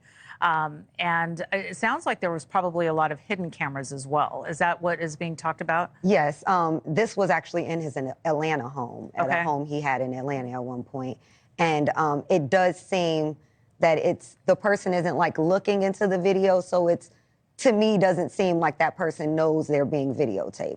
It doesn't seem like they're active participant in the videotaping, like they're being surreptitiously recorded it. All right. I wanted to ask you about the police report we talked about, but when your client came out, obviously the neighbor knew. Did she talk to her family? Did she talk to her friends? Did she have another lawyer? Let's go back to your client. So at the time, as most rape victims are, they feel a lot of shame. Absolutely. And they don't want to vocalize what happened to them because then it makes it real. So they kind of internalize it and get over it. And due to the high profile nature that it was Mr. Combs who did this, she was afraid for her life. She was concerned that if she was to come forward and say something, that no one would believe her, because we're talking about 2018 when Mr. Combs was still pretty much at the height of his career, still very much so an icon and influential figure. So she's just a young girl from Northern California who's gonna believe that he had done something to her like this. So she didn't tell anybody. She did not hire an attorney.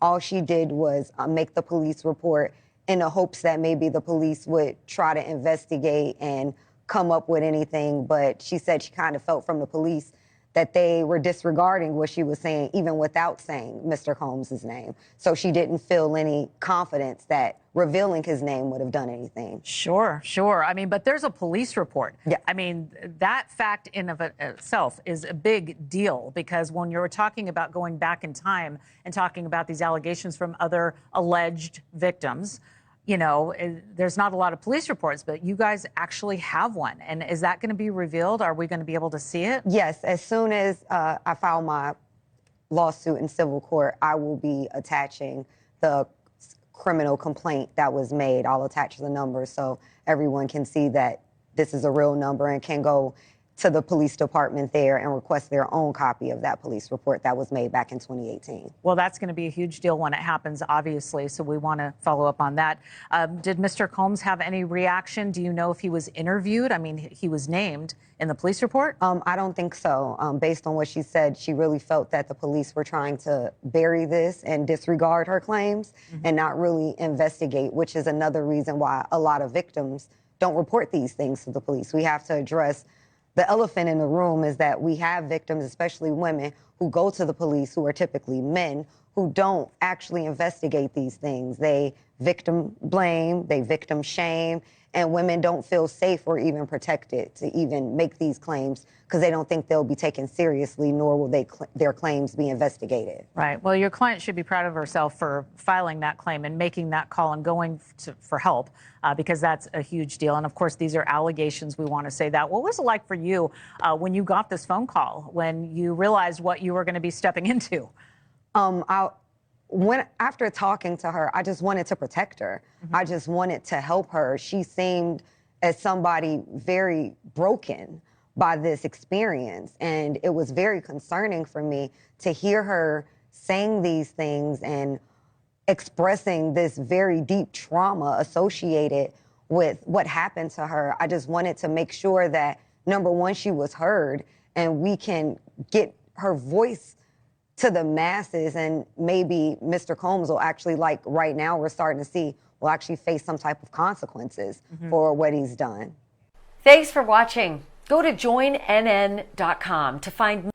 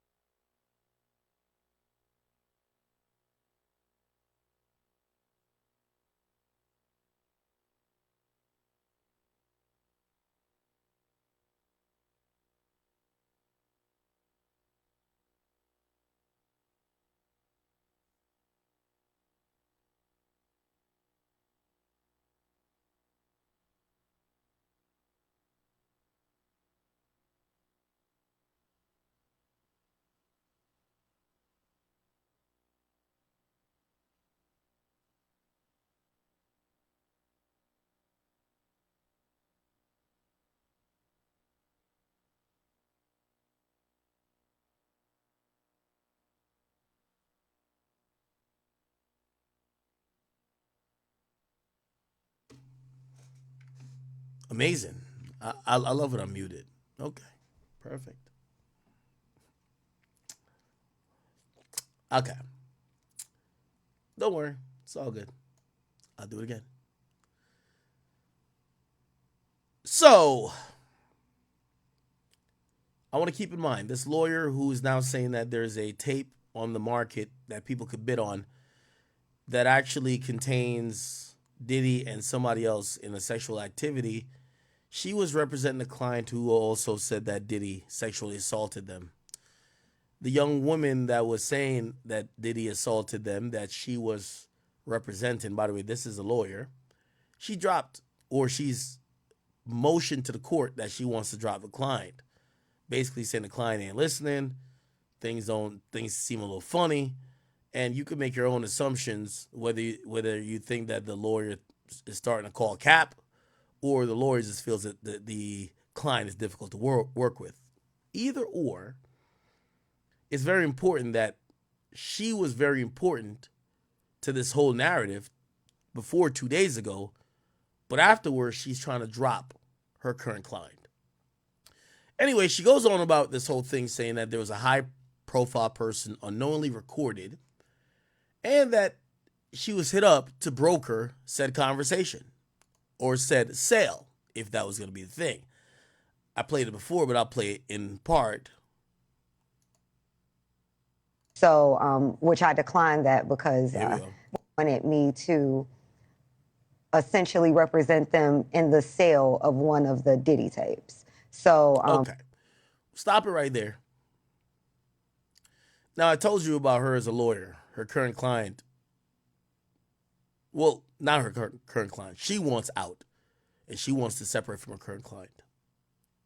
Okay. We're also going to go back to her. I just remember this now. Piers Morgan, Jaguar Wright. I believe she's also the third person who's on this broadcast. That's her, right? Yes, right? That's her? Exactly. Remember, Jaguar Wright said all this stuff about Jay-Z. Vlad came in saying, yo, Jaguar Wright, we don't believe her. Then this attorney speaks again. But let's speak about the possibly existence of a tape that contains Diddy having sex or in a sexual activity or a sexual scene with another man. And that man happens to be, we don't know. People are assuming it's Justin Bieber, but we don't know. Let's just speak about that in general, okay? And this is where I bring up the New York Post article. Diddy shopped around. Okay, my computer's acting a little bit slow. I apologize. But the New York Post did post that an A-list star is being horrified as the alleged Diddy sex tape gets pushed to media outlets. He feels like he was victimized years ago.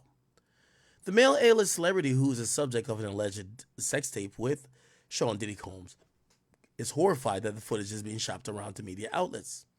Two of the star's inner circle tells the Post. It's triggering, says one of the insiders. It's like a betrayal and violation. It's causing a lot of issues. It brings up some really disturbing and bad memories. More than one person is hawking the incriminating footage, which shows a man who appears to be Combs having sex with a younger male. Oh, wow. That's homosexual, isn't it? Who appears to be A-lister. Both of their faces are clearly visible in the footage. Wow. Off this paragraph alone, it says Diddy was either engaged in oral, anal, I guess if it's sex, it's anal, because it's a man. Yeah, oral sex or anal sex with this man. Whatever combination you want to put it.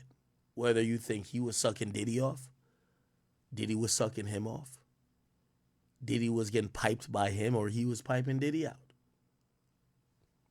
That's what is being alleged by the New York Post. It's a total nightmare, says the insider. feels like he was victimized years ago and now being victimized again. If this footage gets out, it will follow him for life. It will be on the internet forever. A second source close to the celebrity says that the Post told the Post that he's trying to ignore the chatter about the video. There's not much he could do about it. There was a video taken without his knowledge that somehow gets out, so all he could do is pray. He's praying that all this goes away. Now, let's just first and foremost talk about a sex tape. And these are the questions I have. This seems odd. Any media outlet that would buy a tape, and let's think about the worst things first. Is this male underage? Let's assume it was.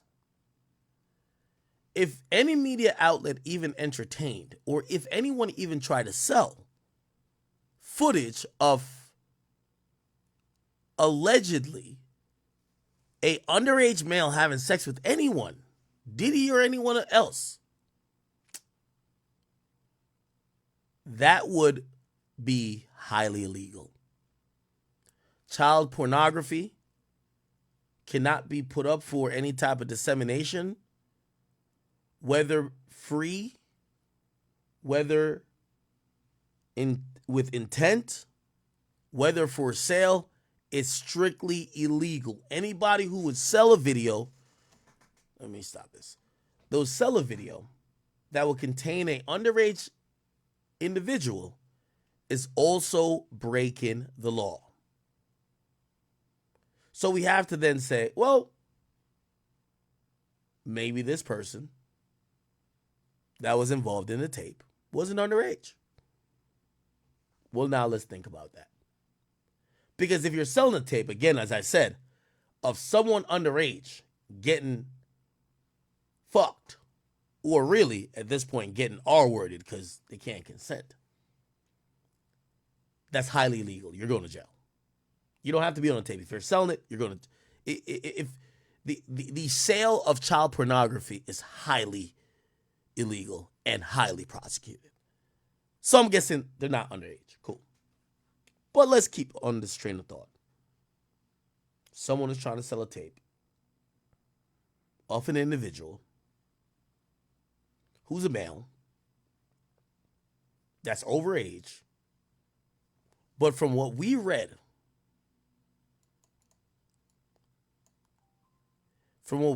they say that the video wasn't consented to, or they didn't agree that that video would be then disseminated. That's where I draw my questions. Well, let's talk it out. How do sex tapes work when it comes to highly publicized individuals?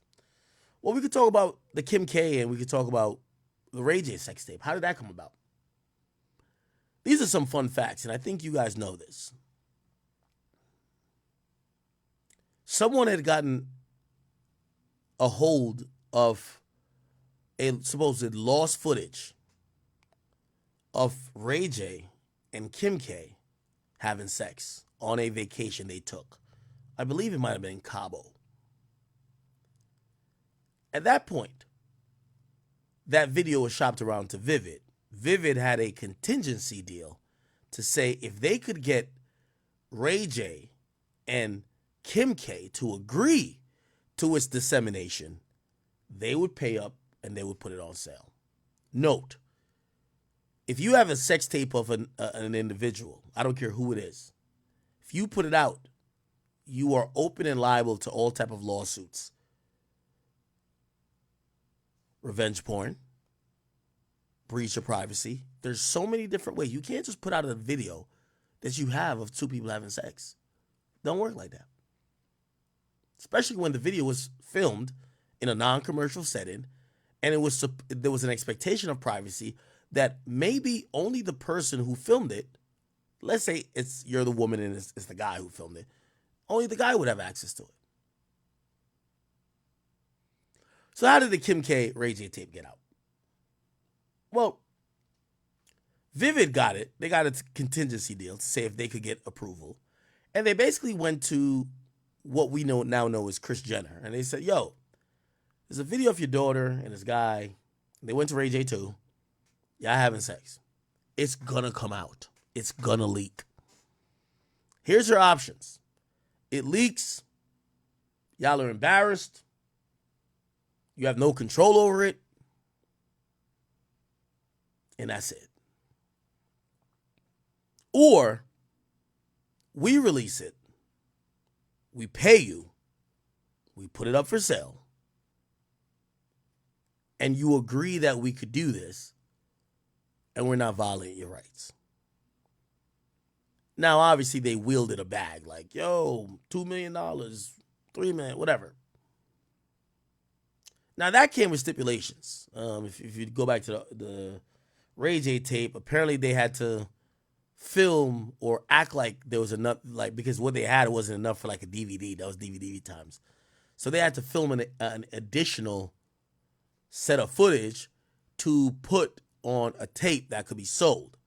So essentially, they agreed to putting out the video. Then they created another video to sell. Now, when you watch all the tapes, they all look organic. So it's like, oh, okay, they never like created this for the camera, and they didn't. I think there's 3 tapes. 2 of them were organic, and then 1 was after the fact to make sure it was a full DVD. Why did I say that? Well, I said that because if this is an A-lister we're talking about, okay, maybe it will leak, right? But why is this person so concerned as if this thing could actually be shopped? Like, which media entity would buy it without the consent of the parties on it? You'd be an idiot to buy it because you can't make no money off of it. So say you spend $200,000, you buy the thing. You can't make no money off of it if Diddy and the other A-lister don't approve of it going out. So you got to go pay them, and it's clear that they're rich as fuck. They don't want it to go out. So why would you then buy it, period? So then it makes me think, well, maybe they're thinking about it might be leaked. Well, here's the thing too. If we don't know if this individual is a potential victim,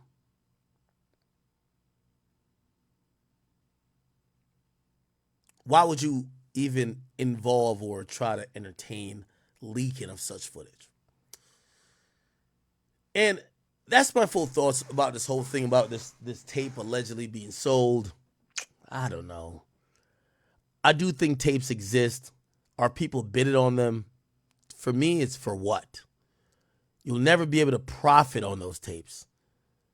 Those tapes are at some point going to be fodder or evidence that's going to be subpoenaed in a criminal trial. So why would you buy it, period? But who knows? That's my thought, okay? Now, people think this is Justin Bieber. I have to believe that Justin Bieber's sources wouldn't be talking to the New York Post.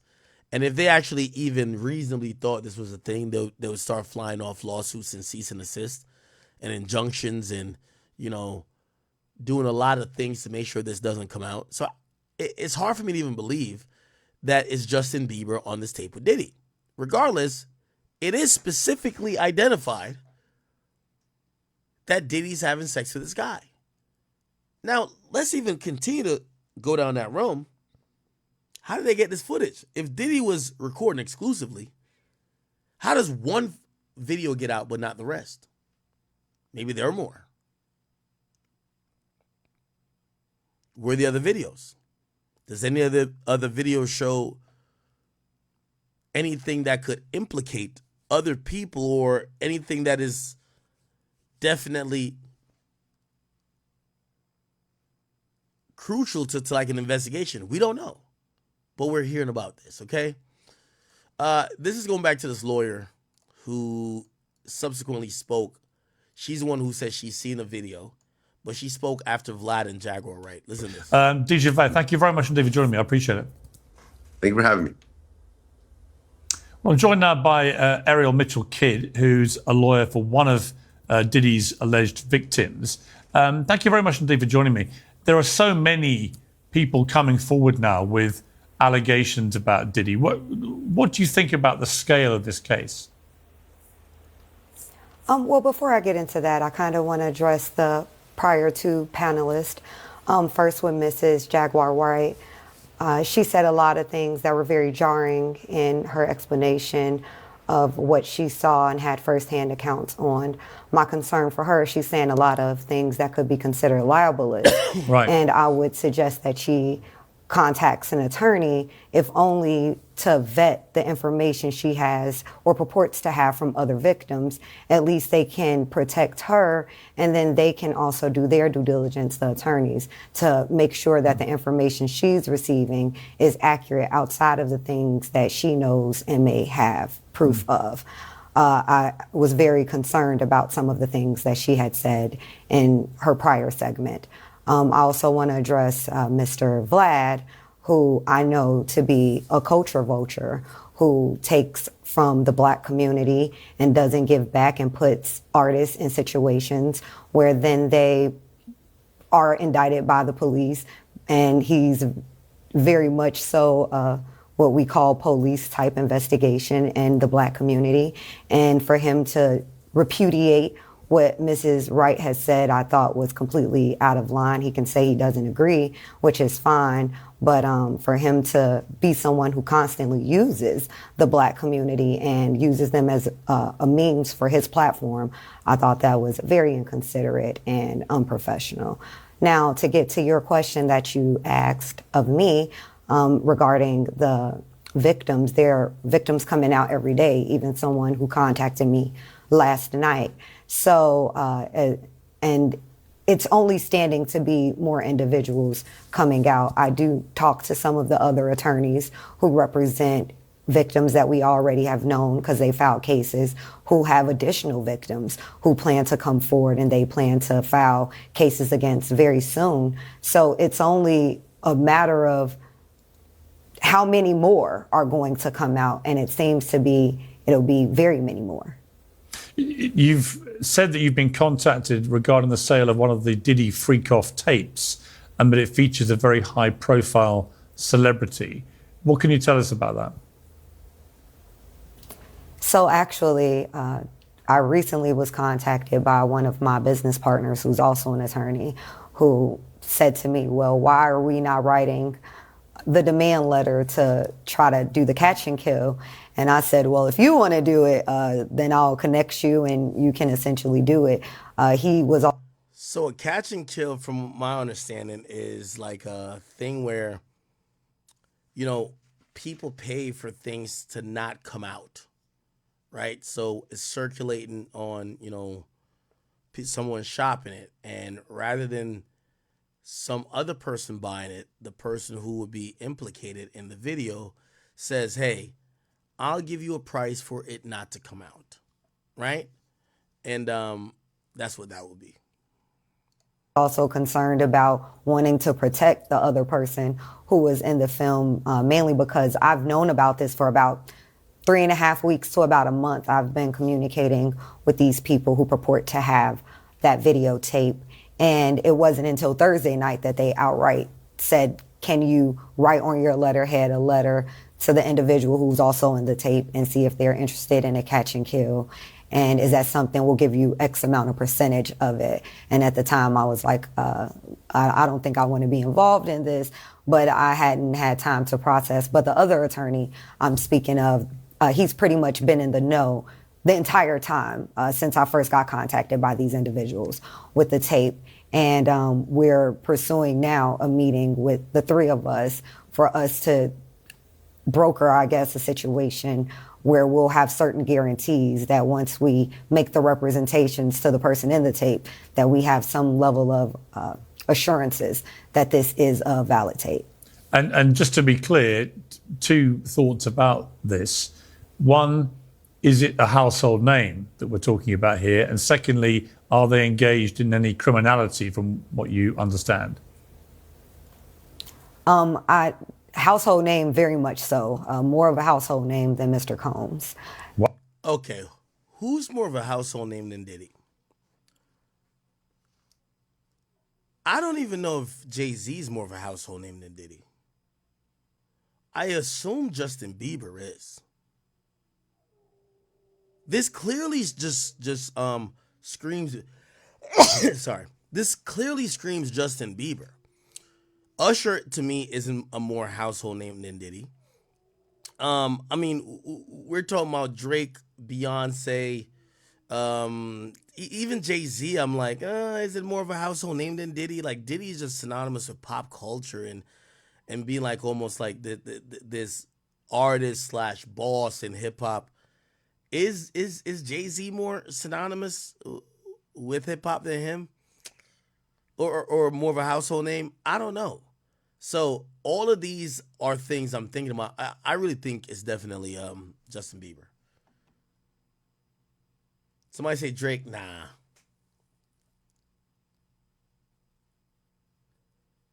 Chris Rock, Will Smith, nah. I think it's somebody in the music business, bro. Will Smith? Well, I see a lot of y'all going outside of hip hop. Will Smith? Will Smith definitely would be a name. I don't know why I thought it was a hip hop person. Wow. And Really? criminality, they are engaged in pornography. They're not doing anything illegal per se. I can't say that well, I'll say this. My concern was that I could not verify the age of the individual.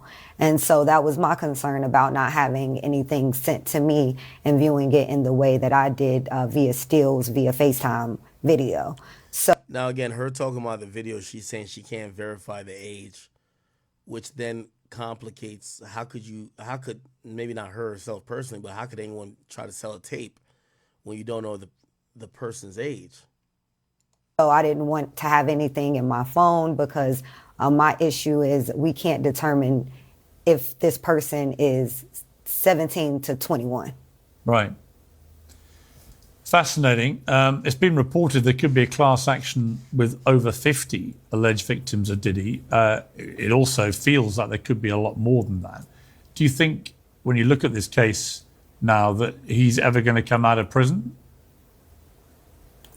I do not think Mr. Combs will get out. I was not surprised that he did not get bond. I was saying from the beginning that I was fairly certain, due to my experience in the legal field, that he would not be getting bond and that he would be there until his court case. I also feel as if having a trial would not be in his best interest, and I'll explain why.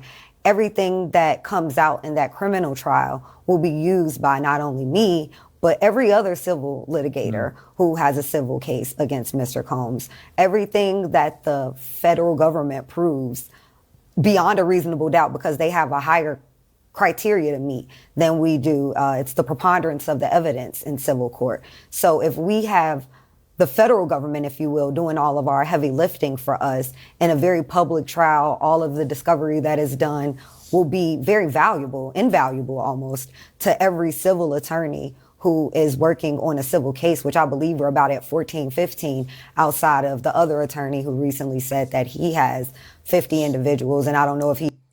Yeah. So apparently we're hearing about this footage. Unfortunately, everybody involved in this situation seems more concerned with getting a bag than getting justice. There's a federal indictment open. If your first thought isn't, hey, I have a video of D having sex with a seemingly young person in the industry who's a male, and I'm hearing all these things about him, whether true or not, let me just submit this videotape to the authorities, the feds, that they can review. If your first thought is, oh shit, let me sell this bitch, who want to buy this junk? It don't seem like you give a fuck about victims and some of the heinous things that Diddy's been accused of, right? he actually has 50 people or if that's a shock value number. I'd be curious to see once that filing comes out. I haven't seen it. I do know other attorneys who have several individuals that they are in the process. Anyway. Federal prosecutor. Let me see if I can get to the. Supposedly there was an escort who said something. Is it escort? Where is escort? Press the victims, but they also arranged the freak-offs. Work on September. Situation like this, it can be victims, it can be a meet. The biggest we're working with. No. Or to say who it was, that they wouldn't have believed her when she initially made the report. And I've had that similarly happen to tell the court what I saw. This is the same woman, by the way. What I knew. They offered to send me screenshots through text messages, which I declined. And I ended up saying, well, let's FaceTime and then you can show me. This way I have a sense of no evidence or plausible deniability in terms of things that I've actually received. Don't text me the video of Diddy fucking a guy. I don't want nobody to know. Don't send me a link. I don't want nobody to know. Don't text me the joint. I don't want nobody to know. Don't email me. I don't want nobody to know. But FaceTime me that I could look at it. Hopefully nobody will know. Except I'm going to go on the internet and tell everybody that you FaceTime me. And I hope nobody will know. What the fuck? Were actually seen with my own two eyes. And in those couple of stills that they showed me was Mr. Combs and another very shocking, I would imagine, very jarring for a lot of people, individuals in a very pornographic nature. So, Ariel, I have to push you a little bit on this. You've said it's somebody more high profile, and you're saying individuals, plural, more high profile than Sean Combs. I mean, are we talking more high profile in Hollywood? Are we talking a politician? I mean, what are we talking about here? No, it's someone in the entertainment industry, and I would say this person is undisputably more famous than Mr. Combs. I don't think anybody would argue if they were to know. Undisputably. Only people that come to mind. It's a male, right? Drake, Snoop Dogg,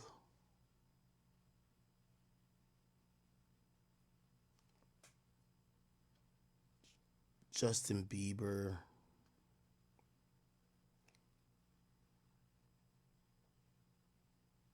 Will Smith, yeah. R. Kelly's not more famous than Diddy. Leonardo DiCaprio, Kanye West, Usher's not more famous than Diddy.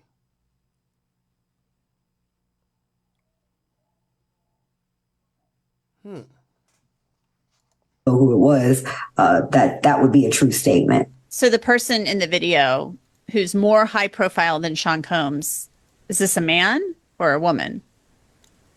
I'm not going to say. You said before it was a man. Now, I don't want to get too graphic, but I asked Mitchell Kidd about what else she could see in the video and who. And this is what prosecutors would call a freak-off tape. I can't see other people in the video. I can't determine. I actually called one of my other clients. When I got this call Thursday, they finally Thursday night called me and came out with it and said, we're ready to move forward with selling this tape. Can you broker the deal? We'll give you X percentage to sell this tape to the other individual in the tape. And I was like, let me. Oh, okay, that's interesting. So selling the tape to the other individual sounds like you're selling it to the other person to hope that it never comes out, right? Now, I'm going to be honest with you. We in 2024. Do y'all even believe in selling a tape to a nigga and it never coming out? This tape has probably been replicated, duplicated, digitized, and there's probably 1 million digital copies of it. So when you sell the copy to the guy, yeah, maybe you won't put it out, but that shit gonna still be on your computer, still be on your flash drive or hard drive, and who's to know it'll never come out? You get what I'm saying? I don't know. I kind of really pulled back a lot and said, well, let me make some phone calls and I'll let you know. So one of the phone calls was to another client that I have who I know to have been a friend of the individual who they wanted to sell the tape to and was very close to that individual around the time the tape would have been made. So I wanted to get his perspective on what he felt, my client, how he felt about just everything in general. Would this be something that the other person would be interested in purchasing? Would this, how should I feel about participating in this?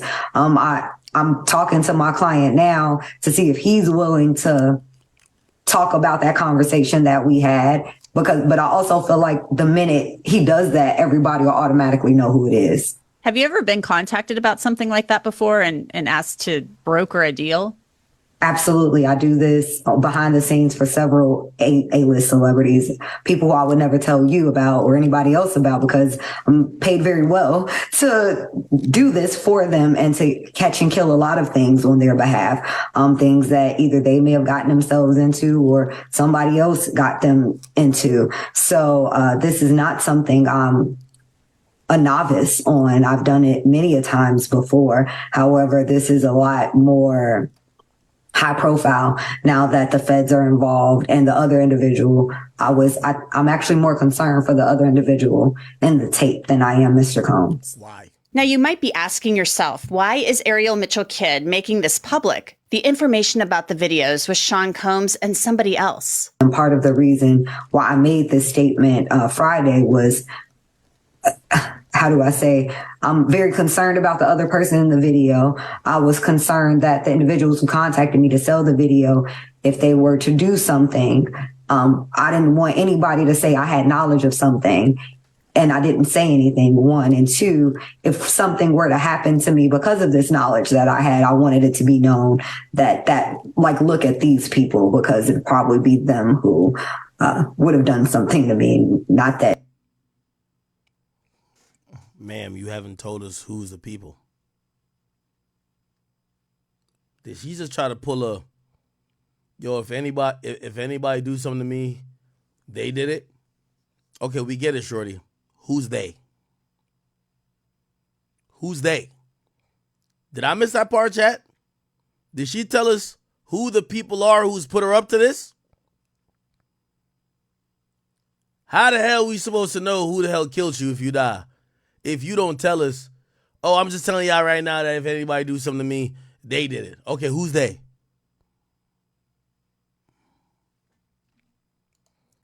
I'm per se fearful, but anything, it's been a crazy tipsy-topsy world, especially when we're talking about Mr. Combs. Have you been threatened at all since you've become involved with, especially with Adria English, obviously, but have you received any threats? I was threatened by Mr. Combs previously.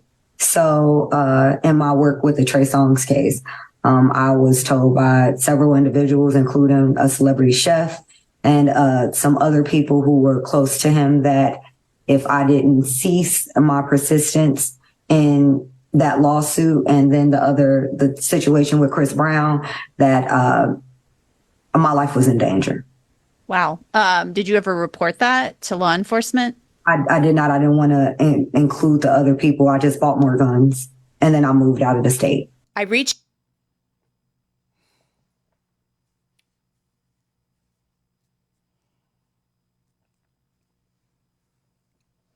A lawyer who's a recognized damn near officer of the court is being threatened by people who, some, or at least one, is facing federal criminal charges. And asking her why she didn't report it, she said, nah, I'd rather buy more guns and move out of the state.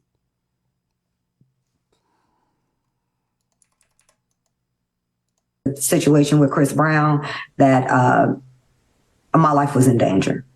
Wow. Did you ever report that to law enforcement? I did not. I didn't want to include the other people. I just bought more guns and then I moved out of the state. I reached out to. You could tell even by that white woman's face. What the fuck? That's what you expect to hear from, like, why so Woody? Yeah, so Woody, what happened when you heard that niggas gonna put money on your head? Nigga, I just rode around my Glock. I don't recall. Like, that's what we expect to hear from him. She's a lawyer. What the fuck? Wow. Did you ever report that to law enforcement? I did not. I didn't want to include the other people. I just bought more guns, and then I moved out of the state. That one little face right there? Want to include the other people. I just bought more guns, and then I moved. Look at her eyes. What? Out of the state.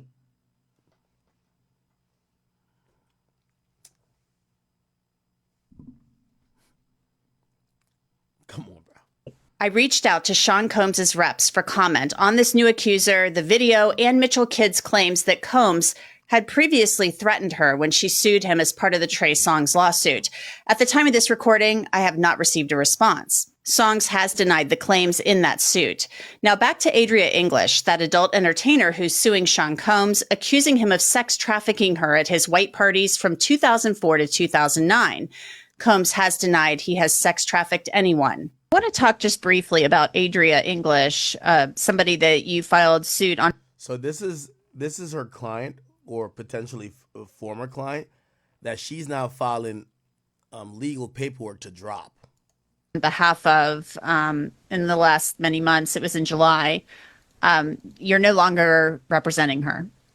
Unfortunately, me and Miss English had an issue with a violation, a breach of our contract. So I have had to stop my representation. Once we get to a point where I have a client breaching a contract, I have to end the representation. If 12 civil lawsuits and 3 federal charges weren't enough, Sean P. Diddy Combs is now up against more than 100 new shocking accusations in his alleged sex trafficking scheme that spanned multiple decades. Diddy's fall from grace started nearly 1 year ago. Okay. Right. It shows to Rossi for some more insight. So people, they may be conducting grand jury testimony. Now, I do want to. I do want to. I have a source, but I don't want to. I don't want this to be. I wouldn't hang my hat on this source, honestly. So I'm gonna say it as a rumor. Rather than say, "Oh, Ak has a source," I'll just say it's a rumor, and I'll say it's unsubstantiated until I hear more. I've seen a lot of people try to include Sean Carter in this. That's Jay-Z. I have heard that, hey, listen, number one, Jay-Z's well aware of these threats.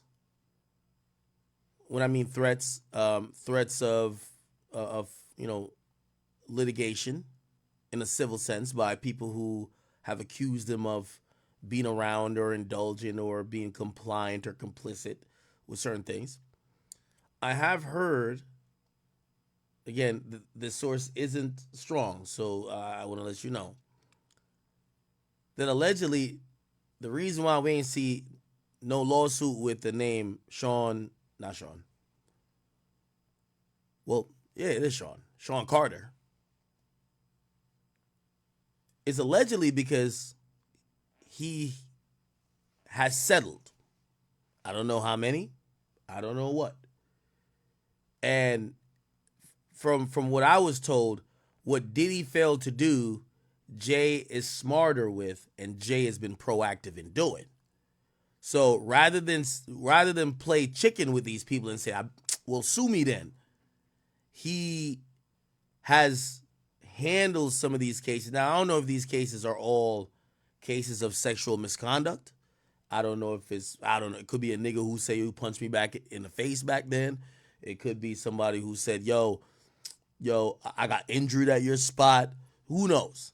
But from what I've heard, if you're wondering why we keep hearing Jay-Z's name, but we haven't seen his name in any paperwork or court documents, I've heard that Jay-Z is handling some of these situations, but allegedly he's fielding these situations in a way where you won't see anything, which with all things considered, whether you think he's a monster too or not, that is smart. So that's what I've heard. Again, think about this. You got to imagine people would want to sue Jay-Z for some civil suits too. We haven't heard of one. Maybe he's selling out. Hey, take 100,000. Yo, go here. And you got to imagine, I think a lot of people call Diddy stupid for that. Yo, Diddy, if you got all this goddamn bread, why the fuck were you so damn cheap and didn't just shut the people up that could really ruin you? Now look where you at. So perhaps that's what Jay-Z's doing. I don't have, 100% confidence on what this person said, but I am hearing that theory. Well, I'm calling it a theory, but the person actually said that. Yeah. If they're looking at additional charges, they can't use the grand jury to build a case against the charges that are returned and approved already, but they can look at other charges. And that's what they're doing right now. And as I said in one of my earlier appearances with you, they're probably working 24/7, working Saturdays, Sundays, and holidays. And for those prosecutors in the Southern District, this case will be consuming their life for at least the next 2 years. And you know what was interesting to me? So you can use them in your case. We could see this soon, hopefully.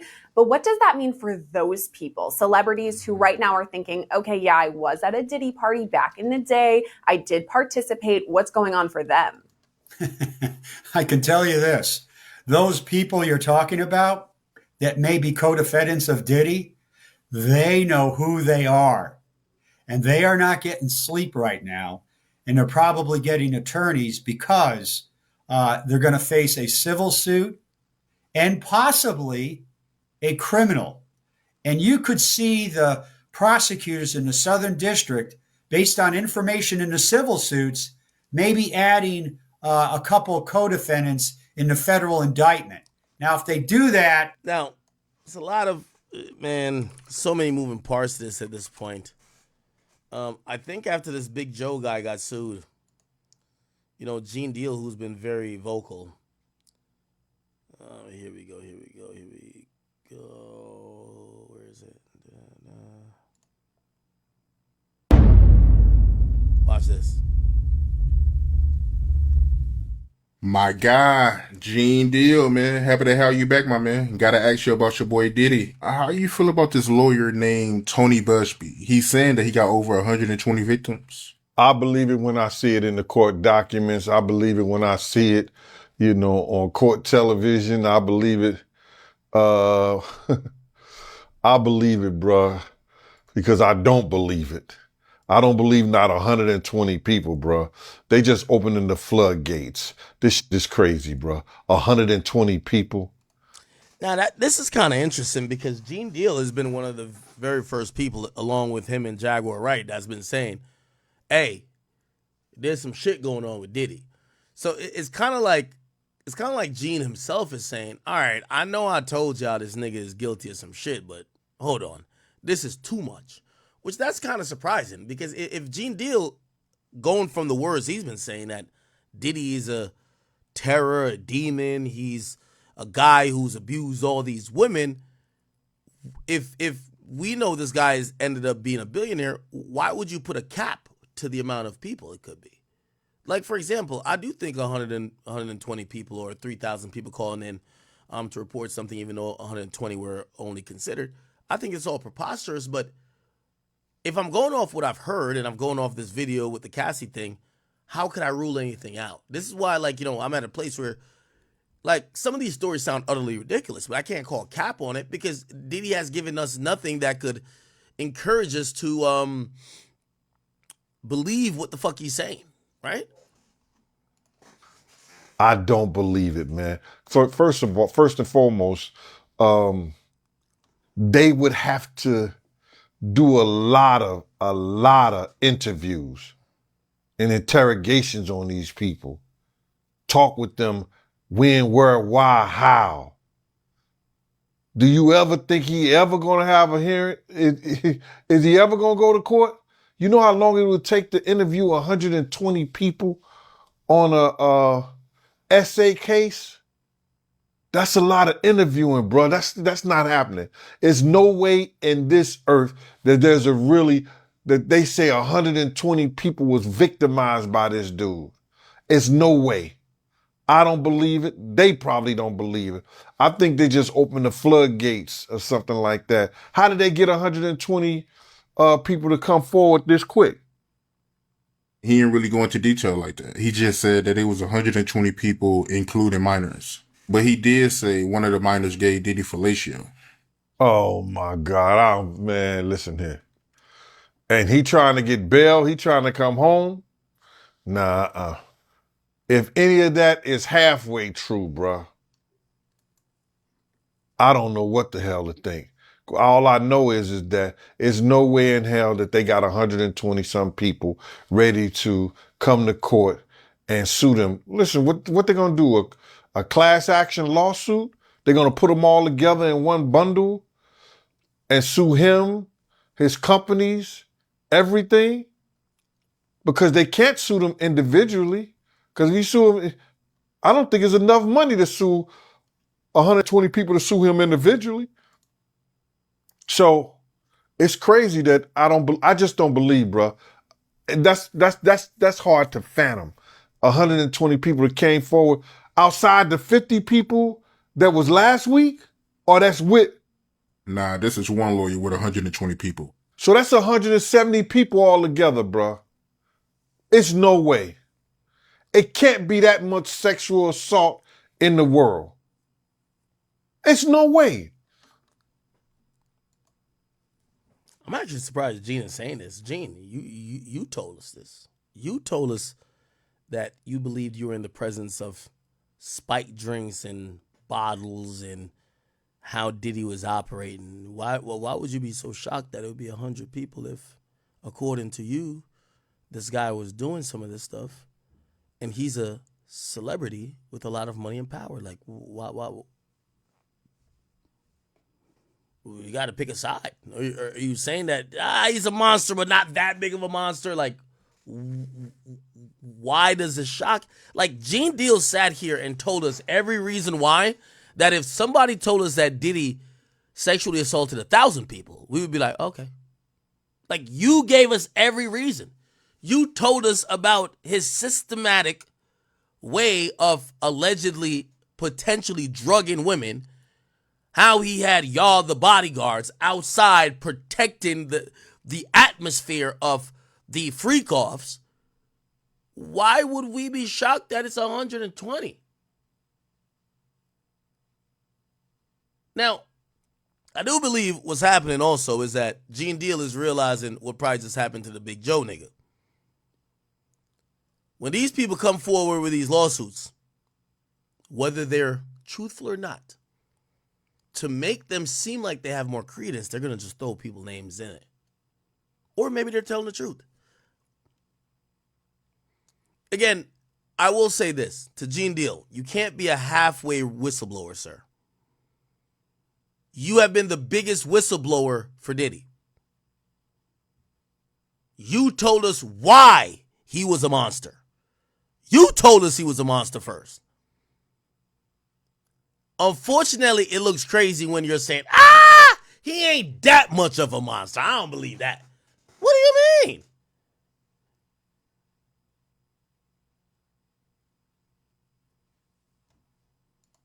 What was that? Who was one of the maskers of all time? He outdid Jack the Ripper. He didn't outdid Jack the Ripper, man. The Boston Strangler. He just don't have no bodies that we know about. That's crazy, man. I don't believe that, Mighty. I really don't. I don't think that you can legitimately get 120 people to say that Sean John Combs molested them. I don't believe that. So you don't believe it, you personally? Because I mean, Diddy, he has been throwing parties since the 90s. But you talking about somebody saying that he sexually assaulted them. Well, I think also what Gene Deal is forgetting is that Let's think about the Lil Rod lawsuit. Lil Rod said that Diddy sexually harassed him, never said Diddy assaulted him. In fact, he claims any sexual assaulting or battery came from women. He said the women fucked him, and he ain't want to fuck them. That's what Lil Rod said. Lil Rod never said that Diddy penetrated his booty hole. He never said that. So what happens is that if what Gene Deal is saying, I think he needs to understand that any impropriety that happened at Diddy's parties, whether it contained Diddy or not, Diddy is going to be in the lawsuit for. A girl who feels like she got R-worded by, who knows, the butler, the security guard, the driver, the mans of the mans. Diddy's name is going to be in the lawsuit.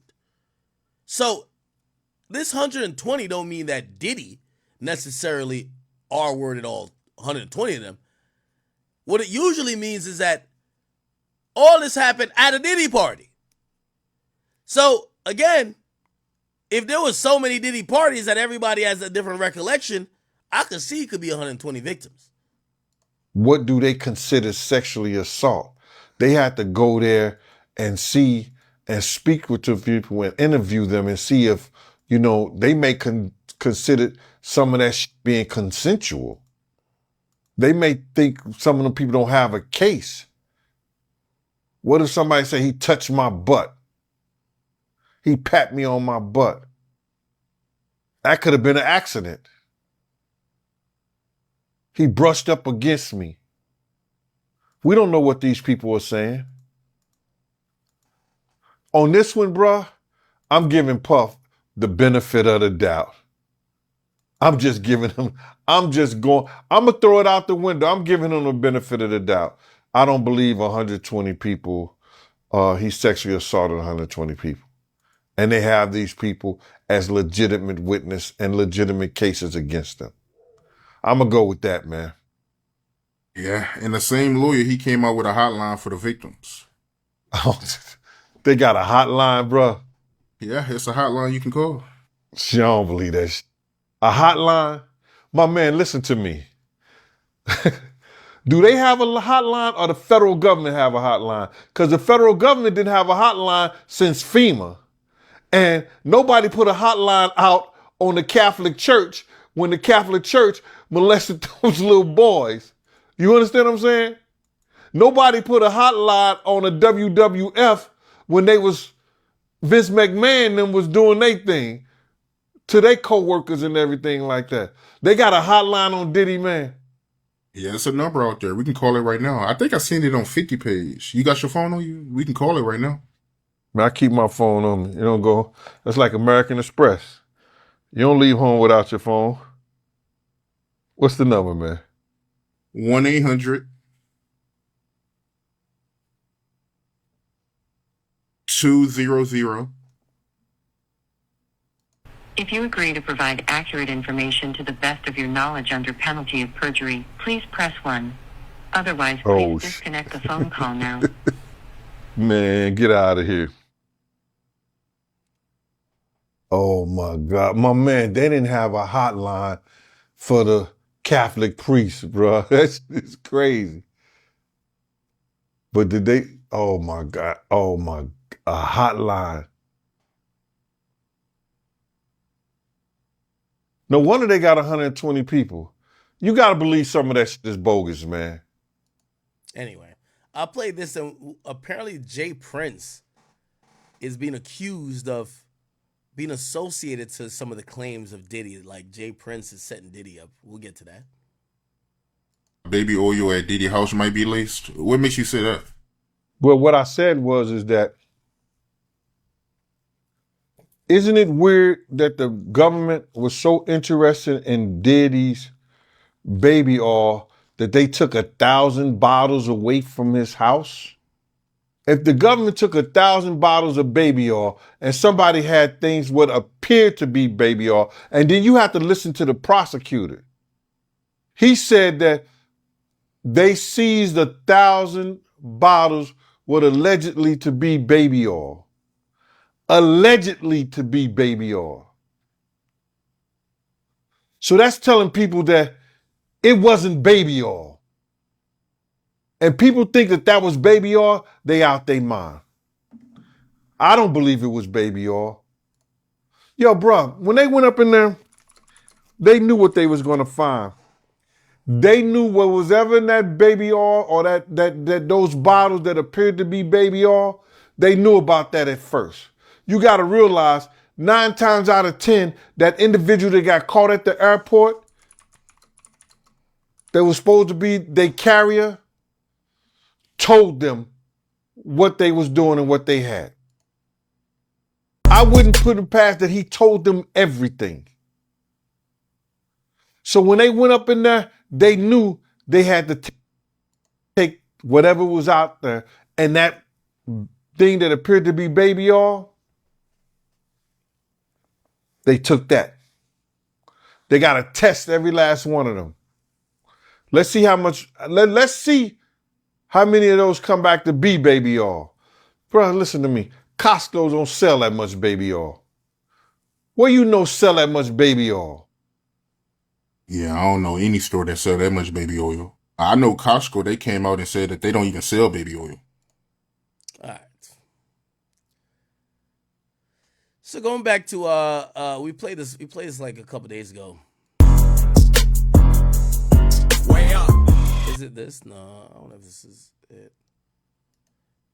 So the guy, another bodyguard, Big Joe, actually implicated. He said it was Jay Prince who he saw behind this shit.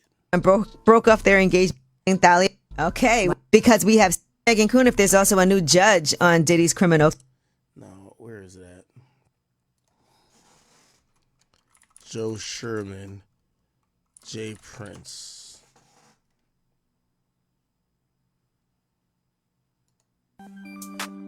Right, hip hop heads gathered this week, Houston. Here we go. And yeah, it's to beef 120. Right. She tried. We'll talk right there. Not only did she DM me, she tried to guide me through the DMs. If you read them, Right. She tried to explain to me, all I need you to do is write a statement like Bonds did, like other people did. I need you to write a statement and I'll keep you out. I said, keep me out of what? But then she got into the threats. Then she brought up, well, me and Mr. J. Prince will be down there. All right, now Big Joe said it was brought to my attention that Jay Prince had a beef about Puffy slapping Drake. Drake was calling Jay Prince, going off on him for not taking his side against Puffy. Big Joe believes Jay Prince is one of the main culprits behind trying to destroy Puff's. Now, this shit ain't making no sense no more. Jay Prince don't get along with Jay-Z. Y'all remember Jay Prince calling out Jay-Z for Meg Thee Stallion and 1501. Now, we're hearing that Jay-Z's trying to take down Diddy. Now we're hearing this Jay Prince. Jay Prince is not, with all due respect to him, he's not relevant in the music game right now. Why the hell would he need to take down Diddy in this type of elaborate thing? Also, here's the thing about this whole thing about taking down somebody with sexual assault or sex trafficking allegations. That's one of the things that most men want to stay away from. Because here's the thing. Just as easy as you trump up or highlight something about another man when it comes to that, somebody, whether baselessly or not, they could accuse you of the same shit and put you in the same boat. So I can't see this being the angle that Jay Prince would want to take, even if he did want to take down Diddy. It just doesn't make sense to me. But then I did do some research about it. And I was like, all right, let's look into it. Tony Busby, Jay Prince. Now, Tony Busby is from Houston. Jay Prince runs Houston. Have they ever been in a lawsuit together? I Googled it. And by the way, here we go. I think this is what it was. Right now, the thing about Big Joe is he's Joe very is- adamant yeah, that he very is adamant not that in he's it. not going. You know, some people would be Wasn't like, "Oh, there. did a lawyer tell you not to say anything?" He's like, Right. "I don't care. I didn't What- do it. yeah. I'm not there." He has text messages between Mhm. them that he wants to make sure that people know about Right. and can see, because from the text messages, and Mano, you know what it says because you know. Right, the DMs that Oh, yeah, she the sent DMs. him. hmm Basically, it seems like she's trying to confirm that he worked with Puff, and then also confirm that there was a video shown on a camcorder. And he's like, and she also says, if you're not the same person, then I apologize. Mhm. She said. So it seems like she's not sure if Big Joe was the person that she's alleging is on this tape. Now, Big Joe called us because, you know, clearly this is something that if you feel that you're being wrongly accused of something, you're going Right. to defend yourself Saying it loud. to the utmost. And here's what he had to say about this alleged tape and the conversation with Dahlia Graves. Not only did she DM me, she tried to guide me through the DMs. If you read them, Right. she tried to explain to me, all I need you to do is write a statement like Bonds did, like other people did. I need you to write a statement and I'll keep you out. I said, keep me out of what? But then she got into the threats. Then she brought up, well, me and Mr. J. Prince will be down there. All right. Now, I don't know what Jay Prince has Right. to do with anything. Right. But you had a question for him. Absolutely. Okay. What he got to do with this, though? It was brought to my attention later on that Jay Prince, something I don't know about, had a beef with Puffy about slapping Drake. And Drake was calling Jay Prince, going off of him for not taking up for him against Puffy. And I'm like, that's none of my business. Honestly, after listening and people calling me, explaining to me that Jay Prince's lawyer is the one who put them 100 people together, I think Jay Prince is one of the main corpus behind slandering and trying to destroy Puff's character. Okay. Now, I happen to get to the Tony Busby's law firm website. And I was trying to look into it. Do they have any ties to Jay Prince? And I couldn't find one. They have represented a lot of people, including the governor. They have represented, you know, BP Valero. They have represented Shell. They have represented a lot of, like, you know, really high profile and, you know, huge companies. And what we couldn't find, Alvin Kamara, what we couldn't find is anything to do with the Prince family. James Prince Jr. We couldn't find any of those things. I don't know if anyone has any details that could pinpoint these guys to being associated with Jay Prince, but it felt like there was no association here. Now, again, not doubting this guy because he's claiming he got information and he seems to tie it to some real shit. The whole Drake shit, Diddy, Jay Prince, who knows? Maybe that's real. I was trying to get this guy on for the stream. I couldn't find him. This Big Joe guy just went ghost. It's either this nigga's capping and he's trying to like create an alibi for himself and trying to throw the scent off, or like he's saying, it appears that this woman wanted him to be a part of her case and he said no and they came after him. Which is it? I don't know. I have no idea right now. But I couldn't find any link to Jay Prince with this lawyer. And I looked. I couldn't find anything at all. Tony Busby, Jay Prince. I couldn't find it. Not at all.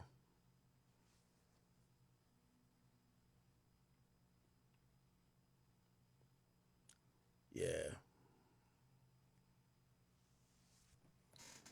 I couldn't find it at all. May it please the court.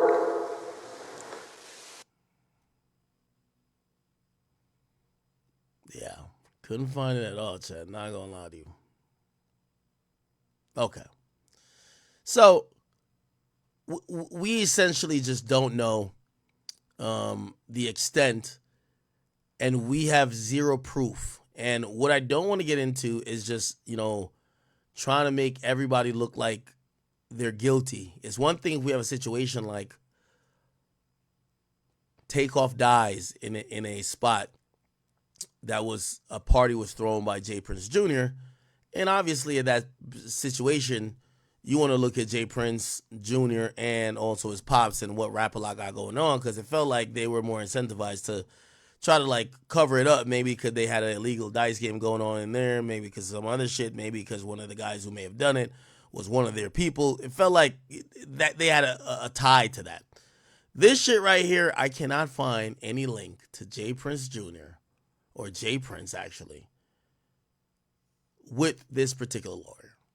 So I don't know. I'm kind of lost for words. All right.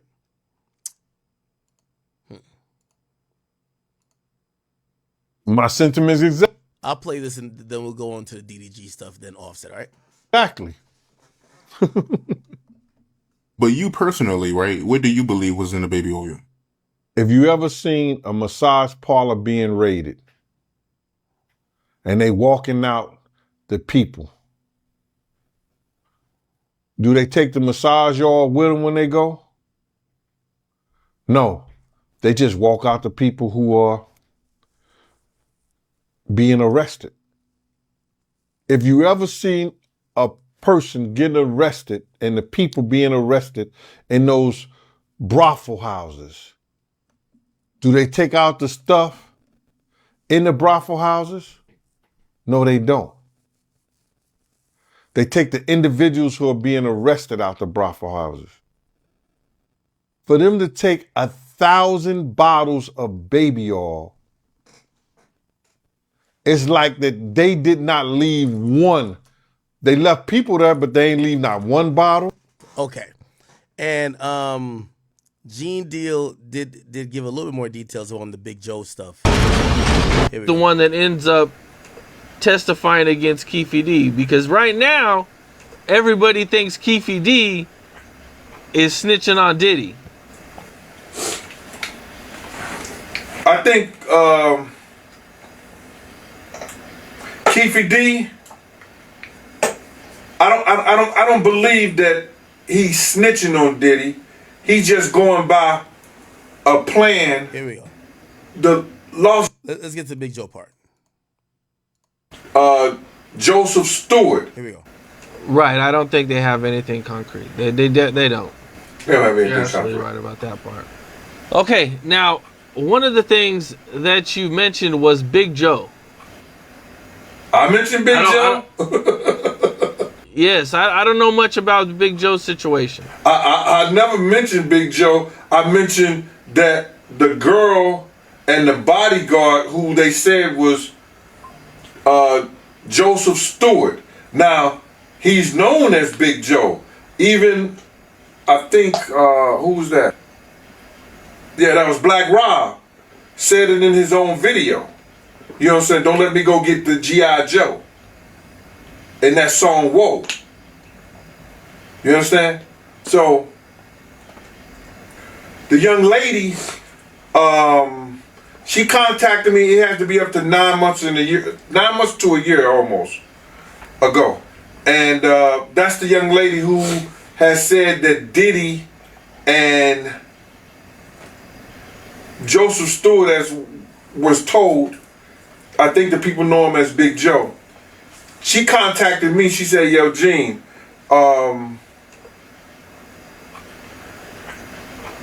gave me her credentials, told me who she was friends with.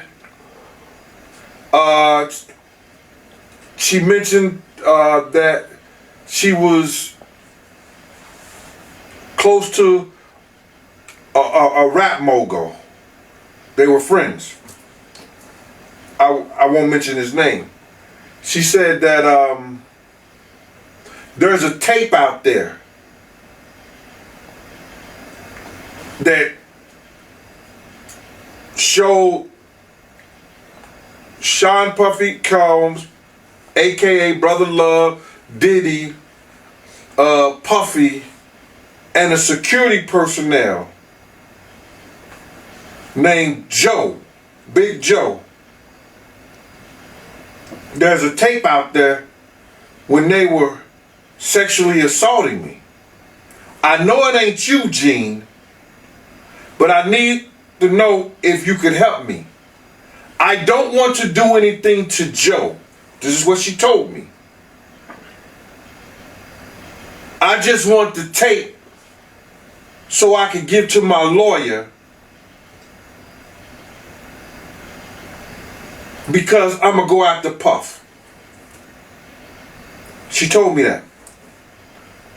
I told her that. You know, the more time goes on, you know, I think Gene Deal, and a lot of people give him credit because like his story usually is consistent and stays the same. It's kind of a sign of a guy who's being truthful. At some point, Gene Deal is going to be pulled into all these lawsuits. I mean, shit, he's one of the most vocal people. He's been around for a significant part of the time that, you know, some of these people have accusations of Diddy, and they're going to want to talk to him. So, you know, I don't know if that was the intended reason why he spoke out, but definitely, like, shit, what he's saying right here, you're going to have to testify to, brother. I'll see what I can do. I so happily seen Joe in the street. I didn't call him or nothing like that. I seen Joe, and Joe said he didn't know anything about it. He said he didn't know anything about it, and that was it.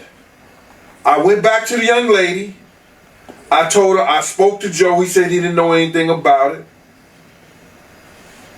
I gave him, I don't know if I gave him his number or whatever like that, but she said, okay, Gene. She thanked me, and 9 months to a year later, I see this thing come out that she's accusing Joe and Puff of sexually assaulting her.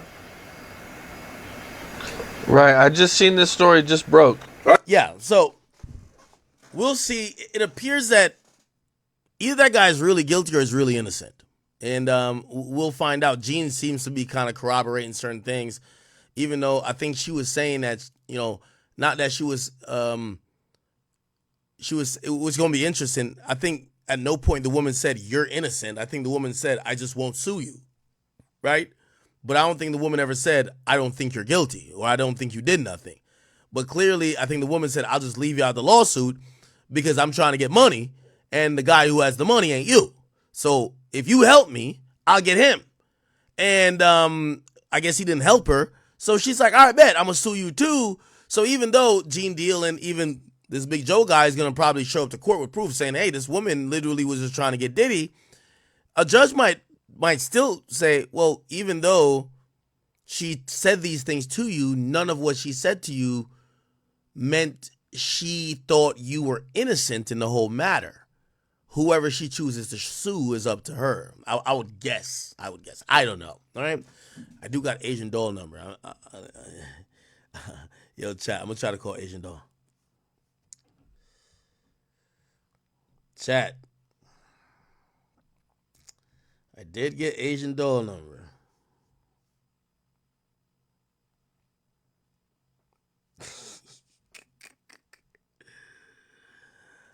Oh, man. All right, chat. Yo, she hates my guts. I think she gonna hang up when I call her. I'm calling her private though. Let me see if she answer.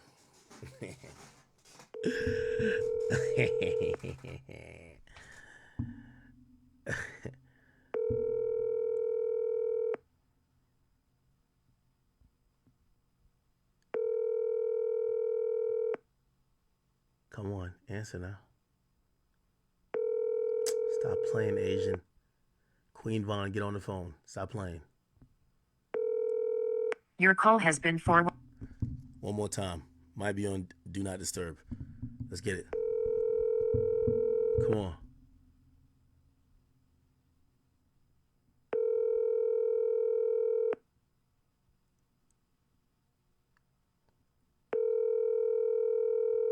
Yo, Asian. I say Asian. Yo, Asian Doll.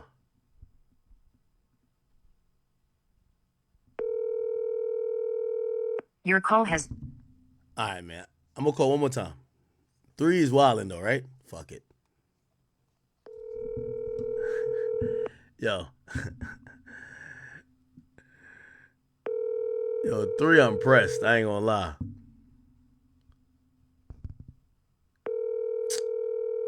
Bruv, come on. Nah, she ain't finna answer, bro. She ain't about to answer. She ain't finna answer. Your call has been forwarded to voice. To read. Okay. All right, okay. That other number, I got 2 numbers. The other number did call me back, but I don't know who that was. It's all good. I ain't tripping. Okay, people. All good with me. What should we get on to next? If we're not getting back to the 2C stuff, we could get to DDG, or we could get to Cardi B real quick. Y'all want to get to Cardi B before DDG? DDG or Cardi B? I pick. DDG or Cardi B? What we doing? DDG or Cardi B? Oh, I should call on FaceTime? Yeah. I hope she don't get. I don't want to call on FaceTime because she be seeming so ratchet. I feel like she'll leak my number like when she get mad at me next. And I know for sure me and her gonna be beefing like next week, bro. Like me and H, like there's a few people like I know we constantly get into it. I don't even take it serious at this point. I just get my jokes off and do me and let them do them. You know what I mean? But I think she the type of person like, yo, oh yeah, call him right now. Who y'all want? Let me see. All right, let's do Cardi B real quick.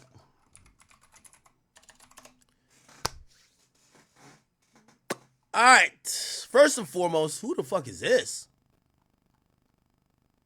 Yo, Meg Thee Stallion out here looking like Coyle Ray. Yo, Meg, get back on the Hennessy, girl. You losing too much weight. What the fuck? You losing too much weight, girl. I ain't gonna lie. If you had looked like this, Tory would have never fucked you. Real rap. Now you gotta gain some pounds back. Ah, hell nah. Nah, you gotta go back to looking like this. What the fuck? You look too skinny right here. Nigga, your thighs look like a wishbone. Nah, Meg. First of all, like you like 6'5". Like you taller than Angel Reese. What the hell? What's going on with Meg, man? Fuck going on? All right, bet. Let's get on to this Cardi B shit, man.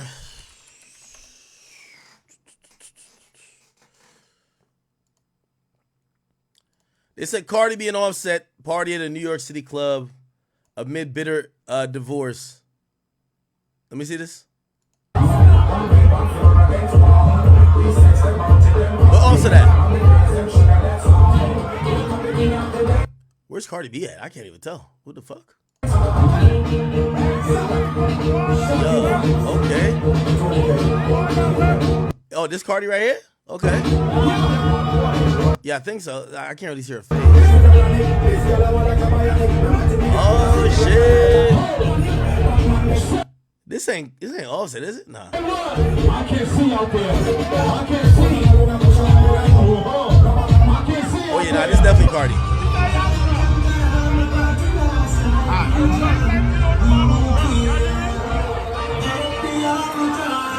Yeah. Look at that lit party. Okay.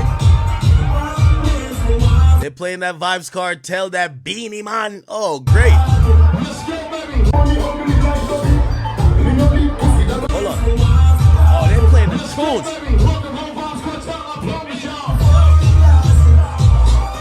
Hold up.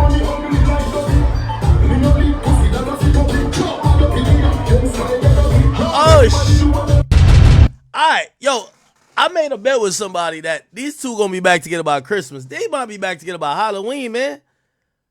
Whether it's, yo, trust me, like all that shit y'all seen online was cap, bro. They finna get back together, dog. Like, real talk, bro. Like, I think they're finna get back together, you feel me? And by the way, here's the thing. I don't think Cardi was faking it. Cardi mad at nigga. Like, everybody know who in a toxic relationship. Sometimes you got to threaten to really leave somebody for them to act right a little bit. Maybe, act right momentarily. Here's the point. And by the way, I seen Cardi B. She was cussing out some people who were criticizing her body shape. I don't know if y'all seen this. Somebody was also saying that she shaped like a wisdom tooth.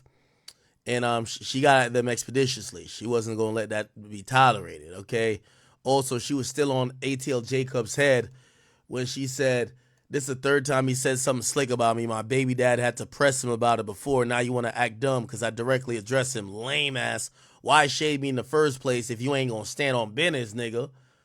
And if you don't remember, this is what he had said when everybody heard the alleged news that, she fucked somebody when she was pregnant.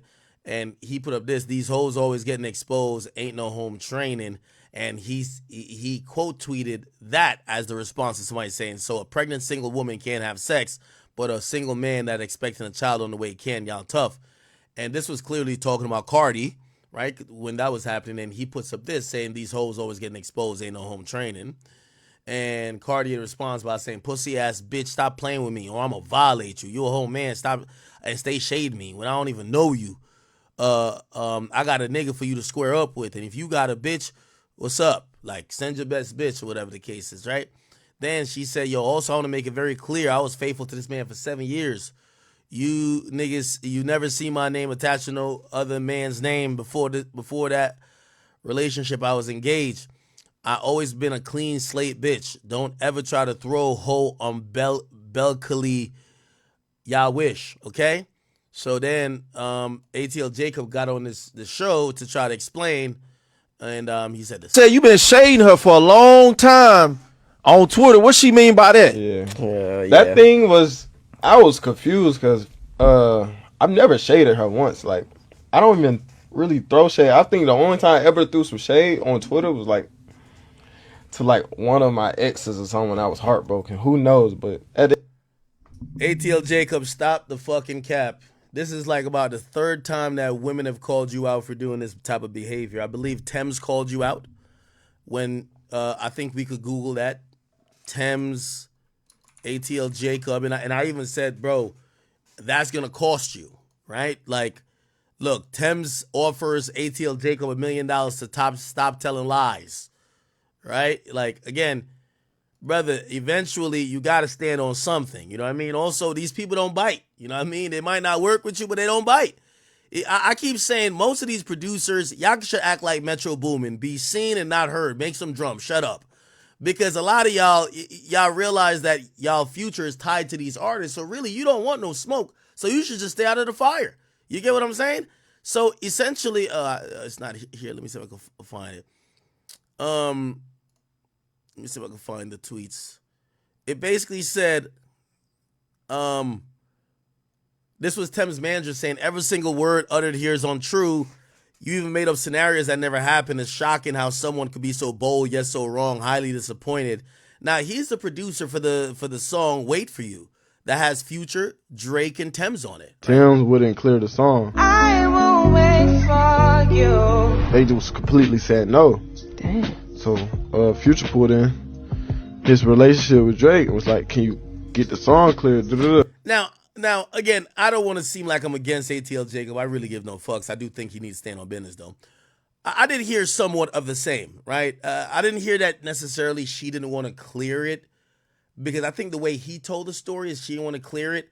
I hear that the reason Drake is on the song is because that's how it was going to get cleared. So basically, the Drake nod got the song clear, and she didn't know or wasn't that much of a fan of Future, so it wasn't like, "Oh my God, Future wants to use my song," but it's like, "Oh my God, Drake wants to use my song." So this is why you see Future don't show that song a lot of love, because, by the way, supposedly Future never fucked with Drake back then. So Future and Drake wasn't cool back then, but he's on the song with Drake, right? And how was the music video shot? Let me see. Wait for You. I gotta find out the drama behind that, if there was drama at all. Drake, Future, but apparently, they were having some tension, allegedly. Drake and Future, and the way how he ends up on the song, by, that's the only way Thames clears it. Now they're in the music video together. They're sitting next to each other, so shit. Even if well, I heard most of this after Drake is now not seen eye to eye with Future, but maybe at that point they were. You know when you're not really cool with a nigga, but all right, that nigga come around, so whatever. So maybe they were in that type of mode, but I had heard that Future, if it was up to Future, Drake wouldn't be on the song. You feel what I'm saying? So it would have been just Future and ATL Jacob and Thames as the hook.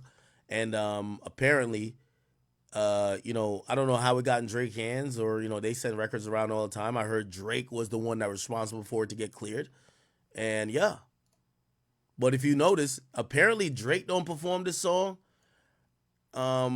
Drake don't perform this song at his concerts or when he did It's a Blur tour. And Future, even though this song, I think it's approaching some crazy amount of platinums or whatever. It was number one for a while. Future never ever said shout out to Drake or shout out to my bro Drake. You know what I mean? We got another one. Never that. It was actually really weird. They just act like this song don't exist. In terms of how they embrace it. Right? So, yeah, Drake and Future is in scenes together, or one scene notably, right? I guess the scene is here, where they're sitting down. Yeah, they're in a scene where they're sitting down. That's the only scene I see. Yeah, but I heard there was a little, which, by the way, that's why I said with Drake, Drake is like, oh my God, these guys aren't my friends anymore. Bruh.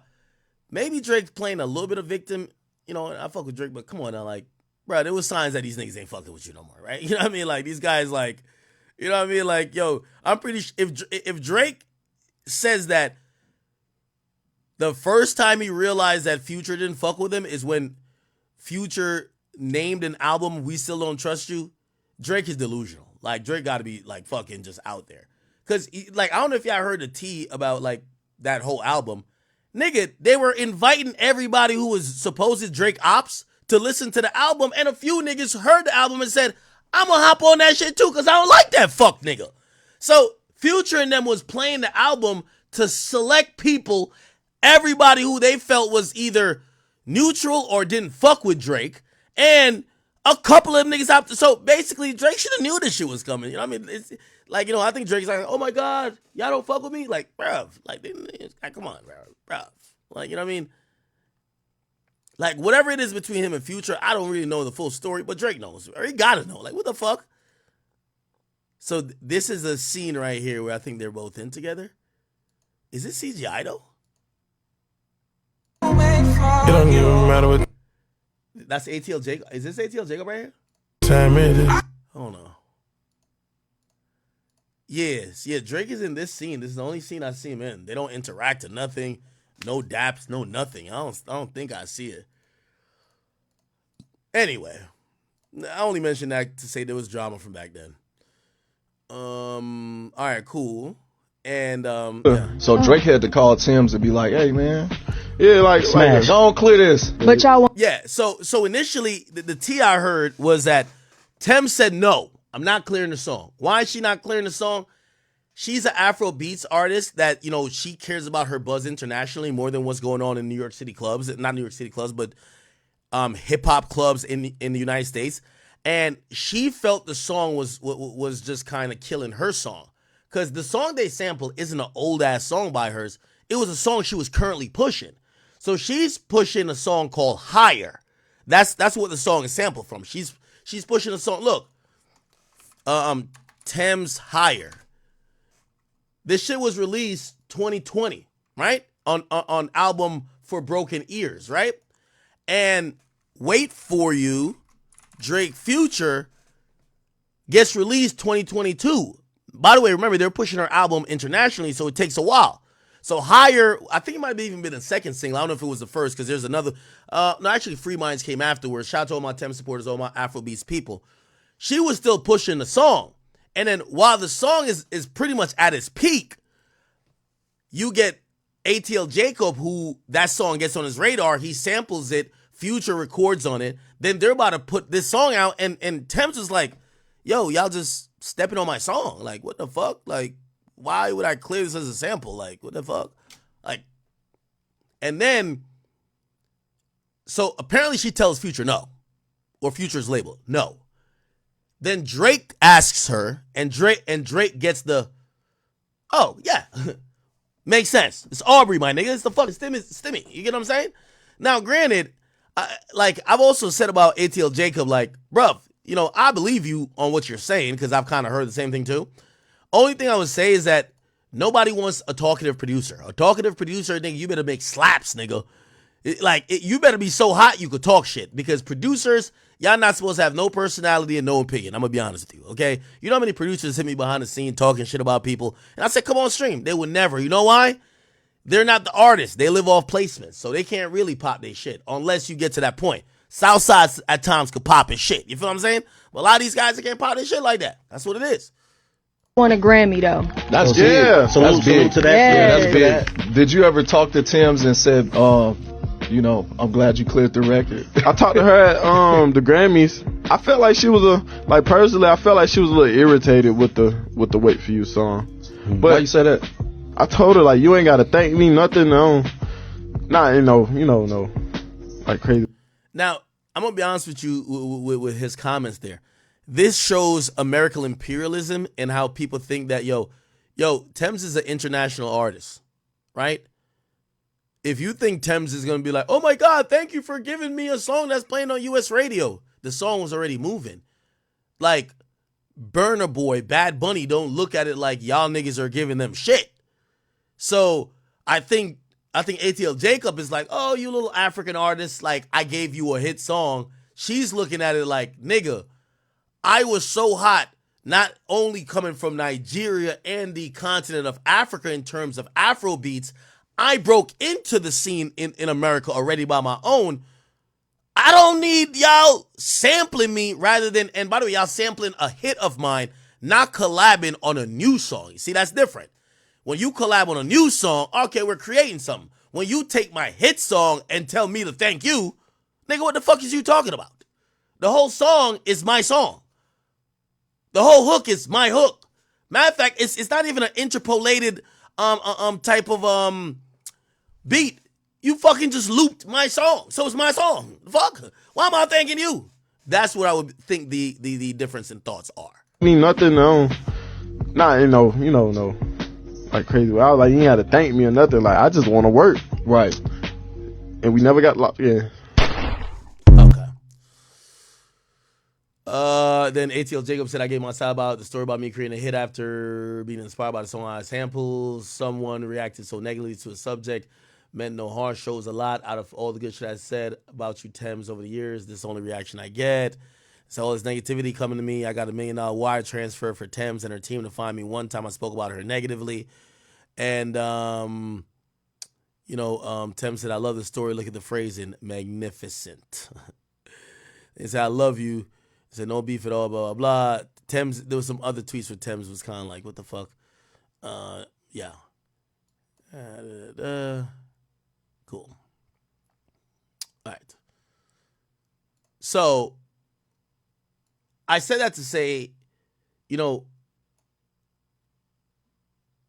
Jacob, kind of like, and by the way, he kind of like backtracked a bit, even with the Thames thing. So I think with the Cardi thing is like, he's kind of doing the same. Like, bruv, it's cool. Like, nigga, it's cool to be like, yo, Cardi, I didn't mean it personally, and I don't even know if you did these things, but I think it was some whole shit.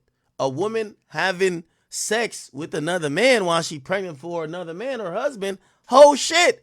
Like, that's all he had to stand on.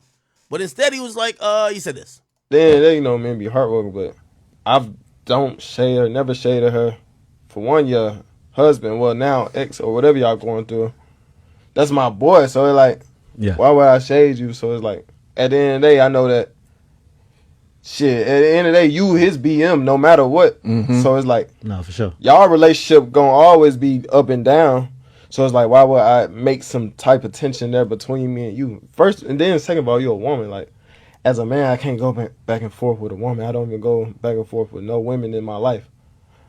I've always been taught, like, you got to just let them have it because sometimes. Now, Cardi B. Okay. So that happened. Obviously, we see them in the thing. All right, man. Let me just keep it a bean with y'all, man. As I said, man, Cardi B and Offset finna be back together quite soon. You heard me? Like, man, again, I'm pretty sure both of them right now feel stupid as shit. They both exposed each other. knowing that they gotta spend time around each other. Matter of fact, I just seen a video right now, like the other day, like 2 days ago. Cardi B was at Offset at Cardi B mom birthday party. Like he was dancing like a motherfucker. Look at this nigga. Look. Bruh, you think, bruh, come on, man. Look. You done with that nigga and that nigga's still there.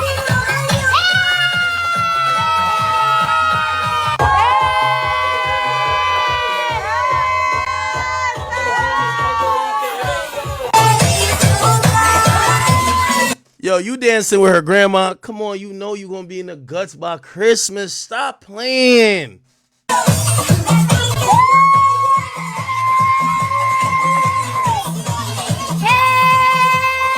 Look. And we all know Spanish girls love seeing a black nigga do all that cha-cha and salsa and merengue bullshit. So that nigga got the moves. That nigga got the moves. Like, he got the moves. He got the moves. Yeah, Cardi B forgot all that shit. Right? Like, come on. Offset, this time you know Offset's a dog. Only a dog do some shit like this. You know when your girl mad at you and you think it's over, the only way to get back on her good graces, go show her mom love, dance with her grandma, show up, you know what I mean? Like, yo, he showed up to the family functions, nigga. Like, come on.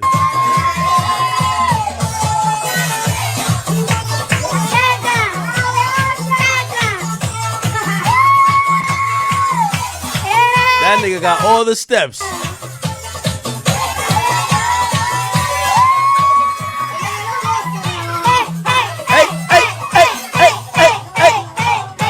sound like the strip club I go to. That's every time I go there, it be all Spanish chicks. I don't know English, man. All of a sudden, when I walk in, I don't know if it's like a money chant. They be like, hey, hey, hey, hey. I'm like, what the fuck? The hell? And I ain't gonna lie, it kind of works because I be in there. I got 5,000 singles. I'm like, I'm just. What the fuck are y'all shouting that much for?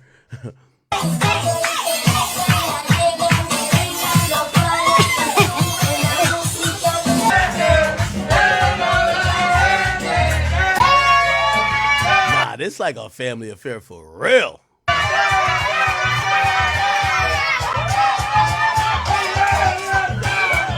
Yeah, my boy showed up to get some arroz con pollo, you know what I mean? Some mango, you know what I mean? My boy showed up, man. My boy showed up. Get some mango. Like, yo, stop playing my boy Offset like he's stupid, nigga. Anyway, Cardi B posted this and people were tight. The face swelling. Not playing. Slope in Brooklyn. Oh, that's me right there. The bet. Offset back in the gym. You know, sometimes when you try and get your girl back, you gotta let her know you improving and get another girl. Your girl always gonna come back when she finally think you about to move on. Just like a nigga will go back when you think your girl about to move on. So as soon as Offset think that Cardi B about to go whatever, he start working out. He back to the, hey. Yeah, they back together, bro. Stop playing, bro. Like, yo, they're gonna cuss each other out for another like 2-3 months. But I told you they're not going nowhere. I don't know why y'all dumbass niggas was trying to convince me. Oh no, somebody fuck. Yo, let me tell you this. Let me tell you like what really probably happened, right? Y'all gonna tell you everything now. I think some people already guessed this, so I can say the name at this point, right? And this is, put it like this. If y'all never been in a toxic relationship, put it like this. When you in a toxic, yo, this is my theory, okay? And Offset, don't get mad at me, and Cardi B, I love you, you know what I mean? In a very platonic way, clearly.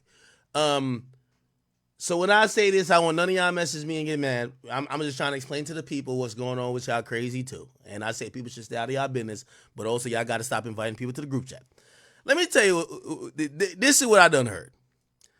They said Cardi B was catching Offset doing all type of bullshit. And basically, when Cardi B was like 8 months pregnant, Offset went through her phone and caught her texting a nigga, some dog-ass nigga named Stephon Diggs, some football player, okay?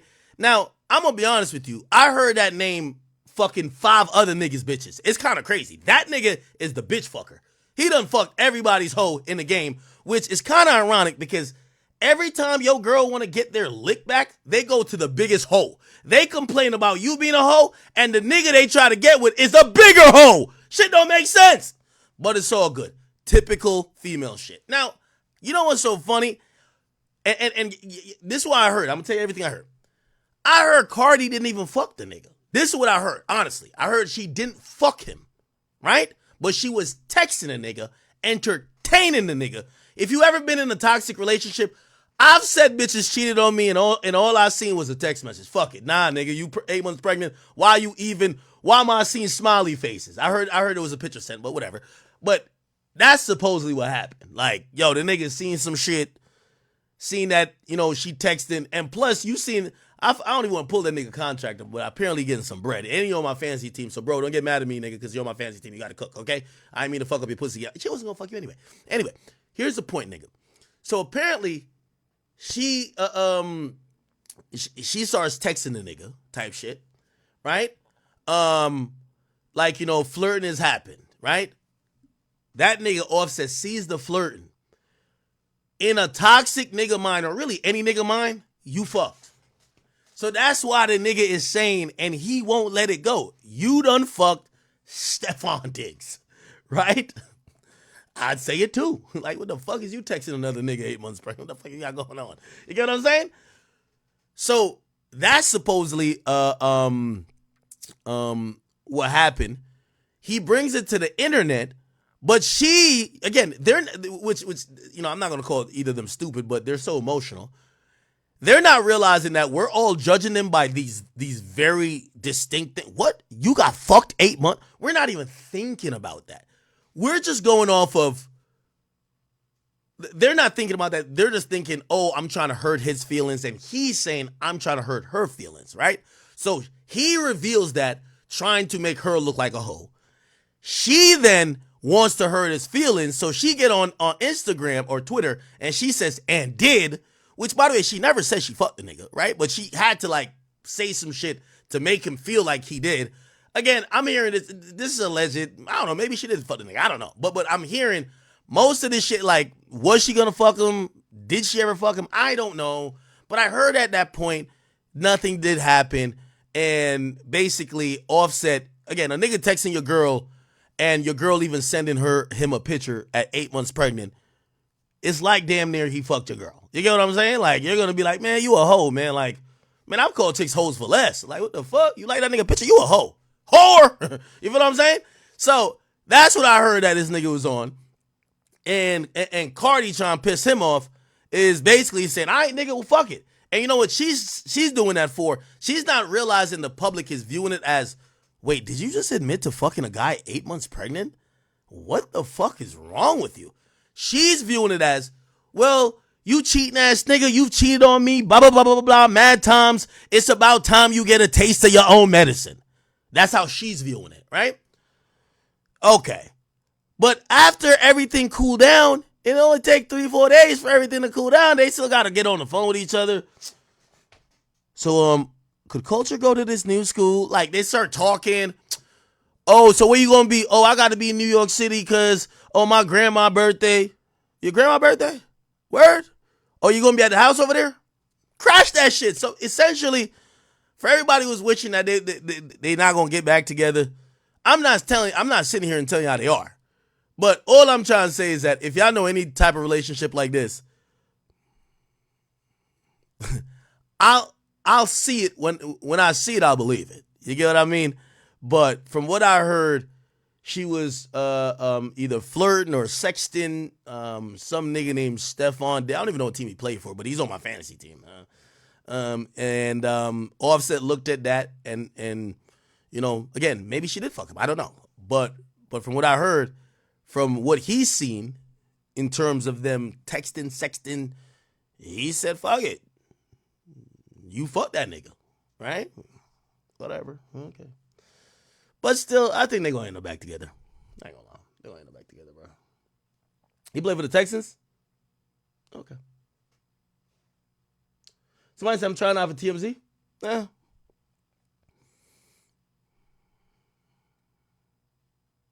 I seen people guess it. I don't know. Did I give out the clue? I don't know. I was trying to make it vague, but then I ruled out 2 other niggas. I was like, it's not OBJ, and it's not Tyreek Hill. And everybody's like, Stephon Diggs. I don't know how y'all guessed his name. As soon as I said, this nigga is a dog, everybody was like, Diggs. I'm like, what the fuck? How y'all know it's him? What the fuck?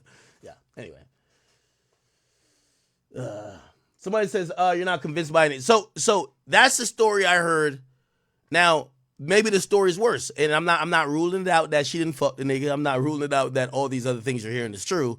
What I'm hearing is that, these two are just fucking petty and fucking toxic. And yeah, you get what I'm saying? We'll see.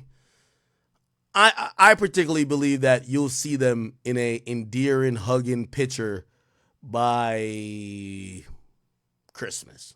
But by the looks of things, by the end of this fucking month. Like, there's no reason that they gotta be in the same club. Like, she's already been on live saying, oh my God, she was at my other house that we shared together and I was there too, but she was at the studio. We spent a lot of studio time. Get it. We got it. And I'm not one of the people who think she's lying at all. But y'all got 3 kids. Y'all married. She tired of that nigga supposedly cheating. She trying to entertain other niggas to make sure he realized that, bitch, I could leave. And he don't eventually want her to leave, even though probably he's having a decent time right now while she's not on his body. Pause. But ultimately, are they going to end up together? So I got that bet going on. I'll see. Congrats to both of them. They'll be all right.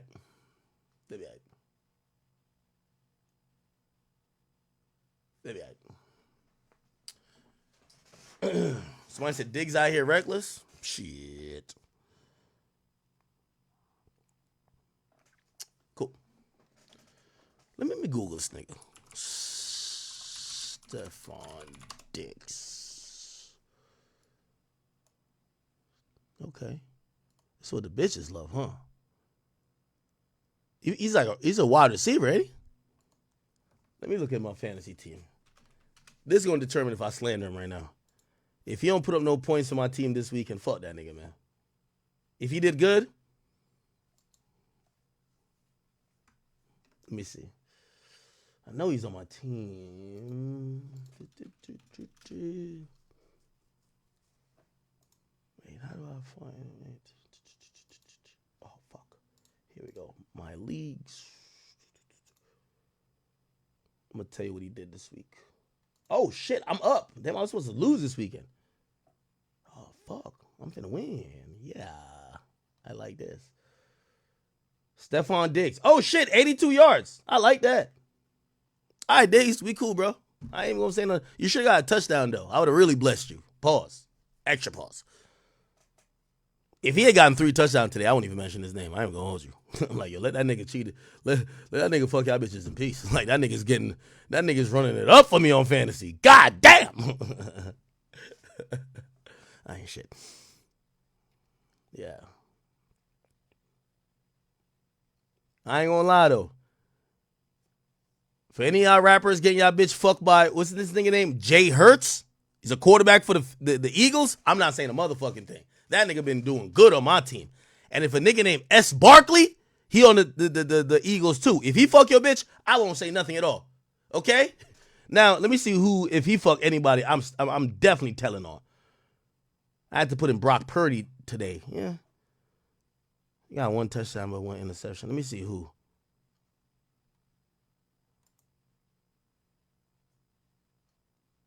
Oh, is this nigga out for the season?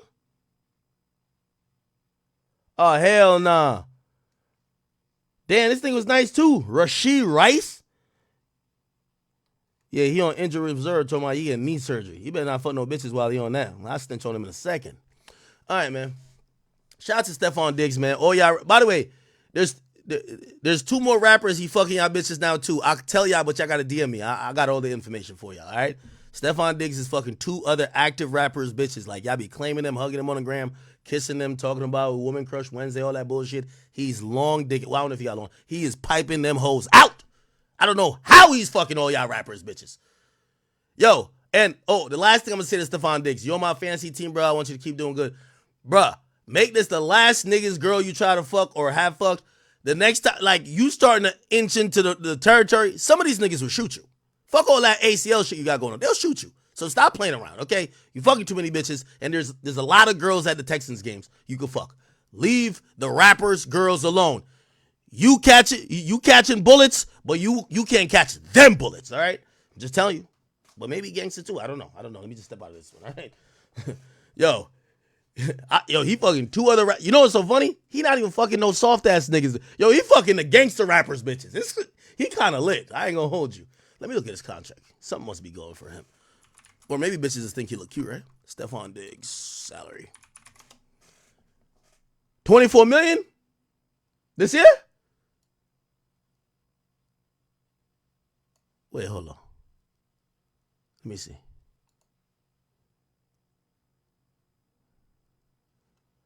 $4 years, $96 million. Yeah, you fucking y'all bitches, man. It's a wrap. Shit. Unless one of y'all niggas shoot him, he got 3 more years. $18 million next year. 19, 14. Yeah. He gon', I ain't gonna lie. He gonna keep terrorizing y'all niggas. Y'all niggas is in for a world of pain. Stephon Diggs in your bitch's guts, DMs is crazy. Woo. Oh my God. All right. Stephon Diggs, be careful, man. Okay? All right. Let's get to my... Wait, are we doing DDG? Oh, yeah, DDG. DDG versus Joe Budden. Y'all seen this shit?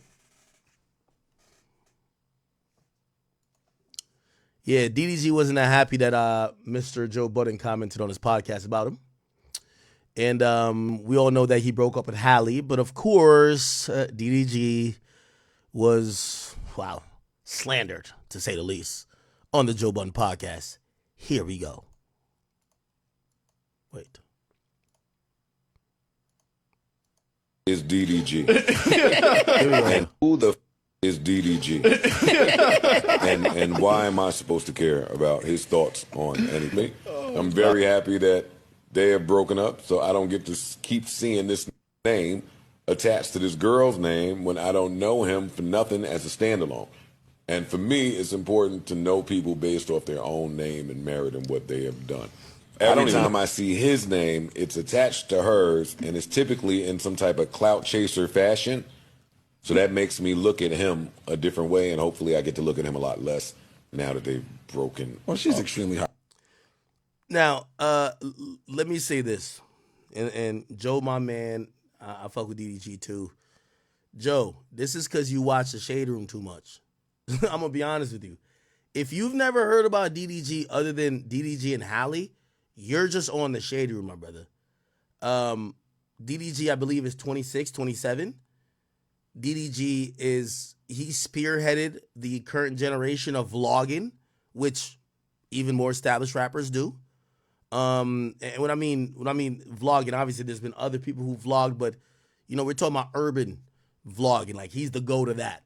Not only that, my boy has been dropping records for a while, has racked up some platinum and gold plaques, but not only that, and this is to, I guess I'm jumping ahead of myself. I won't jump ahead of myself yet. She's top profile. Very high profile and very talented. And you saying her head game is trash, gonna go get their own account. Yeah. Now, that was also false. So that false close friends post that he was saying, oh, it's trash. No, he never disrespected that woman. That was a fake tweet. And I think he even addressed it that it was a fake tweet, right? Hold on, let me see if I can find. Let me just find the full clip. Here we go. Is it this? So DDG and Holly Bailey have broken up. Oh. I'm going to read y'all a statement from DDG that says, "Dear friends and supporters, after much reflection and heartfelt conversations, Holly and I have decided to go our separate ways. The decision was not easy, but we believe it's the best path forward for both of us. I cherish the time we've spent together and the love we've shared. Despite the changes in our relationship, our love for each other remains deep and true. We are still best friends and adore each other. As we focus on our individual journeys and our roles as co-parents, we cherish the bond we've built and the beautiful moments we've shared. As we navigate this transition, we ask for your understanding and support. Thank you for your love and encouragement. Signed, DDG. Damn, love loses. Oh, Damn. Fucking Ushman strikes again. My question to my distinguished panel is a question I've been asking myself for quite some time. Who the fuck is DDG? and why am I supposed to care about his thoughts on anything? He's a rapper? Yeah. I know him because I know of him, excuse me. When I went to the Gunna show, he opened and I said the same thing. Who the fuck is this? But apparently the whole crowd knew who the fuck that was and sang the songs word for word. So absolutely. Yeah, no, they knew. What was the demographic at that concert? Now, I'm gonna be honest with you, and this is the reason why I'm not picking up. Actually, I'm just feel like I'm spitting the facts. Yo, sometimes Joe speaks without having all the information. I remember when he first spoke about X and even subsequently Uzi before he found out more. And I'm not comparing DDG to X or Uzi, but DDG, in some sense, remind me of Joe. I'll tell you why. Not obviously in terms of passion or lyrical ability, nothing like that, but yo, back in 2003 when Joe had that one song, was it Pump It Up, or Focus or whatever you want to say, Joe was kind of only known for getting bad Dominican bitches and having one or two songs. What he doesn't know about DDG, and you're going to hear him say later, like, who is this nigga? Like, what the fuck? Well, just like how Joe spearheaded some of the things that led up to his podcast, like Joe is doing blog TV and Justin TV with this girl, which kind of led into what people would say is love and hip hop. I would say some early forms of what people have done in terms of the streaming world is going to come from how DDG kind of even did some of his vlogging, which you could say inspired IRL. So, not because you're not that well versed on DDG means he's nobody. Now, I know a lot of y'all don't like DDG for whatever reason, but I don't think y'all would be like, y'all just don't know him. So this is Joe's demographic, or in how Joe kind of receives new rappers. It's mostly through Shade Room or this and third. And of course, they're not going to post his music because they're not interested in him. Also, here's the thing too. DDG reminds people of Joe a little bit in the fact that he was getting Joe used to have a roster of bad bitches. Like, people used to be like, Bow Wow was one of them guys who'd be like, damn, his hit list is pretty impressive. Like, he got some baddies. That's DDG too. Niggas can say a lot about DDG. He corny, he this, he blah, blah, blah. He always doing stunts, he always faking. Man, who was the chick's DDG? I think he was with some chick named Kennedy. She looked bad. I heard him mention some person in Essence. I don't know how she looked. But he was with Ruby Rose and he pulled Halle Bailey. DDG do be pulling some baddies. So we got to kind of be honest, like, whatever it is that you don't like about him, you got to give him credit with that. Like, my boy's pulling baddies. You feel what I'm saying? And I get it. Y'all might be like, no, well, anybody could get Ruby. But, man, that was Ruby before Ruby was now, like, I don't know what Ruby doing now. But still, I give him credit for all of that. And to me, that reminds me of early Joe, where I think Joe would be offended by somebody saying, who the fuck is Joe Budden? Or maybe he wouldn't. I don't know. Were you the oldest one? Shooting. I'm not shooting. Because you said the whole... I might square up. I promise I'm not shooting. Shooting would be, did you dye your beard to go? Nah, I can square up with but you. She didn't say that. So she's not shooting. Really? White women? White women singing DDG? A lot of white women.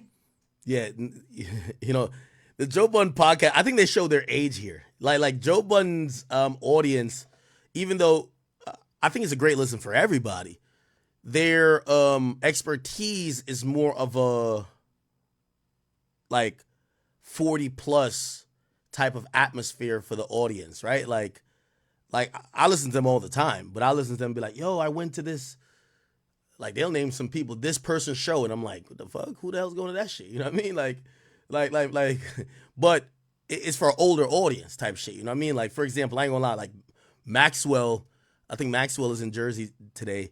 I got tickets for that shit. I gave it to my older brother, man. I ain't want to go see no Maxwell nigga. I don't want to hear no niggas singing like, what's the name of that song? What's the name of that song that Maxwell got is fire though. But yeah, anyway, like, bro, it's like older people music. It's cool. And by the way, there's nothing wrong with it. But this just showed me that they're so much in tune with, I think they know about 30 plus stuff. If you're like in your 25 like DDG, they don't know what's up with you. And I don't think DDG should take that much of a offense to it. But of course, I understand why you would, because every artist is sensitive. Didn't see that. And I mean, it might mean something else. Tell me. I'm good. Like every white girl gonna know Moonwalking in Calabasas. Like that's a very popular song. Like I'm sorry, Moonwalking in Calabasas is a popular song. Okay. But yeah, when it was younger. You know the name of any of the songs? Nothing. Were they catchy? Was the songs good? I don't even remember. Did it look like a favor got him up there? Nah, Joe don't want to get. He didn't have any of the screen, the lights, The pomp and circumstance, no- like stage show. No stage show. It was just him. Didn't pay for nothing to happen on stage, like a smoke blow or nothing? No smoke. No smoke, no pyro, no nothing. Dancers? Nothing. A light. Dancers. A light. A Oh, we light. get a light. A live band. No. DJ? His friend from the hood. We didn't see him. My Oh, man, shit. little Kit Kat. nigga. I'm not gonna lie to y'all. I'm not even gonna diss him. Hold on, real quick. He wasn't even announced. Like Okay, the now lights I'm cut off and the show started and That he does just sound ran like out. that sounds like a favor. And I was like, Some last minute shit. I literally thought because Gunna didn't announce that he had an opener. So I'm like, this is how the show started. And I'm like, I don't know this song though. That remind me of when a stray cat got in the house one time. Like, didn't announce himself. I was just waking up to get some snacks. Yo, what's up, little man? Fuck you get in Hey, here. nigga. What the fuck you doing in the Fuck kitchen, left the nigga? door open. Looking for a snack, too. Oh, shit. Look at DDG performance. But again, they knew it. So Absolutely. whatever. I think very lowly of a lot of the crowds there attend some arena shows. So that doesn't mean anything. I think very lowly of some of the crowds that attend these arena shows. So them knowing the words don't do nothing for me. I'm very happy that they have broken up, so I don't get to keep seeing this nigga's name attached to this girl's name when I don't know him for nothing as a standalone. You know what's so funny about Joe saying that? Other than the Little Mermaid, and I'm not trying to shit on her, I can't tell why we keep hearing about her. And maybe that's just not the world that I'm tuned into, so I don't want to disrespect her. But like, I don't know one song by her. Does she sing? I know one movie she's been in that I've never seen. I don't know why everybody's so obsessed with her. Like, I don't. Do y'all know? Do y'all know? But again, that's not to put her down because maybe it's just from my lens. I don't really tune into the shit that she's probably dominating in, right? I mean, I'm asking y'all, does she do music? I don't know if she does music. If she does music, name some of her hot songs. She acts, right? Name some of her good movies. Like, so again, you know, we slam DDG for not knowing too much about him, but all I know about Halle Bailey is that she was the Little Mermaid. Beyonce co-signed her. She's like seen as like next up, but I don't know next up in what. And I'm like, okay, cool. I don't really have a negative opinion of her, but if someone told me, oh my God, Halle Bailey's here, I'd probably be like, okay, why are we so excited? She was in Avatar? Really? Oh, I didn't know that. Halle Bailey, Avatar. Oh, this is her. Oh. How much that? Oh, okay. Maybe this is a claim to fame. Avatar. Okay. Avatar 2 box office. I never watched this movie. That's why. Okay. This is why she's lit. 2.3 billion. Okay. All right. I'm sorry. I didn't know she was an Avatar, bro. I'm sorry. Y'all over here like I'm mad at me and shit. Niggas in the comments, yo, she's an Avatar, nigga. I'm sorry, bro. I don't know. Okay, all right. And for me, it's important to know people based off their own name and merit and what they have done. I don't even know enough about her. Like, I'm not her demo. Wait, she wasn't? Somebody gonna say, nigga, that was a Halloween. No, it's not. Really? Always wanted to be an Avatar. Happy Halloween. Nigga, if she was in a DDG, it was in it too. What the fuck? Oh, man. Yo. All right, let me Google her movies. Halle Bailey movies. Yo, the fact what people... Oh, she is in a couple of joints. I never seen half of these joints. She's in Color Purple. Yo, here's the point. Yo, she's an industry darling for whatever reason, and people don't like DDG. But people are acting like she's way more accomplished. People are acting like it's Rihanna dating Tony Yayo or some shit like that. Come on, bro. Like, what has she done that much that we feel like she's not in? I know some people feel like he's a fuckboy and she's an angel and she shouldn't entertain a fuckboy. I get whatever. But is she that much successful than this nigga that she shouldn't, that her name being attached to him is just helping him? I don't think so. Well, right. I'm not her demo either. But every time I see his name, it's attached to hers, and it's typically in some type of clout chaser fashion. So that makes me look at him a different way, and hopefully I get to look at him a lot less. Yeah, I think Joe's just reading Shade Room. You know why? If you read Shade Room about if you read Shade Room continually about DDG, you're gonna see him. You're gonna see like, oh yeah, he used his baby to go viral. Oh, he trended like with this relationship shit. Like, who gives a fuck? You get what I'm saying? It's like, that's like, I don't know DDG for none of that bullshit. But maybe you do. I don't know. Now that they've broken. Well, she's extremely high profile. She's high profile. Very high profile and very talented. How is she high profile? And how is she that talented? Like, I don't even know what she does. But I'm just stuck on, why is the nigga putting that statement out? Well, he's not done putting statements out. Oh, well, because he ain't looked down at his dick. No, he put that statement out because they've been separated. She could hang around other guys and no one is going to think that, oh, that means she's entertaining them because she has a pristine image of everybody saying that she's an angel. DDG is seen as a dog, so if he's ever hanging around a girl or he makes a song and drops it where he's referencing maybe another girl other than her, he's seen as a cheater, a dog, a piece of shit. Niggas with penises shouldn't speak that way. Hey, if you got a dick, when you pick up your phone, you shouldn't say, after careful consideration, me and my partner have decided to part ways. Please wish or give us the privacy that we carefully desire. You can just break up in real life. Well, what would his dick have said? You got to castrate yourself. What your dick would do? You got to cut What would your dick off. do in this scenario? Post a future quote. Post a future quote. Or post one of future bitches by my dog or the mirror that everybody knows is mine. Go to a rooftop somewhere. Go to Turks. Go somewhere with people in a pool. Look like you're having fun, unbothered. Oh this yeah, because that usually works out. I like that route better. I'm not Okay. saying I'm not speaking to its measure of effectiveness, but I like that route better. And if you were confused, he's still going. Okay, well, Right this second. What's the next? Right this second. He's still going. He says, I am a grown man. I can make my own decisions. We chose to split because of personal reasons. Nah, it's not a skit. I'm not hurt, and I'm not missing out on anything, and her head game is trash as fuck. Stop it. Stop it. It's not. It does not. All right. So there he was, they read a fake tweet. They didn't know it was fake, so I don't think they had ill intent. Regardless, DDG did respond. The question I've been asking myself for quite. DDG did respond immediately. He says, nigga got 30 years max of life left and speaking on the relationship of the people same age as your son. You taken care of. Now, I'm going to stop right there. Again, fuck with DDG. I like Joe.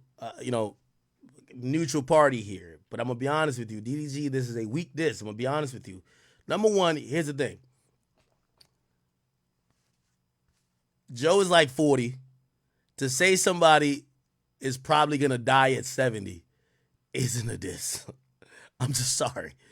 Like, counting down how long till someone gets to 70 isn't the diss if you're predicting they're going to die at 70.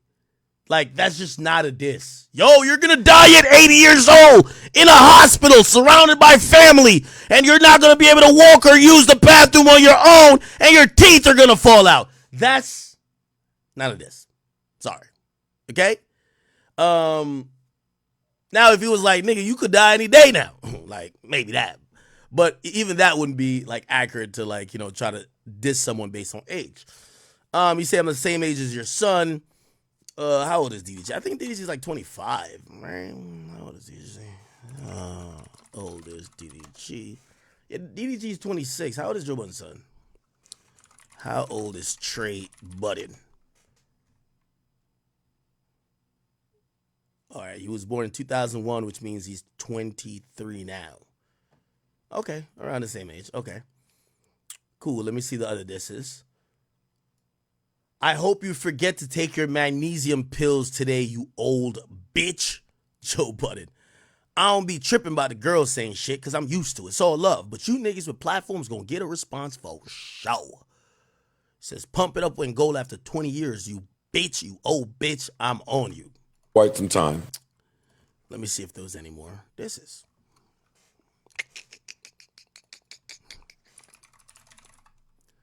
DDG. Oh, it's Pontiac made, right? Pontiac made. And by the way, I might be a little bit biased because, like, I'll come up on the YouTube scene. Like, it's impossible to act like you don't know DDG coming up on here, right? Yeah, all right, I think we read everything. Yeah. Okay, it was 3 tweets. And he also, what they read was from a close friend. He said, I don't even use close friends. Stop being weird. Okay.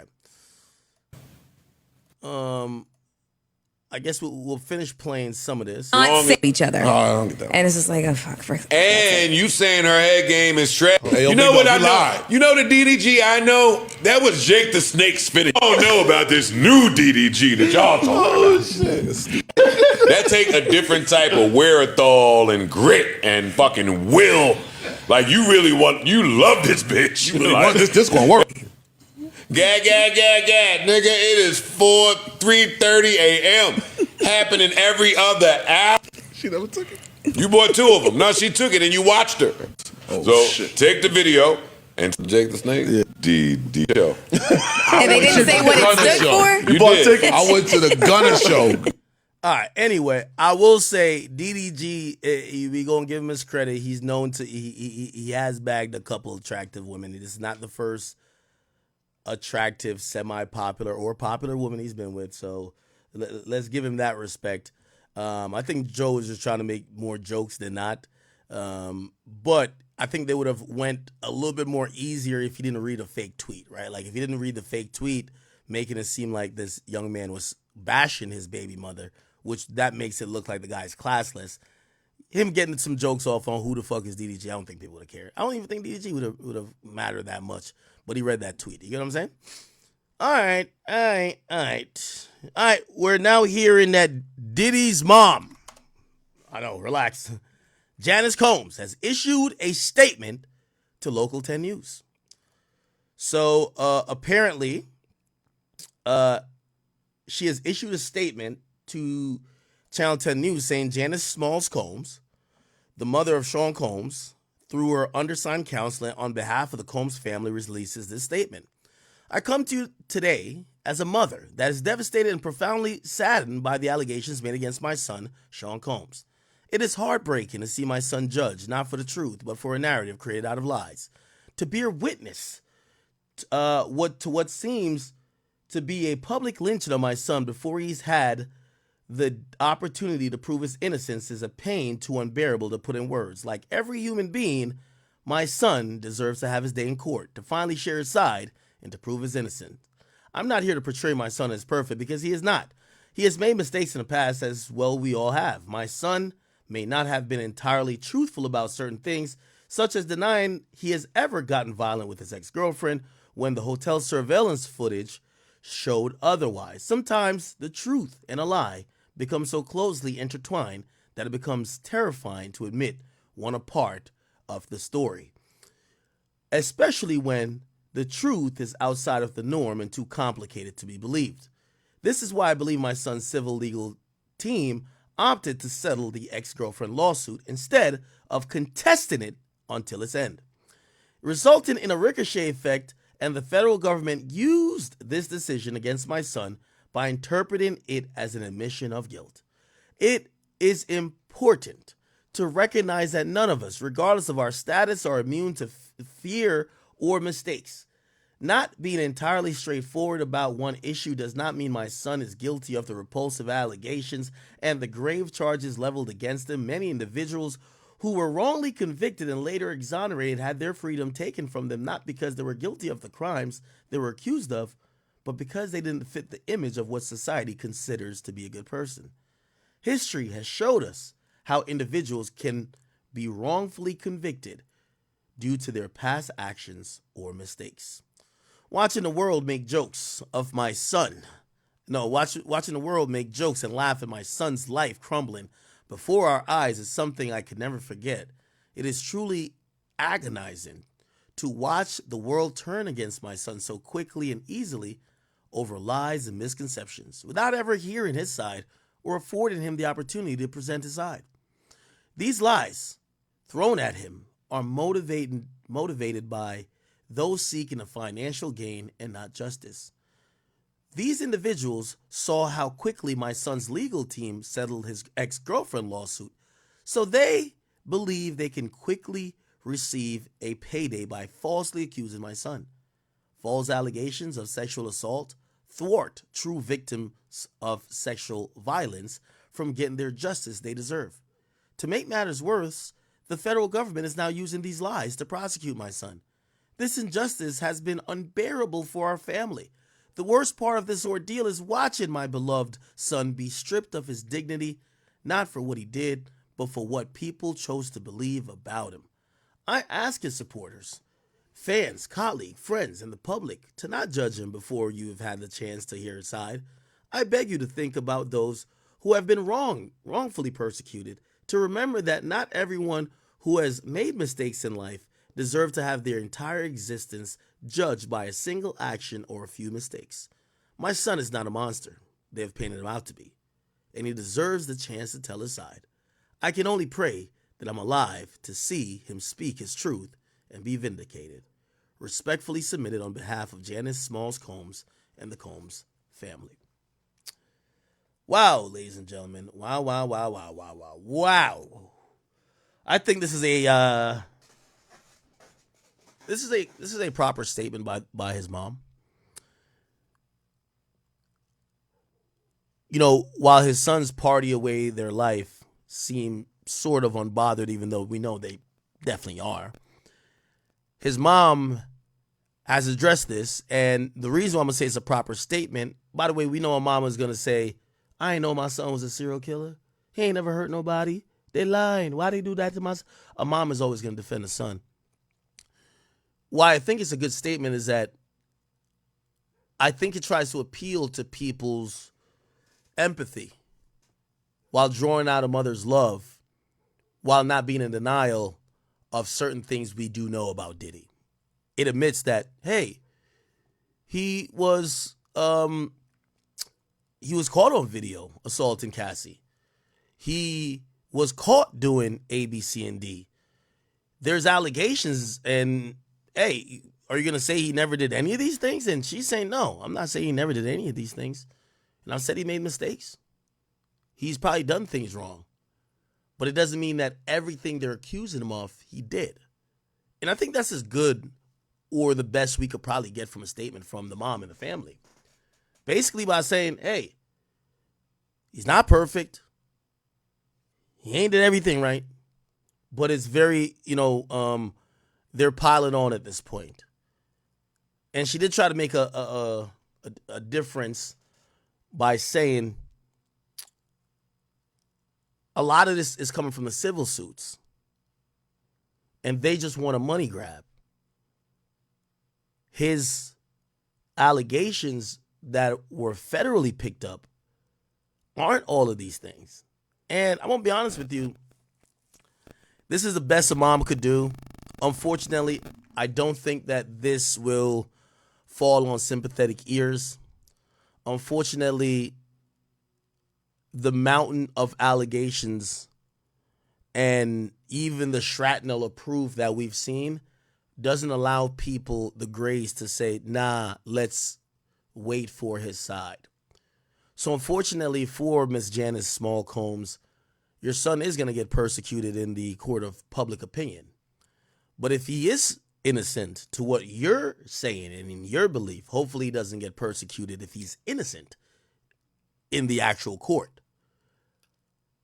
Now, obviously, the court of public opinion could sway the court because there's going to be, eventually, if they go to trial, a jury of his own peers, 12 individuals who are going to sit in that box, and they're going to vote. Is he guilty or is he not guilty of these current three counts, 3 felony counts that have him facing life in prison? But I listen, let me tell you this, man. If it was only the Cassie thing, I'd probably be like, man, hold on, man. We probably should. But, bro, there is like, it's just too much. It's too much. It's too much for us to say, oh, y'all need to shut the fuck up and not speak about this guy in a manner of judging him. It's not 1. It's not 2. It's not 3, 4, 5, 6, 7, 8. There are dozens. Right? So once you get to that point, it's like,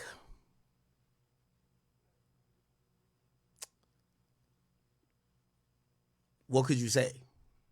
Right? If these are false allegations, they will be proven. Now, them getting a jury of his own peers, maybe that becomes a little bit tough because now everybody's seen that he's a monster, he's a monster, he's a monster.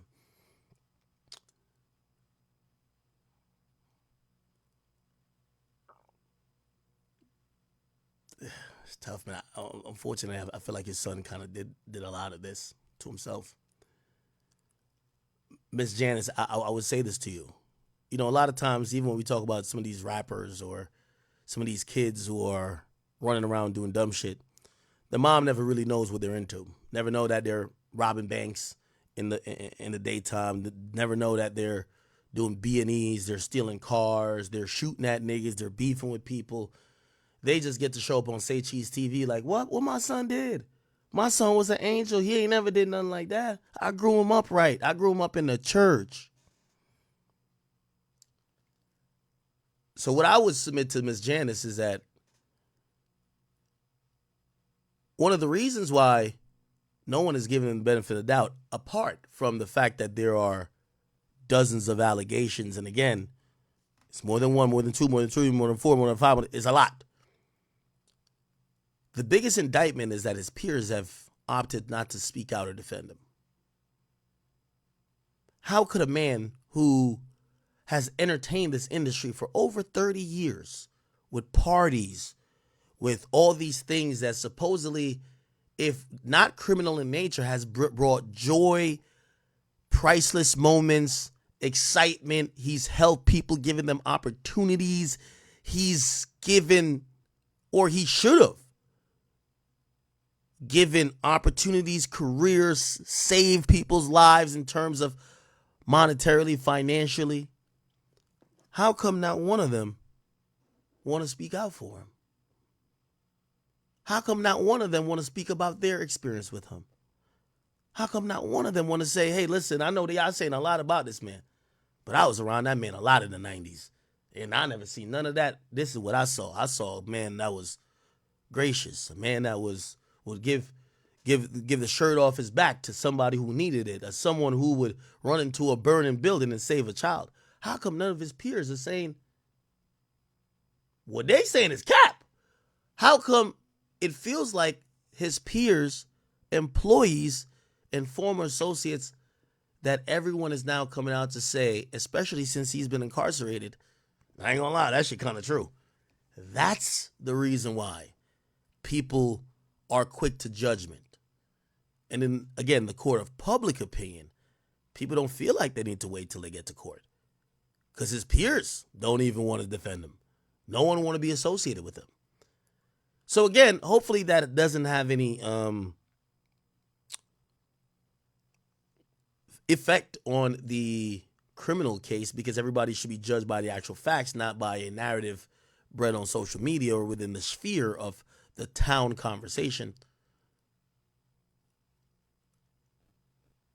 But until he gets to that point where he gets his day in court, I don't think you could ask more of people to sit there and dismiss allegation after allegation when there's so many.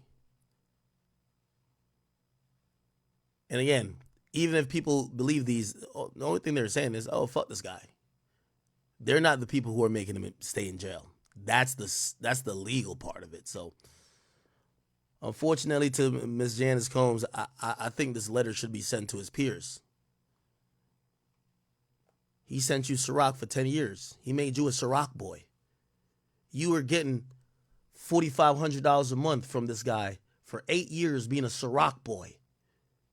He partied with you. He invited you to Star Island. You slept there. You stayed in one of his rooms for 3 months. What about you speak about to his character? Why don't you speak? So if you're gonna leave it to the people like me, I never met Diddy. I never had no conversation with him.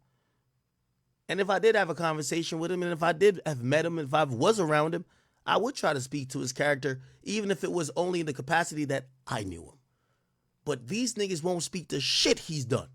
They are running for the hills like it's almost like catching a bunch of motherfuckers' hands in the cookie jar. And for that, you can't tell people to just wait and hold their judgment. They're going to be like, yo, where all these niggas that used to be chilling with him at?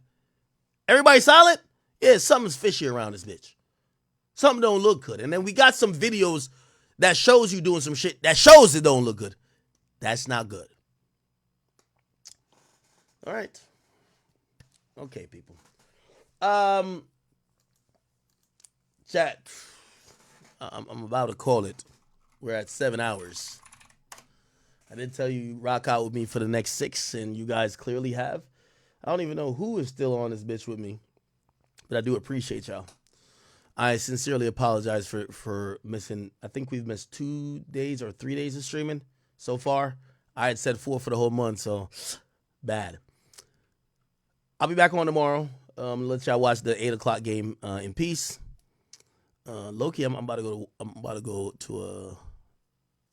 Never mind. Don't worry about it. But yeah, chat. I'll see y'all tomorrow. I'll definitely be back on tomorrow. Whatever topics we did not get to today, please email me. Please hit me up any way you can. Did I read donations? I probably did not. Give me 1 second. But if I didn't cover a topic today that I should have, please reach out to me to make sure I do. Okay? Hold on. Computer is acting a little bit still slow. Oh,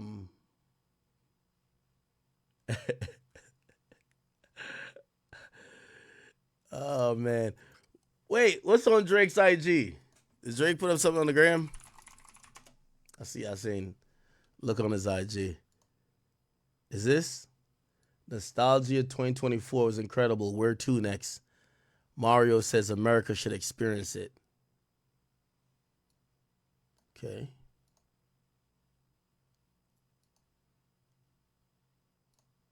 All right. I don't see the big deal. Wallahi, stop playing. Okay. All right. Give me 1 second. Mr. No Matter What, thank you for 5. It says, Busby is the same attorney who had 20 plus women sue Deshaun Jackson, I believe. Oh, yeah, I did hear that. Wow. Did they all get settlements or what happened with that? We know criminally the DA declined to press prosecution, so he was never, charged, I believe. But there was a bunch of women suing him. Whatever happened with that? Bozo says, we need Big Act movie reviews back low-key, especially for Joker 2. The Batman review was legendary. I got to go to the movie theater. I do. Or I got to order it and watch it on, can I watch it on like Amazon or something like that? Jeremy Lawrence, take it to 5, says, Freak Offs by Jada Rude on all streaming platforms. Yeah, I dropped a song called Freak Offs, bro. Oh, my God. Malcolm Reed, Little John, thank you for the 5. And that's your 10th donation. I appreciate you so much, my brother.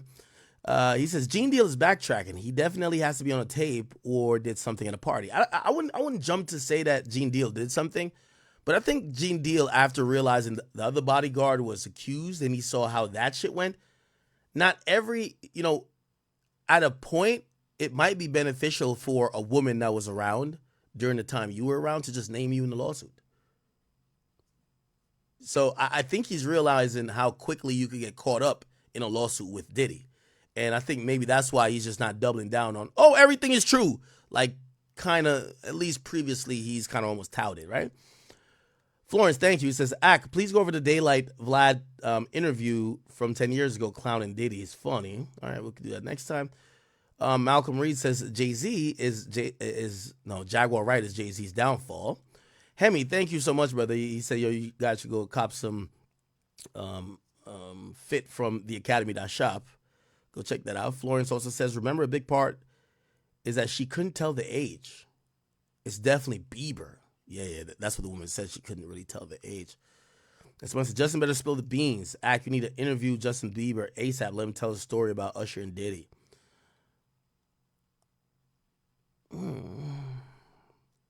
That's also complicated too, man. Like, I do think there's certain victims. You know how it works when it comes to like male victims, right? They say like allegedly maybe some of that stuff happened to Diddy. That's why subsequently he did it to other people. Well, why wouldn't you think that, I'm not saying Justin Bieber is the same type of person, but maybe some of these people don't want to be that vocal. Maybe some of these people want to like not say nothing because not only has it ruined their life, but it's probably encouraged some of the behavior that they're not proud of with their own self. So who knows? Malcolm Reed, thank you again. He says the Grammys isn't or hasn't been shit for years. It's a rigged awards show, and Kenny fake activist Kenny needs to sit down and be humble. Top would make you do features with change, get on pop records, and rap for the white. And he says he's quoting Drake. Jeffstein, thank you, my brother. He says, it's because apps like Spotify push Drake too much on everyone. It's like when everybody dropped his album, Spotify put loads of unrelated playlists, and he's always on the radio until recently. Okay. Checking report, thank you for the fire, my brother. He says, nobody fact checks Kendrick, and it's damn near blasphemy to even ask. True. Someone says, you could be in the industry and still critique it. Okay. Mr. No Matter What says, can you speak on Lil Yachty hanging out with Metro Boomin at the WWE pay-per-view party yesterday? Is Yachty being a snake to Drake? I'll cover that as last topic. Yachty, WWE Metro. Yeah, so chat, there's this video going around that shows Lil Yachty. I got the host, so much fun. Lil Yachty, and where's the longer video? Jesus Christ. Right here. So much fun up. You see Lil Yachty here, and hold on, sorry. Yeah, Lil Yachty there, and the VIP suite, I got the host of Rosendweeb. Then we see Quavo. Bad Blood, who just then Metro Boomin. And a lot of people were like, "Damn, I thought you cool with Drake, bro. Like, why the hell you in the room, really close to Metro Boomin?" Well, this is the thing that Drake and Yachty are friends, but I keep telling y'all, even with the Future thing, Atlanta ain't gonna go against Atlanta for Drake. That's just the reality of it, right? So you might not see Metro and Yachty like hugged up or whatever the case. They've never been. I mean, I don't know how close they are, but they're not like BFFs. But you're not gonna see Yachty. What, you want Yachty to slap him? And that's, I think Drake might expect that. I don't know. Maybe we're not expecting to do something to Metro, but like just not be in the same spot as Metro. Here's the thing. I think that's what Drake is realizing, bro. Only a handful amount of people are gonna ride for your beefs, my gang. Like your beef, and you don't want to be around people. Only a handful of people are gonna ride for you, bro. So get over it. So I'm not that shocked that Yachty's there. I don't think Yachty's a snake at all. However, I think Drake is realizing, bro, if Chubbs ain't in that room, you can't have no expectation that somebody who you're cool with should have done something or should have opted not to be there for whatever reason. I don't know why I've never seen this many rappers at a WWE event, but whatever. Shit. QC was in the building.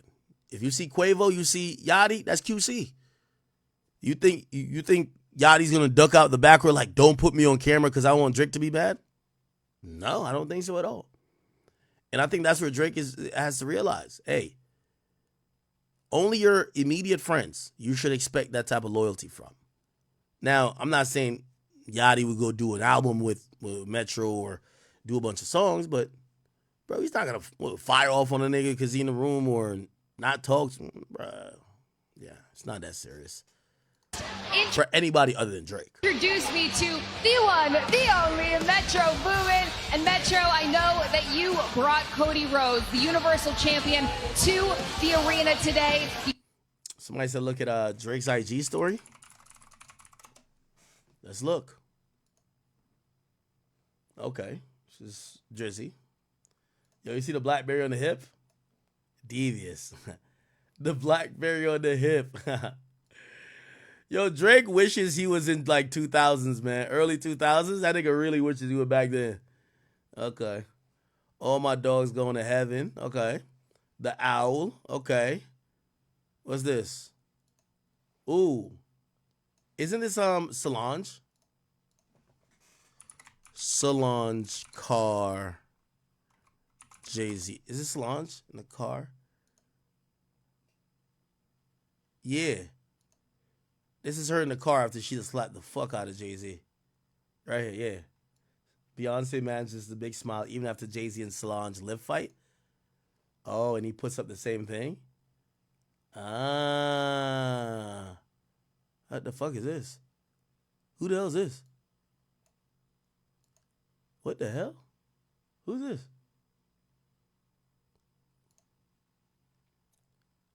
It's always sit, stay, heal, never think, innovate, be yourself.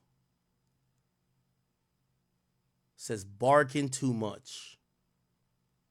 Huh. Oh, that's Aaliyah?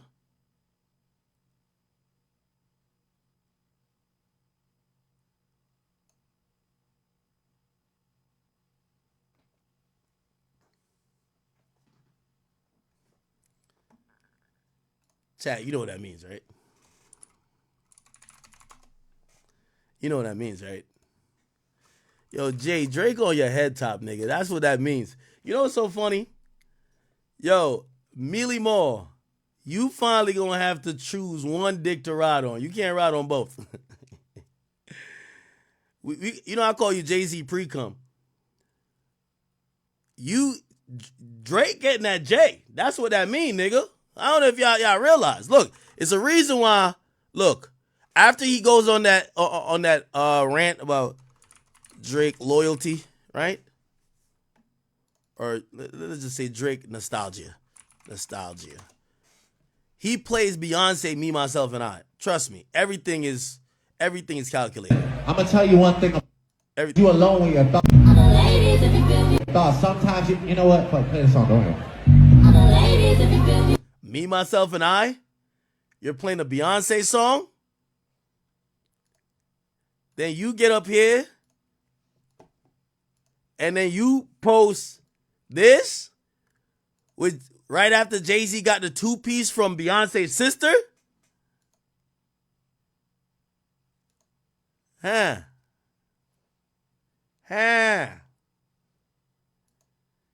Now, we all know there's been a little silent, we won't call it beef because it's not really active, but it's kind of like this little tit for tat with Drake and Jay-Z.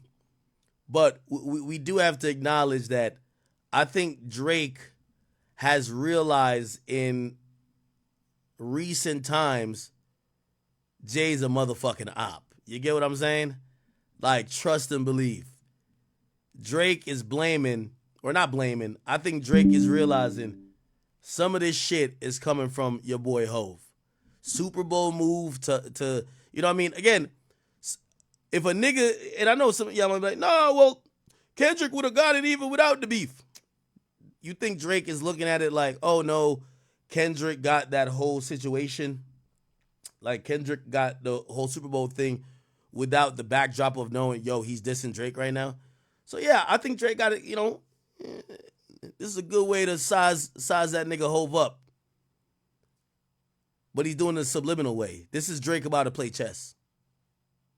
He wants to see what the fuck Jay got going on. So he kind of makes it clear, all right, fuck nigga.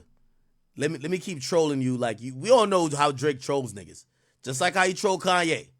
He's trolling Jay just the same now, because I think he wants to see what type of time Jay's on. That's what I think. He wants to see what type of time Jay's on, and he's gonna move accordingly, because he thinks that Jay tried to bitch him with the Super Bowl thing, and there's been a few other little things. They're talking about these weird ass rumors, talking about, oh, well, this didn't come from Jay directly, but still, oh yeah, Drake help her work on an album and then did the same album. So I think this is Drake. This is like preemptive to when he dropped Charged Up. Remember when he dropped Charged Up? That was him almost saying to Jay, bro, I looked up to you my whole life, but nigga, I get at you too. This is Drake doing a chess move. We're going to see what happens. All right. Yo, people, I got to get out of here, man. I do love y'all. We'll see y'all tomorrow. If you guys haven't and you do want to support, remember the academy.shop. Go here. You guys could go cop something from our store. By the way, our Halloween drop is finna debut. But if you haven't copped anything from our open store already, you could go ahead and cop something there. All right. Chat, love y'all. I will see y'all later, or tomorrow, actually. Have a good night. All right. Peace.